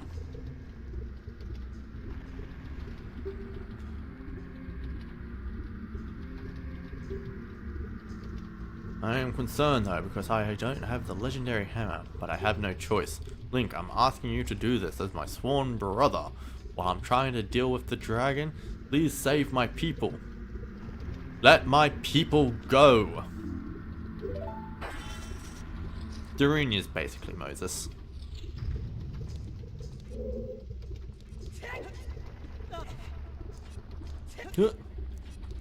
I wonder if I could make the jump.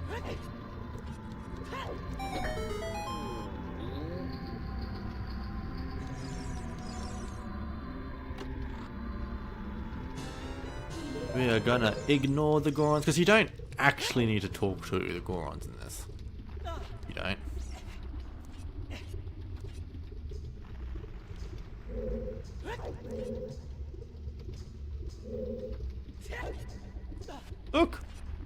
at that! Made it! Who needs to open a pathway? Not me. That was easy. That was like anyone could do that.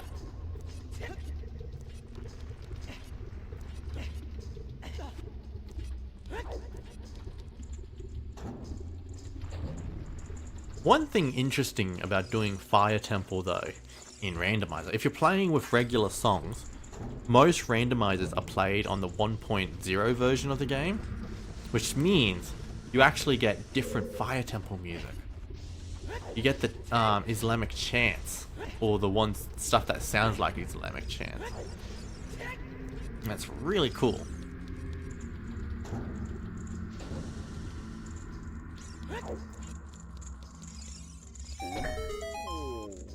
We're rescuing you, Goron. Ba-na-na-na. Yeah, deep fire though. Going deep into fire in randomizer can be a pain in the ass. It's like you can get blocked off so many times. Like even in vanilla, you can skip using the bow, but sometimes you need that bow in order to progress.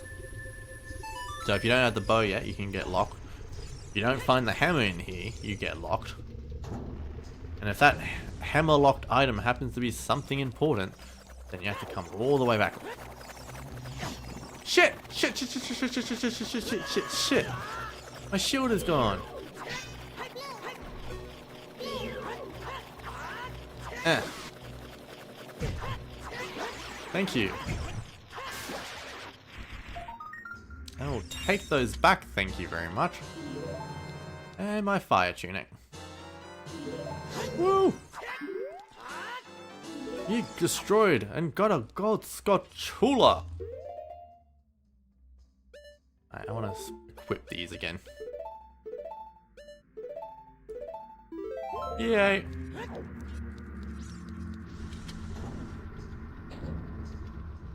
But since we're playing vanilla, we're going deepest fire. Although, also, I've decided, before I play Skyward Sword, I'm gonna do a Zelda randomizer. I think. It's been too long since I've played one, I need to give it another go. And they're a lot of fun, I like doing randomizers. It sucks that it's been so long since I've played one. Where's my Goron special crop? Also, as a kid, when the Gorons talk about their special crop, in my mind, I didn't really know what they meant by crop. I actually just thought they were talking about the hammer the whole time. But really, they're talking about bomb flowers, as in the stuff they grow. Like, I was a stupid kid sometimes. Da-na-na-na. Look at all the time we're saving without talking to the Gorons. Maybe this is a speedrun. Maybe I should have put a clock up. I wonder what the 100% speedrun for Ocarina of Time is. How many hours it takes. I reckon it'd be like 2 hours or something. Like just under 3 hours. Maybe it's a bit more. I don't know.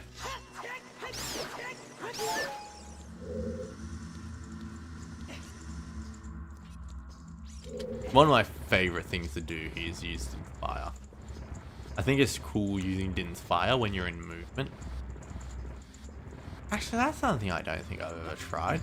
Using Din's... Hey, no. Fuck. That didn't go well. I don't think I've ever used Din's Fire. Oh, I probably have. Well, on a Deku, a magic bean sprout. That was nearly disastrous. Come on.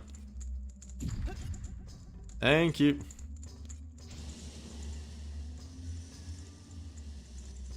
Actually, Din's Fire might be required there in Master Quest.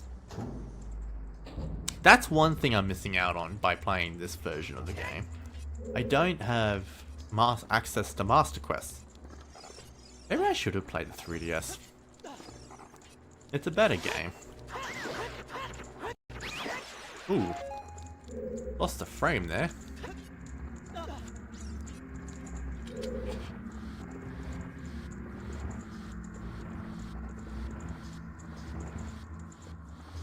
I wonder, can I do a bomb hop? Am I still skilled enough to know how to do a bomb hop? But that's a skill used very often in randomizers. A bomb hop, where you can give Link an extra hop. What if I can pull that off?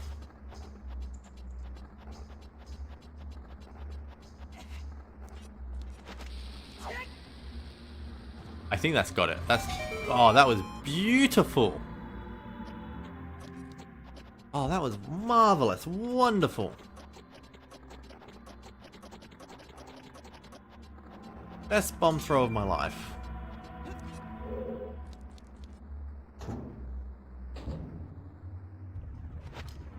Ooh. That was weird. Oh, there's a hidden... I remember finding this skull. It's very hard to find skull in this room. Really keep your ear out for it. It's hidden behind a breakable wall, except there's nothing to indicate that the wall is breakable. Ooh, didn't like that. Out of the way, boulder. Right here, I think. Good.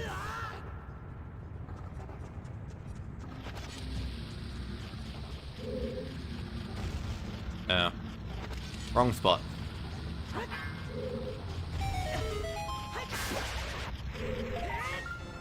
You destroyed a god Scotchula.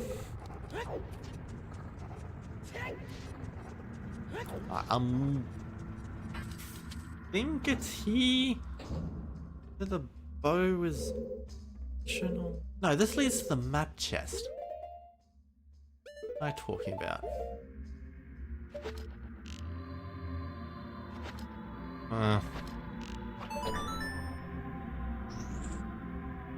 Wait, I am confused now. Where's the key? I missed a key somehow.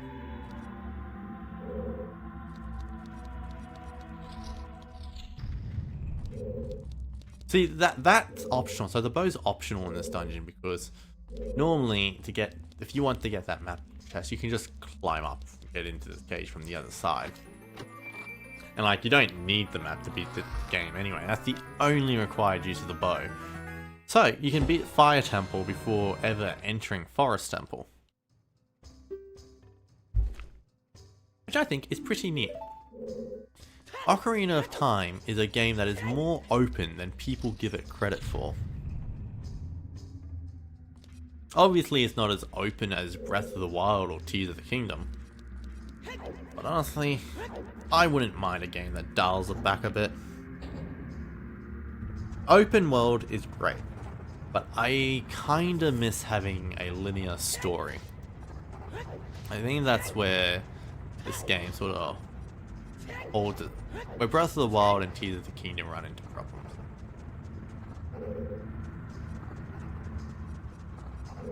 Also, have I missed a key? No, wait, no, I remember. I know where to go. It's okay. This way.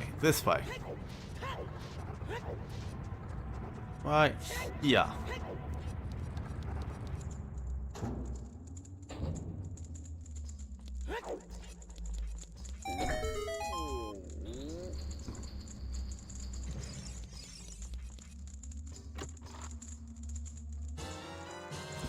You found a Smorky.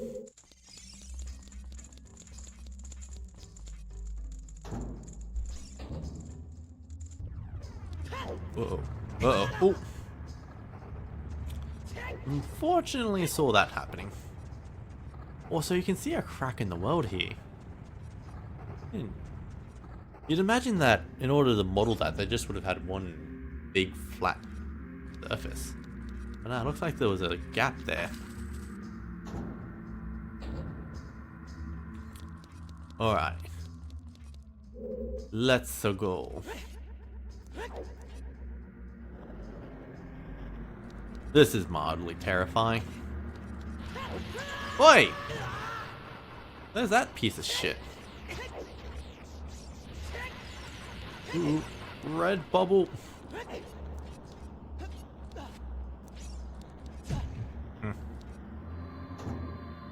What are they called? Are they fire bubbles or red bubbles?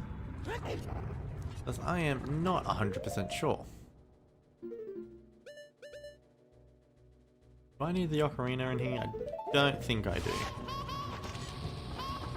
Yes. Navi, I don't need your help. Did you see the enemy there? That was wild. Hey, Virus, you're back! Still can't sleep, I take it? Oh, welcome on in, welcome on in.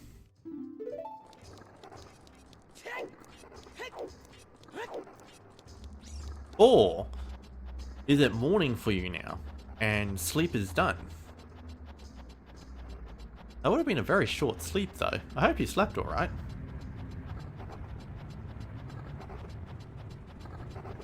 Yeah, we are making solid progress in the fire temple. Ha! Can't relate to that.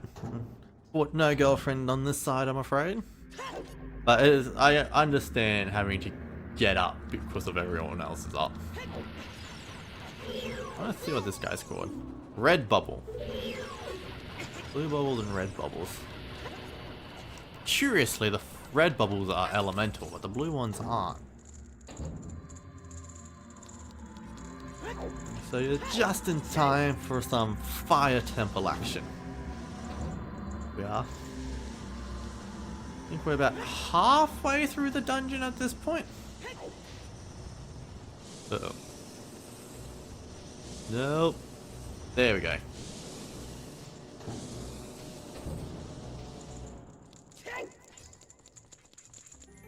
Okay.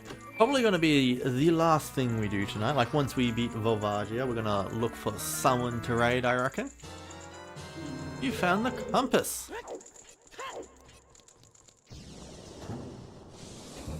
It is currently 10:06 for me.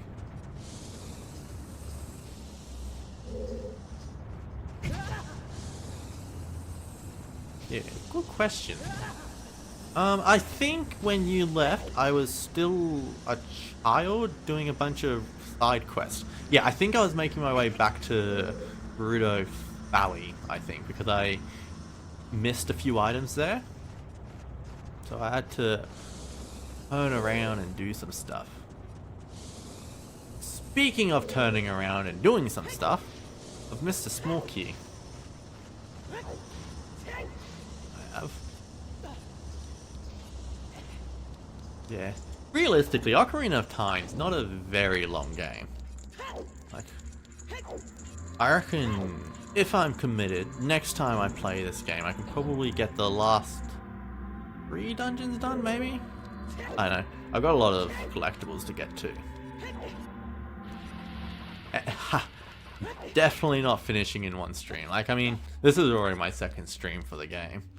It's tonight I am going to finish this after I beat the fire temple. But maybe my next stream will be the last. It depends on the collectibles and how much I go for 100%. But I'm already got like over 50 skulls, so I'm pretty good in that regard. Oh, speaking of skulls, I've got one I need to get in this place. There's a tricky one to get. It requires a pretty precise hook shot. Da-da-da-da. Yeah. What eyes? Like, there's still a fair few heart pieces I need to get. Wait. Huh? I wanted that magic. Yeah, I completely agree. 100%. This last 50 skulls, so pointless. But if I'm going for 100%, you need to get it for 100%. Okay, but I am glad I remembered the subject of skulls. Because I did nearly get past this room without going up here. Oh, I need the ocarina. I do need the bloody ocarina.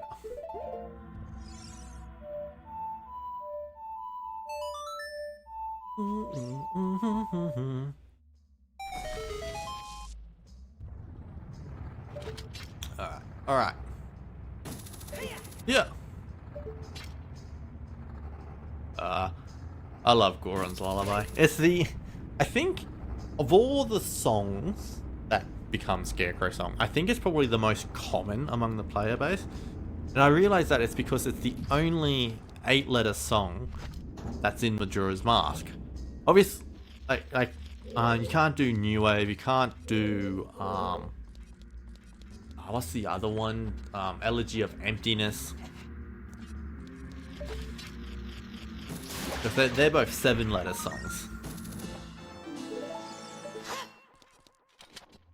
Oh, I remember a story from my older brothers that Dad had to turn the game off because he hated the sound of the baby crying, or like turn the sound off or something. It was like the baby crying was just that annoying.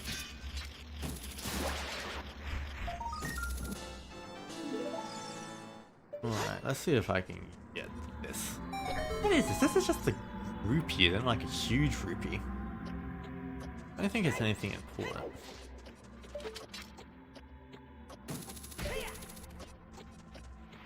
Ooh. Easy. Yeah, huge rupee. What a waste. Alright. Question is, can I get down here?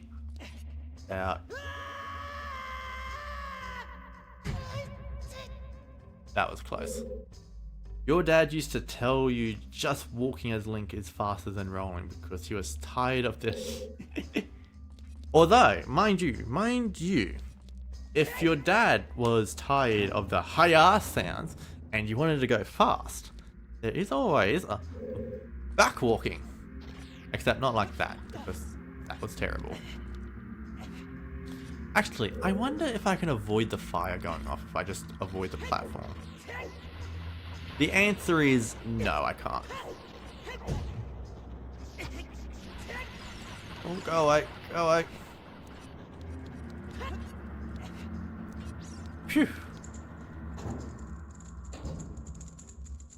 Like, I'm pretty sure in terms of movement, back walking is the fastest in the game. Maybe side hopping? Although rolling is the most natural because it's the only one for looking forward.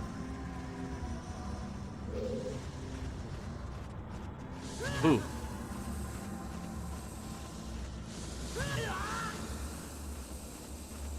Maybe I shouldn't have gotten rid of my fairy. Oh, fuck off. I thought you were... There we go. Oh, yeah. I feel like that thing shoots further than I remember. Turns out I don't have great reaction time.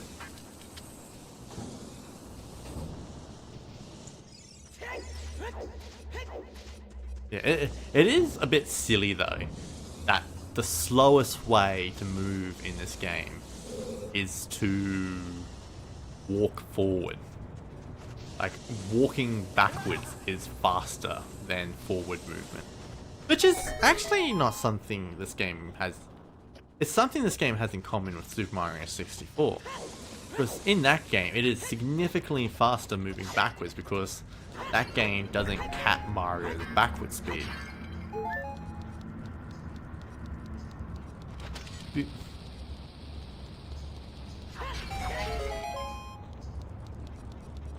Mini boss time.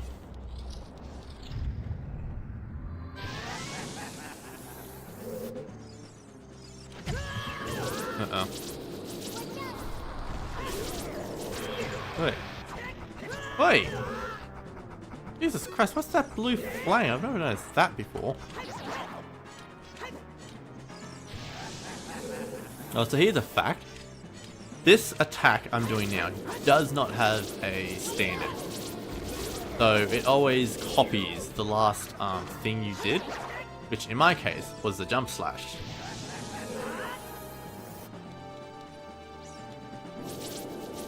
Oh, where did he go? Hey.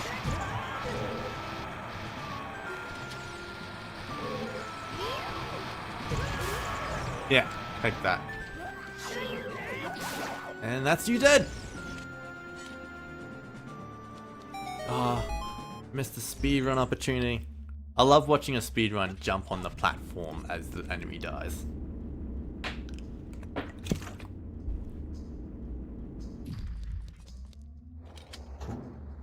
Oh yeah, pairing that strategy with the Deku Stick is incredibly broken.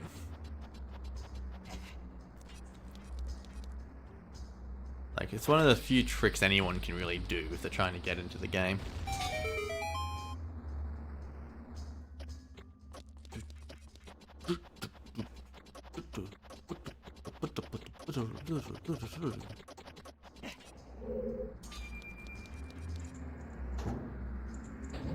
Although, one thing about that boss that is curious, I'm pretty sure the Biggoron sword doesn't work that well on it.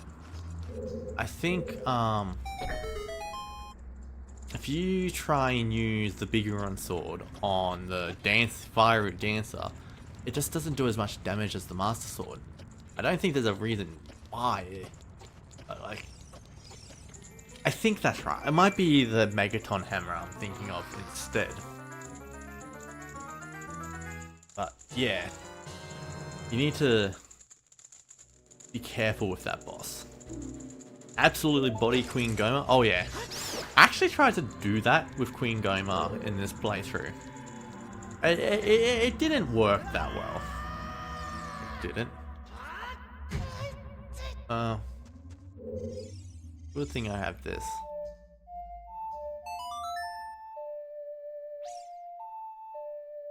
Oh wait, hold. Oh shit! I'm a total dumbass. Good thing I have Feroz win.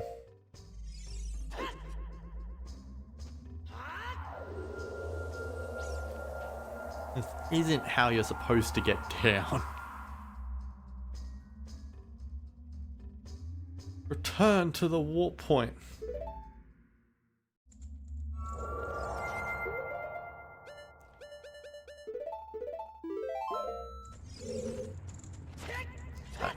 I cannot believe I forgot to do that. Wait. Do I need to go here? Where does this lead me?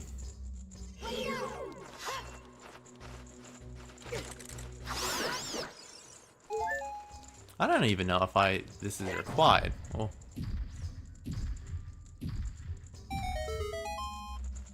Feroz Wind actually super handy. It is.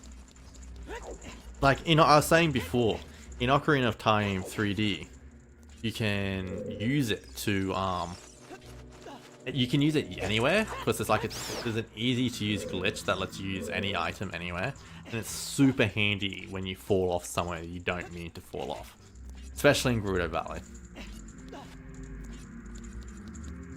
Also, that's annoying. Broke the box.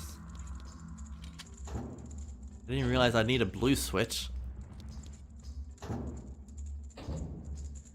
Where is it? There it is.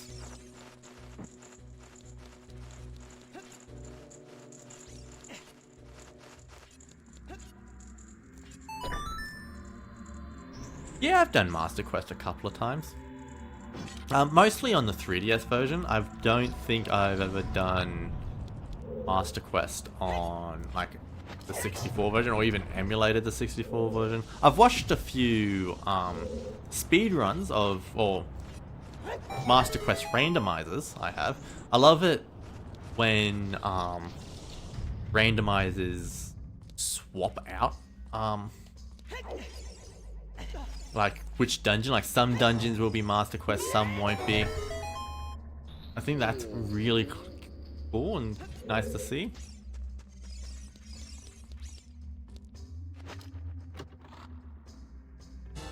Ba-da-da-da. Can I get this to show up?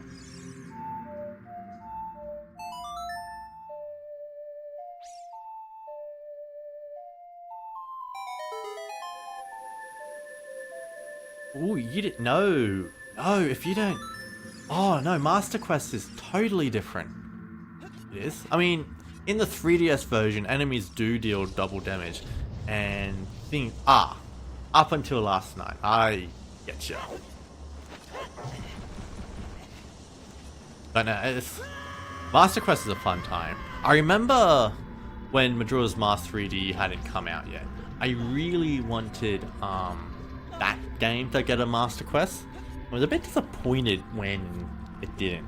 I mean, I was a bit disappointed in Majora's Mask 3D in general. I am. I still prefer the 64 version to the 3DS version for Majora's Mask. There's just too many changes that I'm just not fond of. Like, especially the Deku and Zora controls. Like, it's just weird.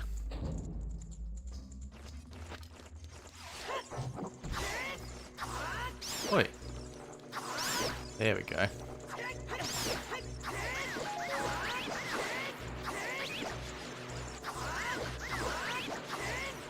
Yeah, I got you too.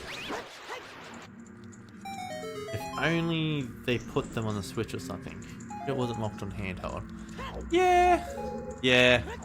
Like, the thing is, like, if they wanted to, they could absolutely add Master Quests to the 64 online. They could label it as like one of the special things, like they do for some of the other games on this, like with NES or Super Nintendo, where they label them as oh, this is a special edition.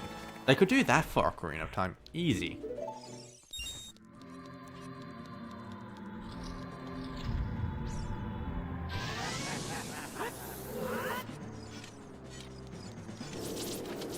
Boom. Nice. Yeah, okay. That still works. I think this is the strat for these dudes.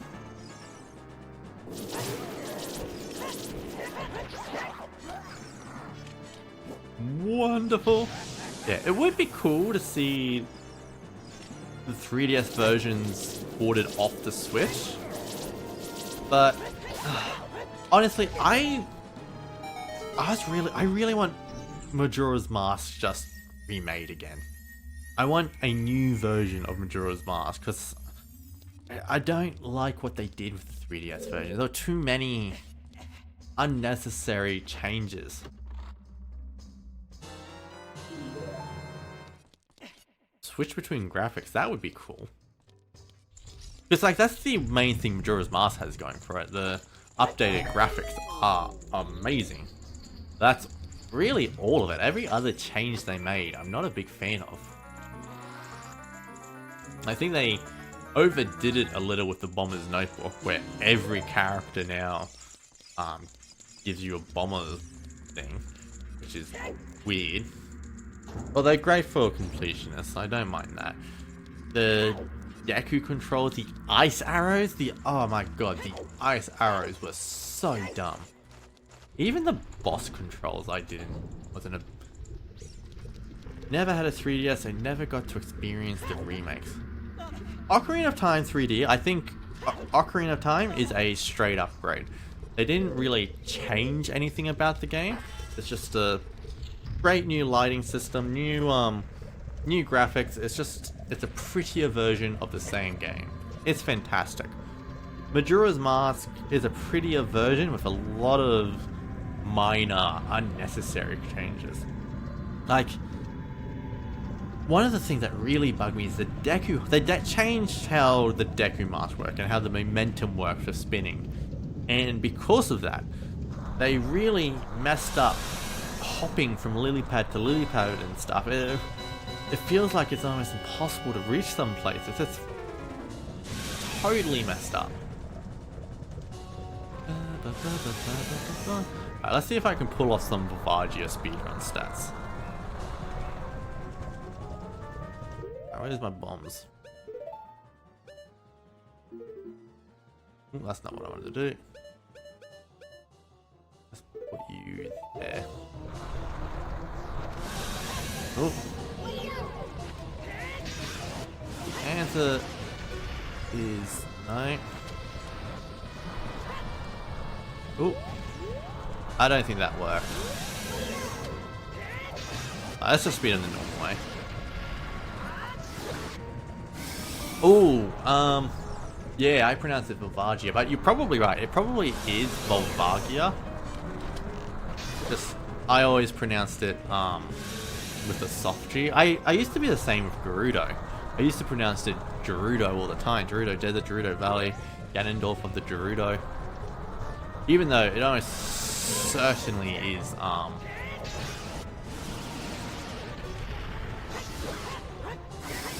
pronounced Gerudo. Volga. Oh, no, it is probably Volvagia. Because, there's the character Volga. And that's absolutely pronounced, Volga. There's no way that's pronounced Volga.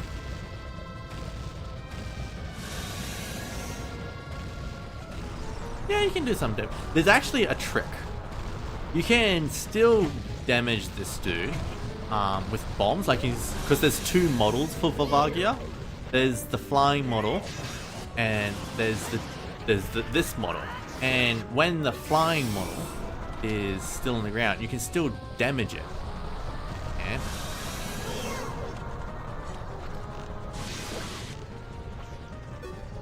yeah, so when this guy goes down, that flying model stays in that hole until it's called upon again. Which means, if you're precise enough, you can hit it. Hear that? I hit it. I hit him then.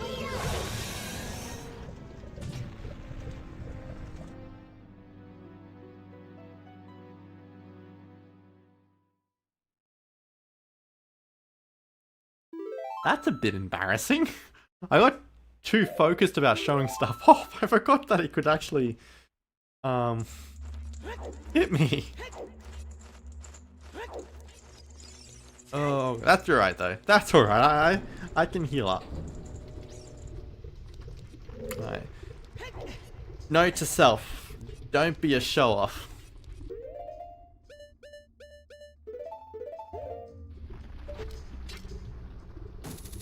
Yeah, but like, if you're ever watching a rando race, you'll see them do that all the time to make Volvagia a quicker hit.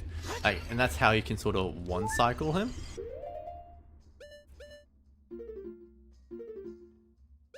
Which is a fantastic.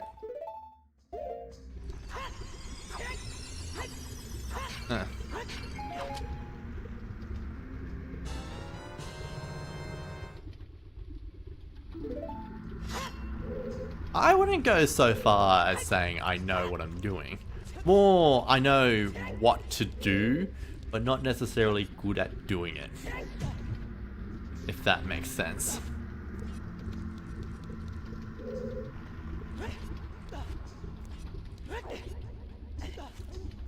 Because I've watched a lot of people play this game. I've watched a lot of people take on this boss fight and do the quick strats.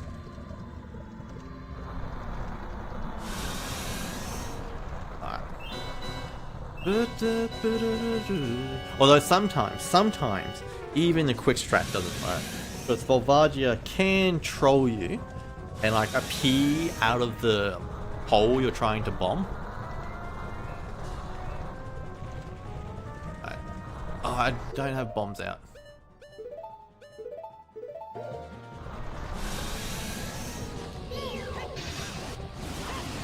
Nah, I didn't hit him then.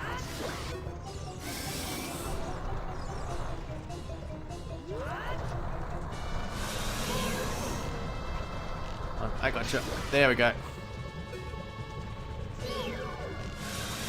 Ah.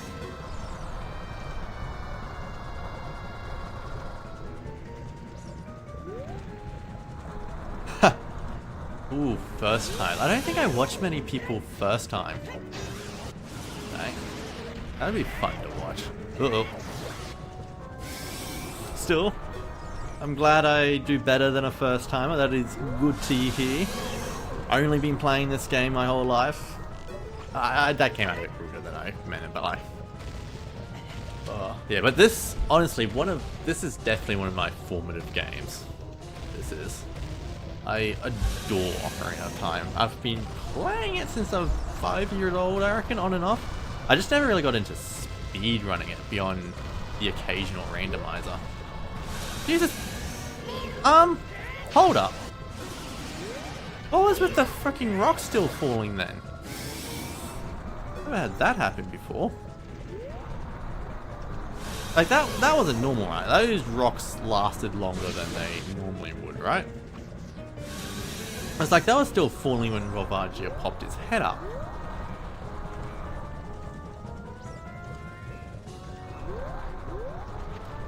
Uh-oh. There we go. This should do it, I reckon. I think this is it. If I hit him. There we go. Easy that time. Easy. I mean, the whole boss fight's pretty much just a giant fight of whack-a-mole.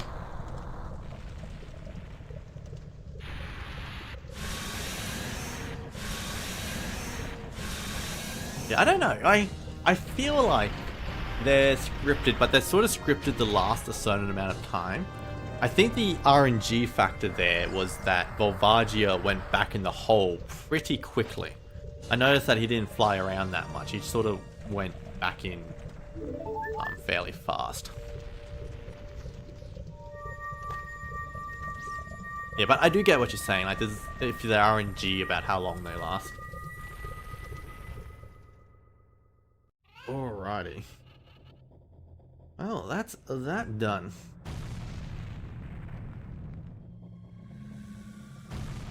And we are going to find someone to raid today, I think.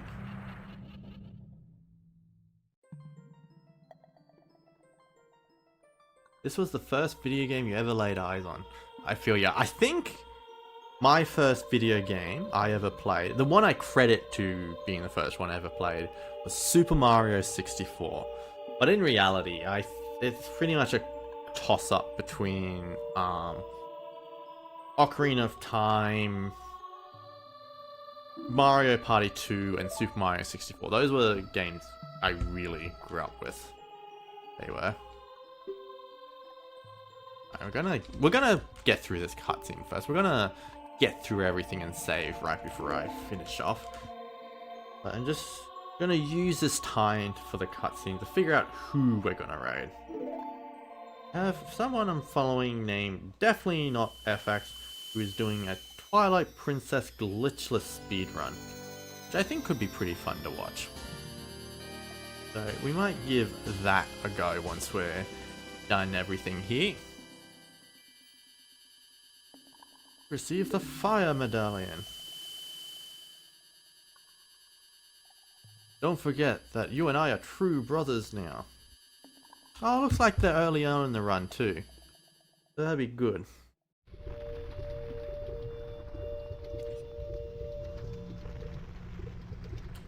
Alrighty. Let's save and get this raid going. Alright, now I need to make sure I spell his name correctly. Actually, what am I doing? What am I doing? I can do this.